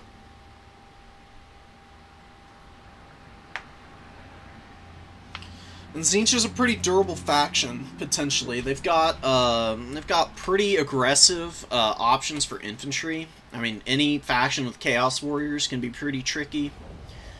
They've got, they've got pinks and blues aplenty. And Forsaken are very quick and can be a big pain to contend with.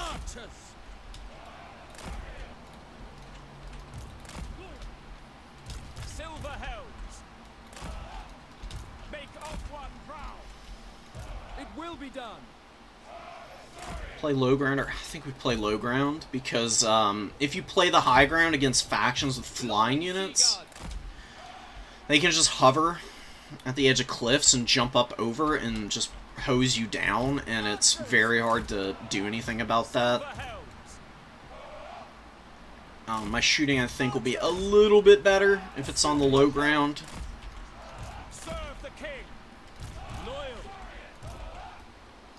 These guys are group 5, and they're going to hold on the middle objective, or maybe they hold up on the number 1. We'll see. Eltharion, I am ever ready. Illyrian archers. Let's just get in here. Silver Helms, advance!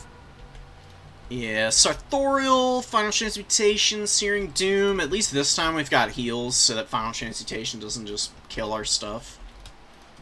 That was the big problem last game. What's he got up here? Zangors? Zangors are, like, reasonably durable infantry.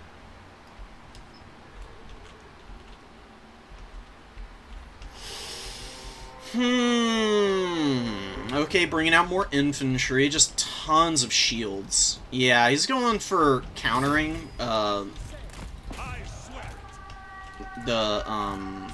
skirmishers and the missile play. We're gonna punish these Zangors. We're gonna hang on to this point for a minute. Pull back. I'm gonna take this one. Oh, don't run away. That's a terrible idea. Come here. Come here, coward. Let's get this point.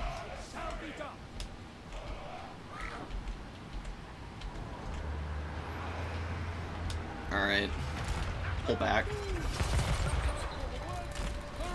Oh, that was a really good cast. Oh, man. Brutal. Okay, so, yeah, we need to spread out so we don't just get hammered by those over and over again. What do we bring out first? Fireborn or Tempting? It's got Screamers. Pull back. Got a really good charge, though. We're going to bring the Chariot out and try and control the high ground objective here.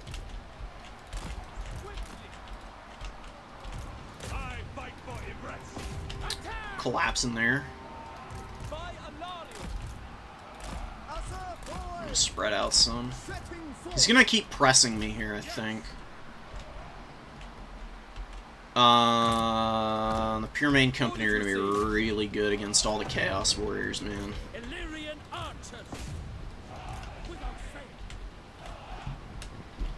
Just pull back.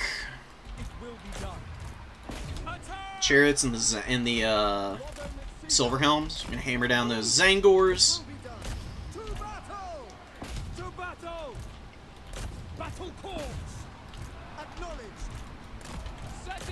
Let's go hammer those guys. These are Zangors, who we can bully a little bit. It's got a Chosen of Tzeentch also, which is kind of crazy. Oh yeah, that's a good one. Damn. Yeah, the metal magic is painful, dude. Very painful. Let's go get down here. The Pure Main Company coming up. Let's pull back here. We got a terror route going on over here, which is awesome.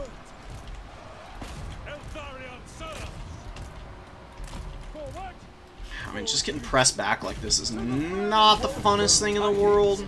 The enemy has captured one of your victory points. These are just Take it regular back. archers, so we need to pull them back a little bit. And Fury's killing my silver helm up here.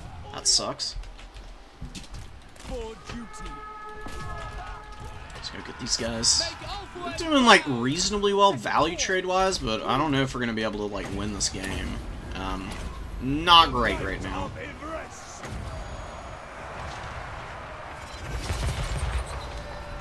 It's another really good Searing Doom.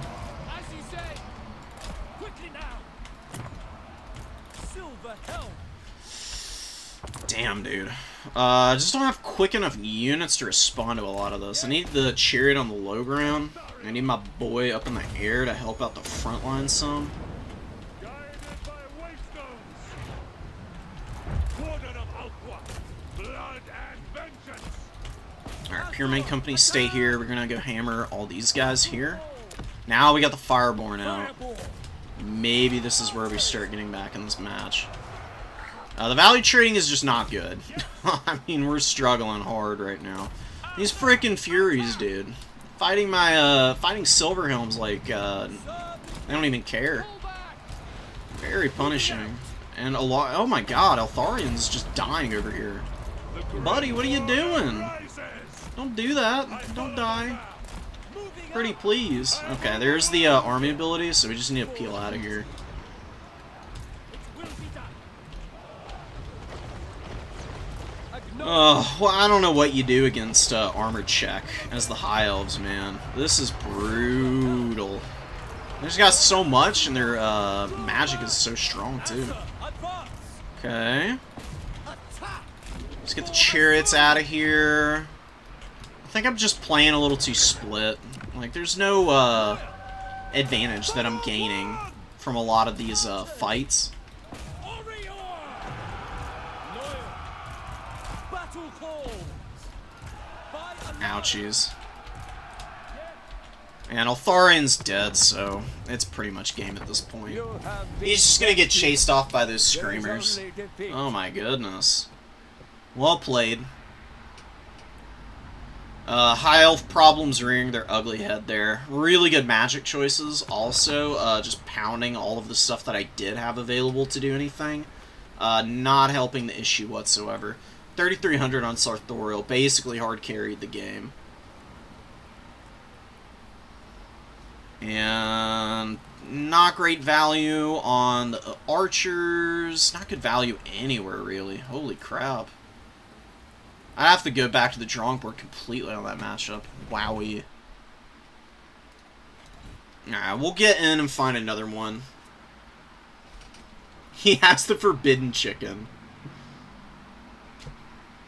Catch you later, Jaden. Now, the Forbidden Chicken is really strong, man. It is what it is. Let's do some corn. Let's go back to basics and see if we can find our Zen again, so to speak.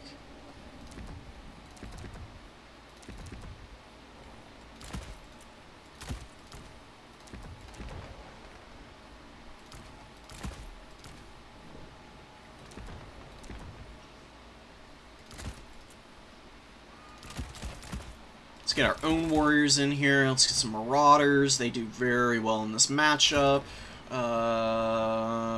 Chaos Knight, maybe a little too expensive. We'll see about it, I think. Karanak's a big investment. I probably would need more infantry.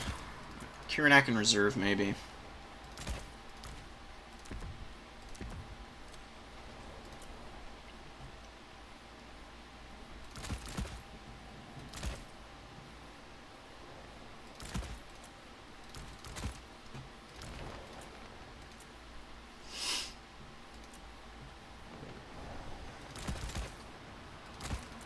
Honestly, probably just... Nah, I don't even know if I bring a Blood Beast, truthfully. I really like Chaos Knights in this matchup. They do really good damage. Forsaken are great and aggressive. Very good at hounding down the expensive units. that you see from Wood Elves oftentimes. Maybe just this.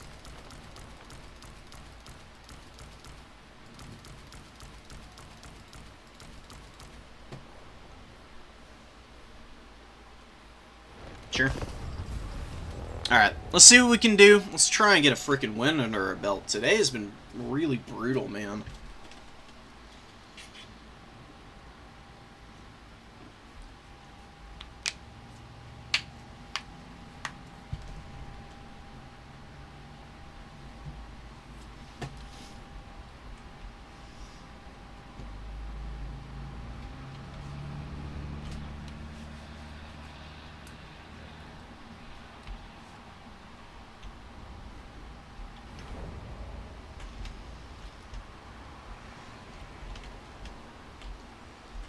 That last Zinch game, I'm thinking I was just respecting the Changebringers way too much. Master, behold! Marauders of Khal! So we got a lot of infantry here.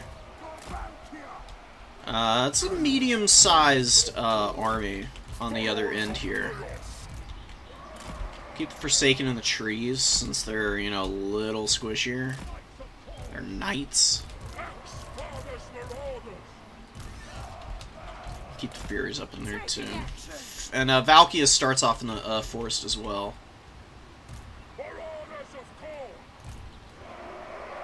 Because there are definitely some really scary options, Lords-wise, for Wood Elves that I really can't deal with just Valkia. Hence Karanak being in here. What the fuck is... What the fuck is this? A Hawk Rider opening? A bunch of Glade Riders? Okay, I can dominate the ground game here. As long as I don't let the Hawk Riders rear charge me, I should be fine. I'll keep the Chaos Knights back a little bit. And the infantry are just gonna run up. Keep Valkia in the trees here for a minute. I need to bring out some more Furies then. Or something. Just to screen these guys away, because they're gonna be really obnoxious otherwise. Or I go even heavier onto the ground. Do I need to do that, though? I don't think so. I think I can push the Wood Elves back pretty easily. He's coming up in the trees here. Okay. Yeah, do it. Do it, coward. Come on.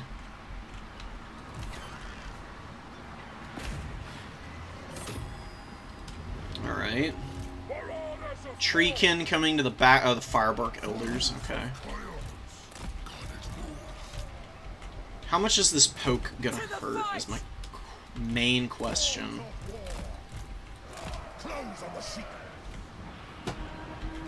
This has really not gotten any value to speak of from them so far. I mean, we might as well commit to the ground game for a minute here. Let's play chicken in the air here. Let's get aggressive. I can't sit back here because he's just gonna like skirmish me for a bazillion years otherwise. Might as well try and threaten Caps a little bit. Just gonna pull back. He got some points. Chill here.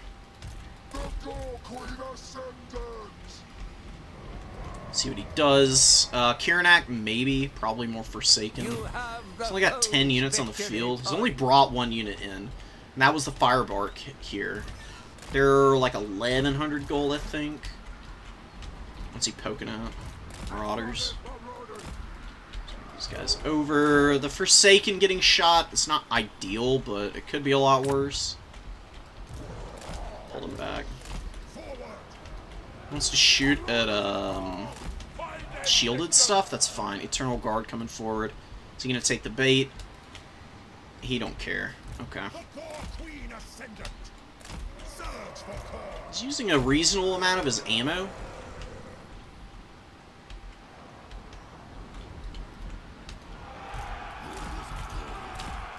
Ah, there we go. Now he's landing. Alright, I think he's actually going to get some reasonable damage there on these Chaos Warriors. There's a lot of AP on these guys. And I'm respecting the Air Force maybe a little too much here. Here he comes. I'm in the net. It's not that big of a deal. He's going to try and cap it, but we're going to force a fight here with our cavalry. And he's not really punishing this stuff.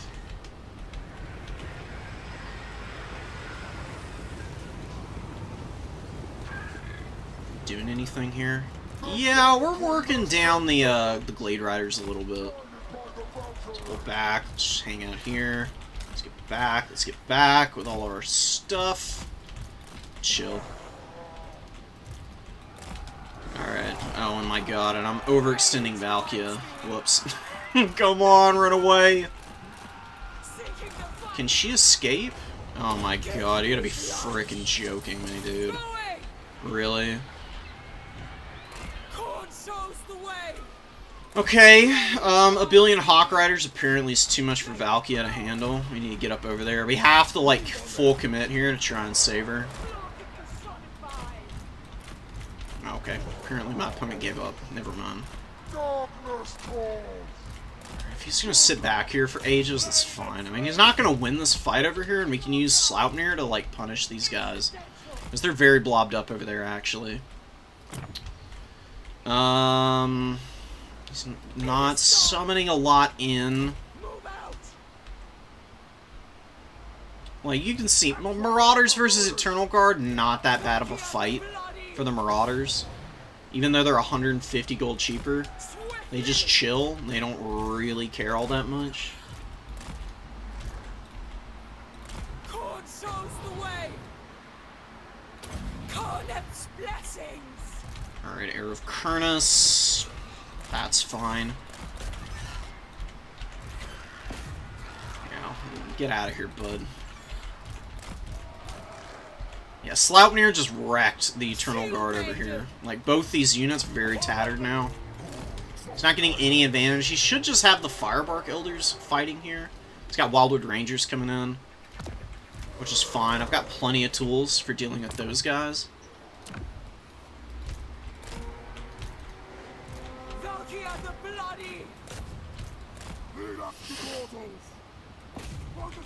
We'll get the flank here. We'll just replace a little bit. I mean, the Hawk Rider opening is kind of cool. I just don't see it doing a whole lot here in the mid-game. There's a lot of Glade Riders. There's a Tree Man coming out. Okay. So we do have one answer for the Tree Man. We're going to keep him back for a minute, though. Play coy with it. I'm sit on the edge of the objective here. So we start to cap this away. Firebark Elders are like a reasonably good unit, but they're not going to be able to outgrind me.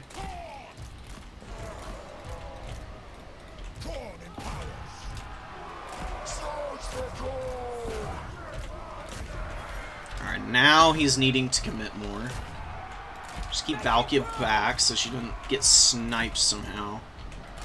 We got some good charges with the Knights. We're going to keep cycle charging here for a minute.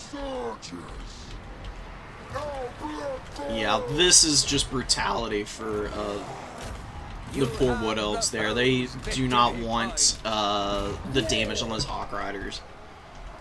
They took a lot of freaking damage too. Holy shit. We out-muscled on their own home objective. Okay, these are Wildwood Rangers. Just keep hammering them with the cavalry. We got the Forsaken on the rear here. We use the Knights to actually hammer the Eternal Guard while they're not braced. And we're just gonna push up here and hang out. Alright, dude. Fury's shred Hawk Riders. I don't know why I don't know why I'm surprised, truth be told. That really shouldn't be that shocking. The Fleshhounds crumbling out here, not doing too well. Get up here and throw axes at the Treemen. We ground down the Wildwood Rangers pretty nicely. Let me get up in here.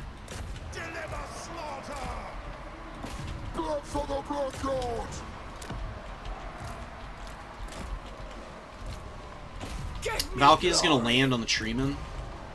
Killed the Wildwood Rangers. He's getting pressed back here. Need to get our Chaos Knights off of the Eternal Guard, though. Send our Warriors and our Forsaken in to win that fight.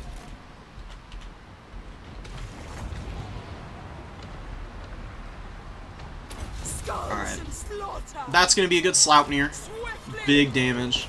Rally back here with our Furies. Land in here. Use the Forsaken to just press up into the trees and keep them on the back foot.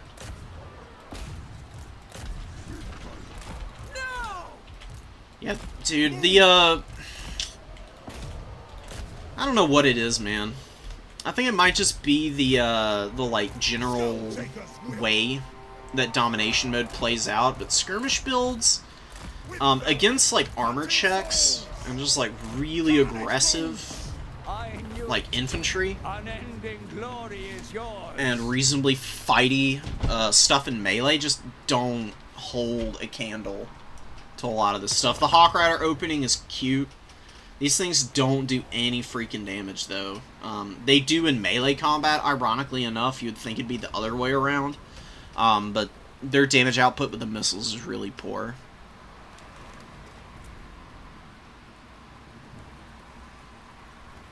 It was just stay back with the Furies until the big engagement. And then outmuscle them. That was pretty much it. Not a lot to learn from that one, for sure. The classic ladder meme build, indeed. Alright, we'll do one more. I'll tune out after that. What do I have going on tomorrow? Are any tournaments tomorrow?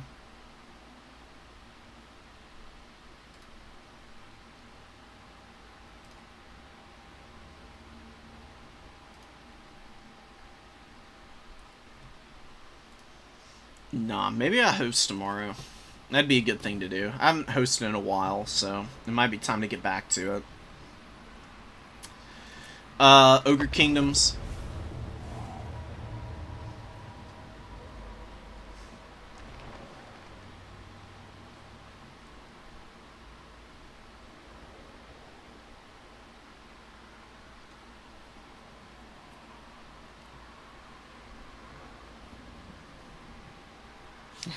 Alright. Okay, Ogre Kingdoms versus Khorne.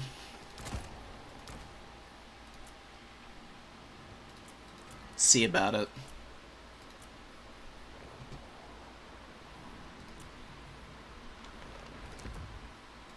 Alright, we're gonna actually use our magic this time. We're gonna bring Trollguts, Bone Crusher, Bolt Gorger.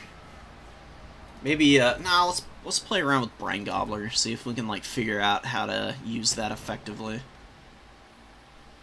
Keep all that stuff. Bloody Cleaver is fine. And how do you beat Khorne? I could bring a Thunder Tusk. These things are so stupid. Oh my god.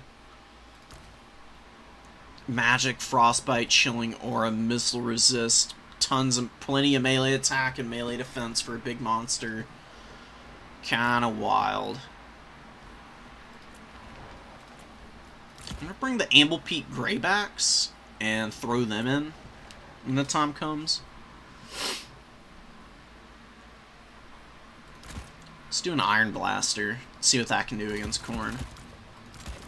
Let's be a little more respectable with our Gnoblar hordes, so we don't charge Khorne army abilities up like crazy. And Iron Guts, sure.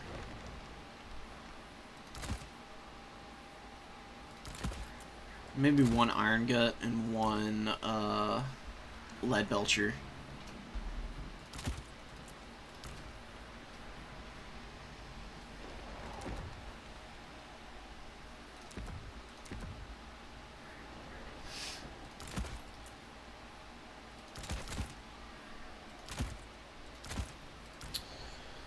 Gorgers, maybe not. Mournfang Cavalry, definitely. Let's get a couple dual weapons.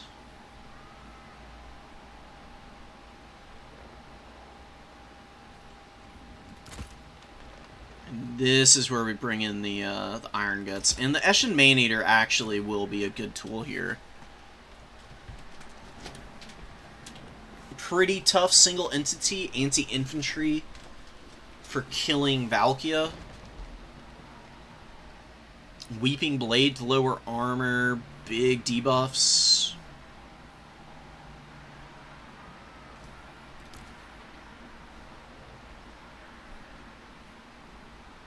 Sure.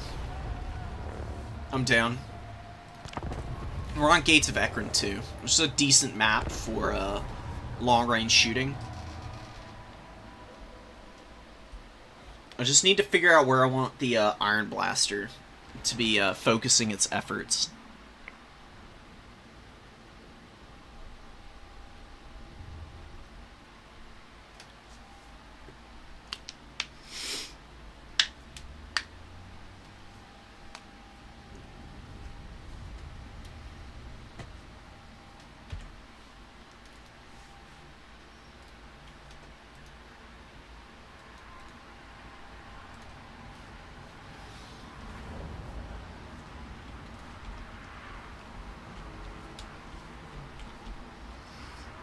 The hunger gnaws. Bring us meat. Man-eaters. Hungry. Alright, Iron Blaster over here.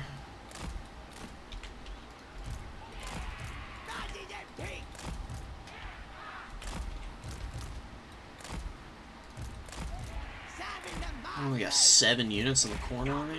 The hell is it? It's gonna be like a bunch of Skull Crushers and a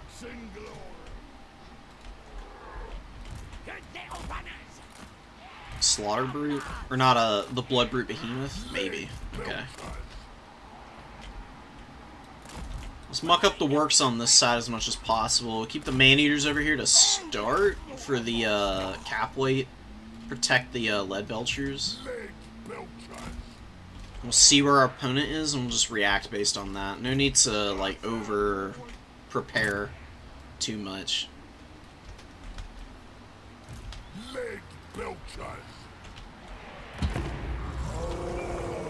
Forsaken. Oh, okay. Cool.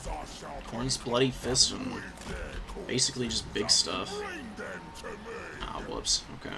Hold on. Before y'all get all out of sorts there. We'll move the Iron Blaster over this way. Yeah, we're just gonna hide back here with our Lord, because he's gonna get absolutely canned by these big guys otherwise, which is not something that I can deal with. Victory point. Keep it from the foe. Take it all.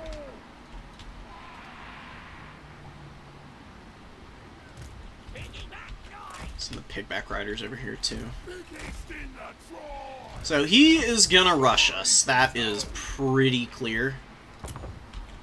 And we need the Mournfang Cabin here. Yeah, Lead Belchers, dude. That's absolutely insane.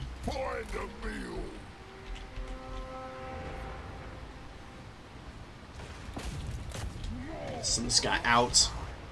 Karanak's hiding in the woods here. Let's get over here. Maybe we go after Karanak. Look at the Man-Eaters are actually getting slapped up pretty badly. Oh no. Corn is all over me already, which is not a good spot to be in. Victory point. Keep it from the foe. You gonna be able to survive here? That's my question.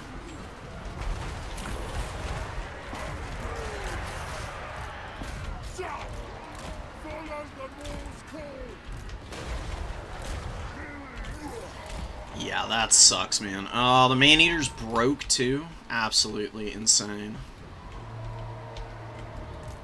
Just a better build. We're gonna lose this one, I think. This is not looking good.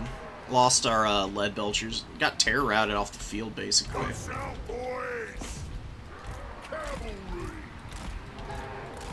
Probably just needed to be in a more compact formation.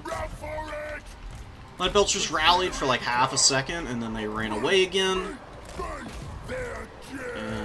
Lord doesn't want to listen to my orders. What's going on? Oh, yeah, he's getting hit by that. That makes sense. The meat ritual.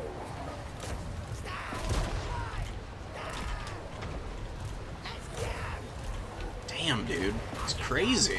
Rampage this way. Biggest in the tribe. Alright, well, this is just not our day. Cavalry. Crunch their skull. Okay. Oh, we got saved. We're gonna Perform the brain goblet this guy. Shoot him in the face with the Iron Blaster. You're gonna shoot. I don't care that there's literally stuff right there, dude. Come on. Wow, nice, Bozo. Amazing. He missed. And we got nothing out of it. Okay, the Lead Belcher's rallied, so we need to shoot. Go through here. Get the Minotaurs in there. Slow the Minotaurs down.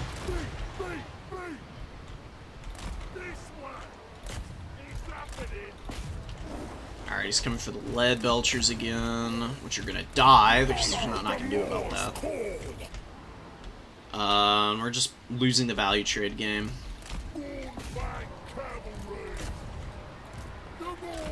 And the Iron Blaster just doesn't want to shoot, man. I don't know what the hell's going on with this thing. Come on. Do something! Oh my god, and Corn's Bloody Fist on me here. I mean, I think I just have to have mass so that this guy doesn't get killed here. Because that's basically going to be game if he ends up dead.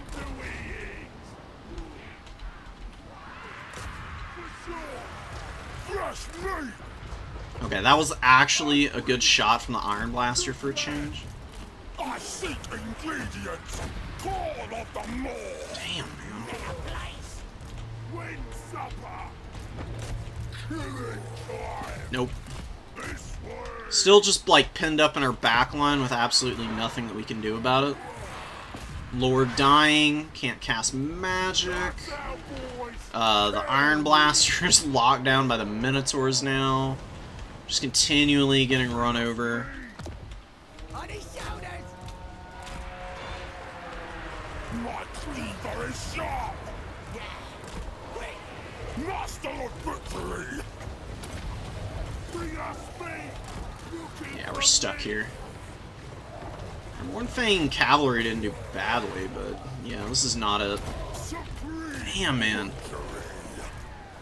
We flee.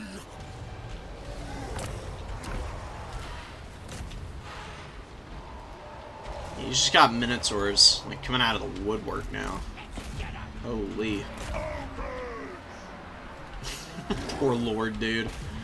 Oh, he's just getting run over. Can't do it. Can't hold it.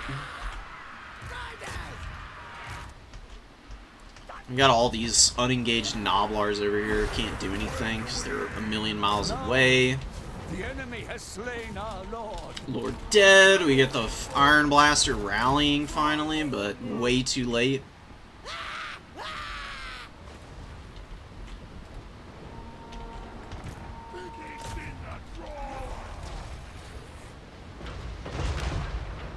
The Iron Blaster just doesn't want to hit anything. Amazing. Alright, well, disappointing ladder games for a change. But you gotta learn the you gotta learn your lessons the hard way sometimes. That's just how it is, man. Oh my god. The single entity pressure, man, way too much for my limited build.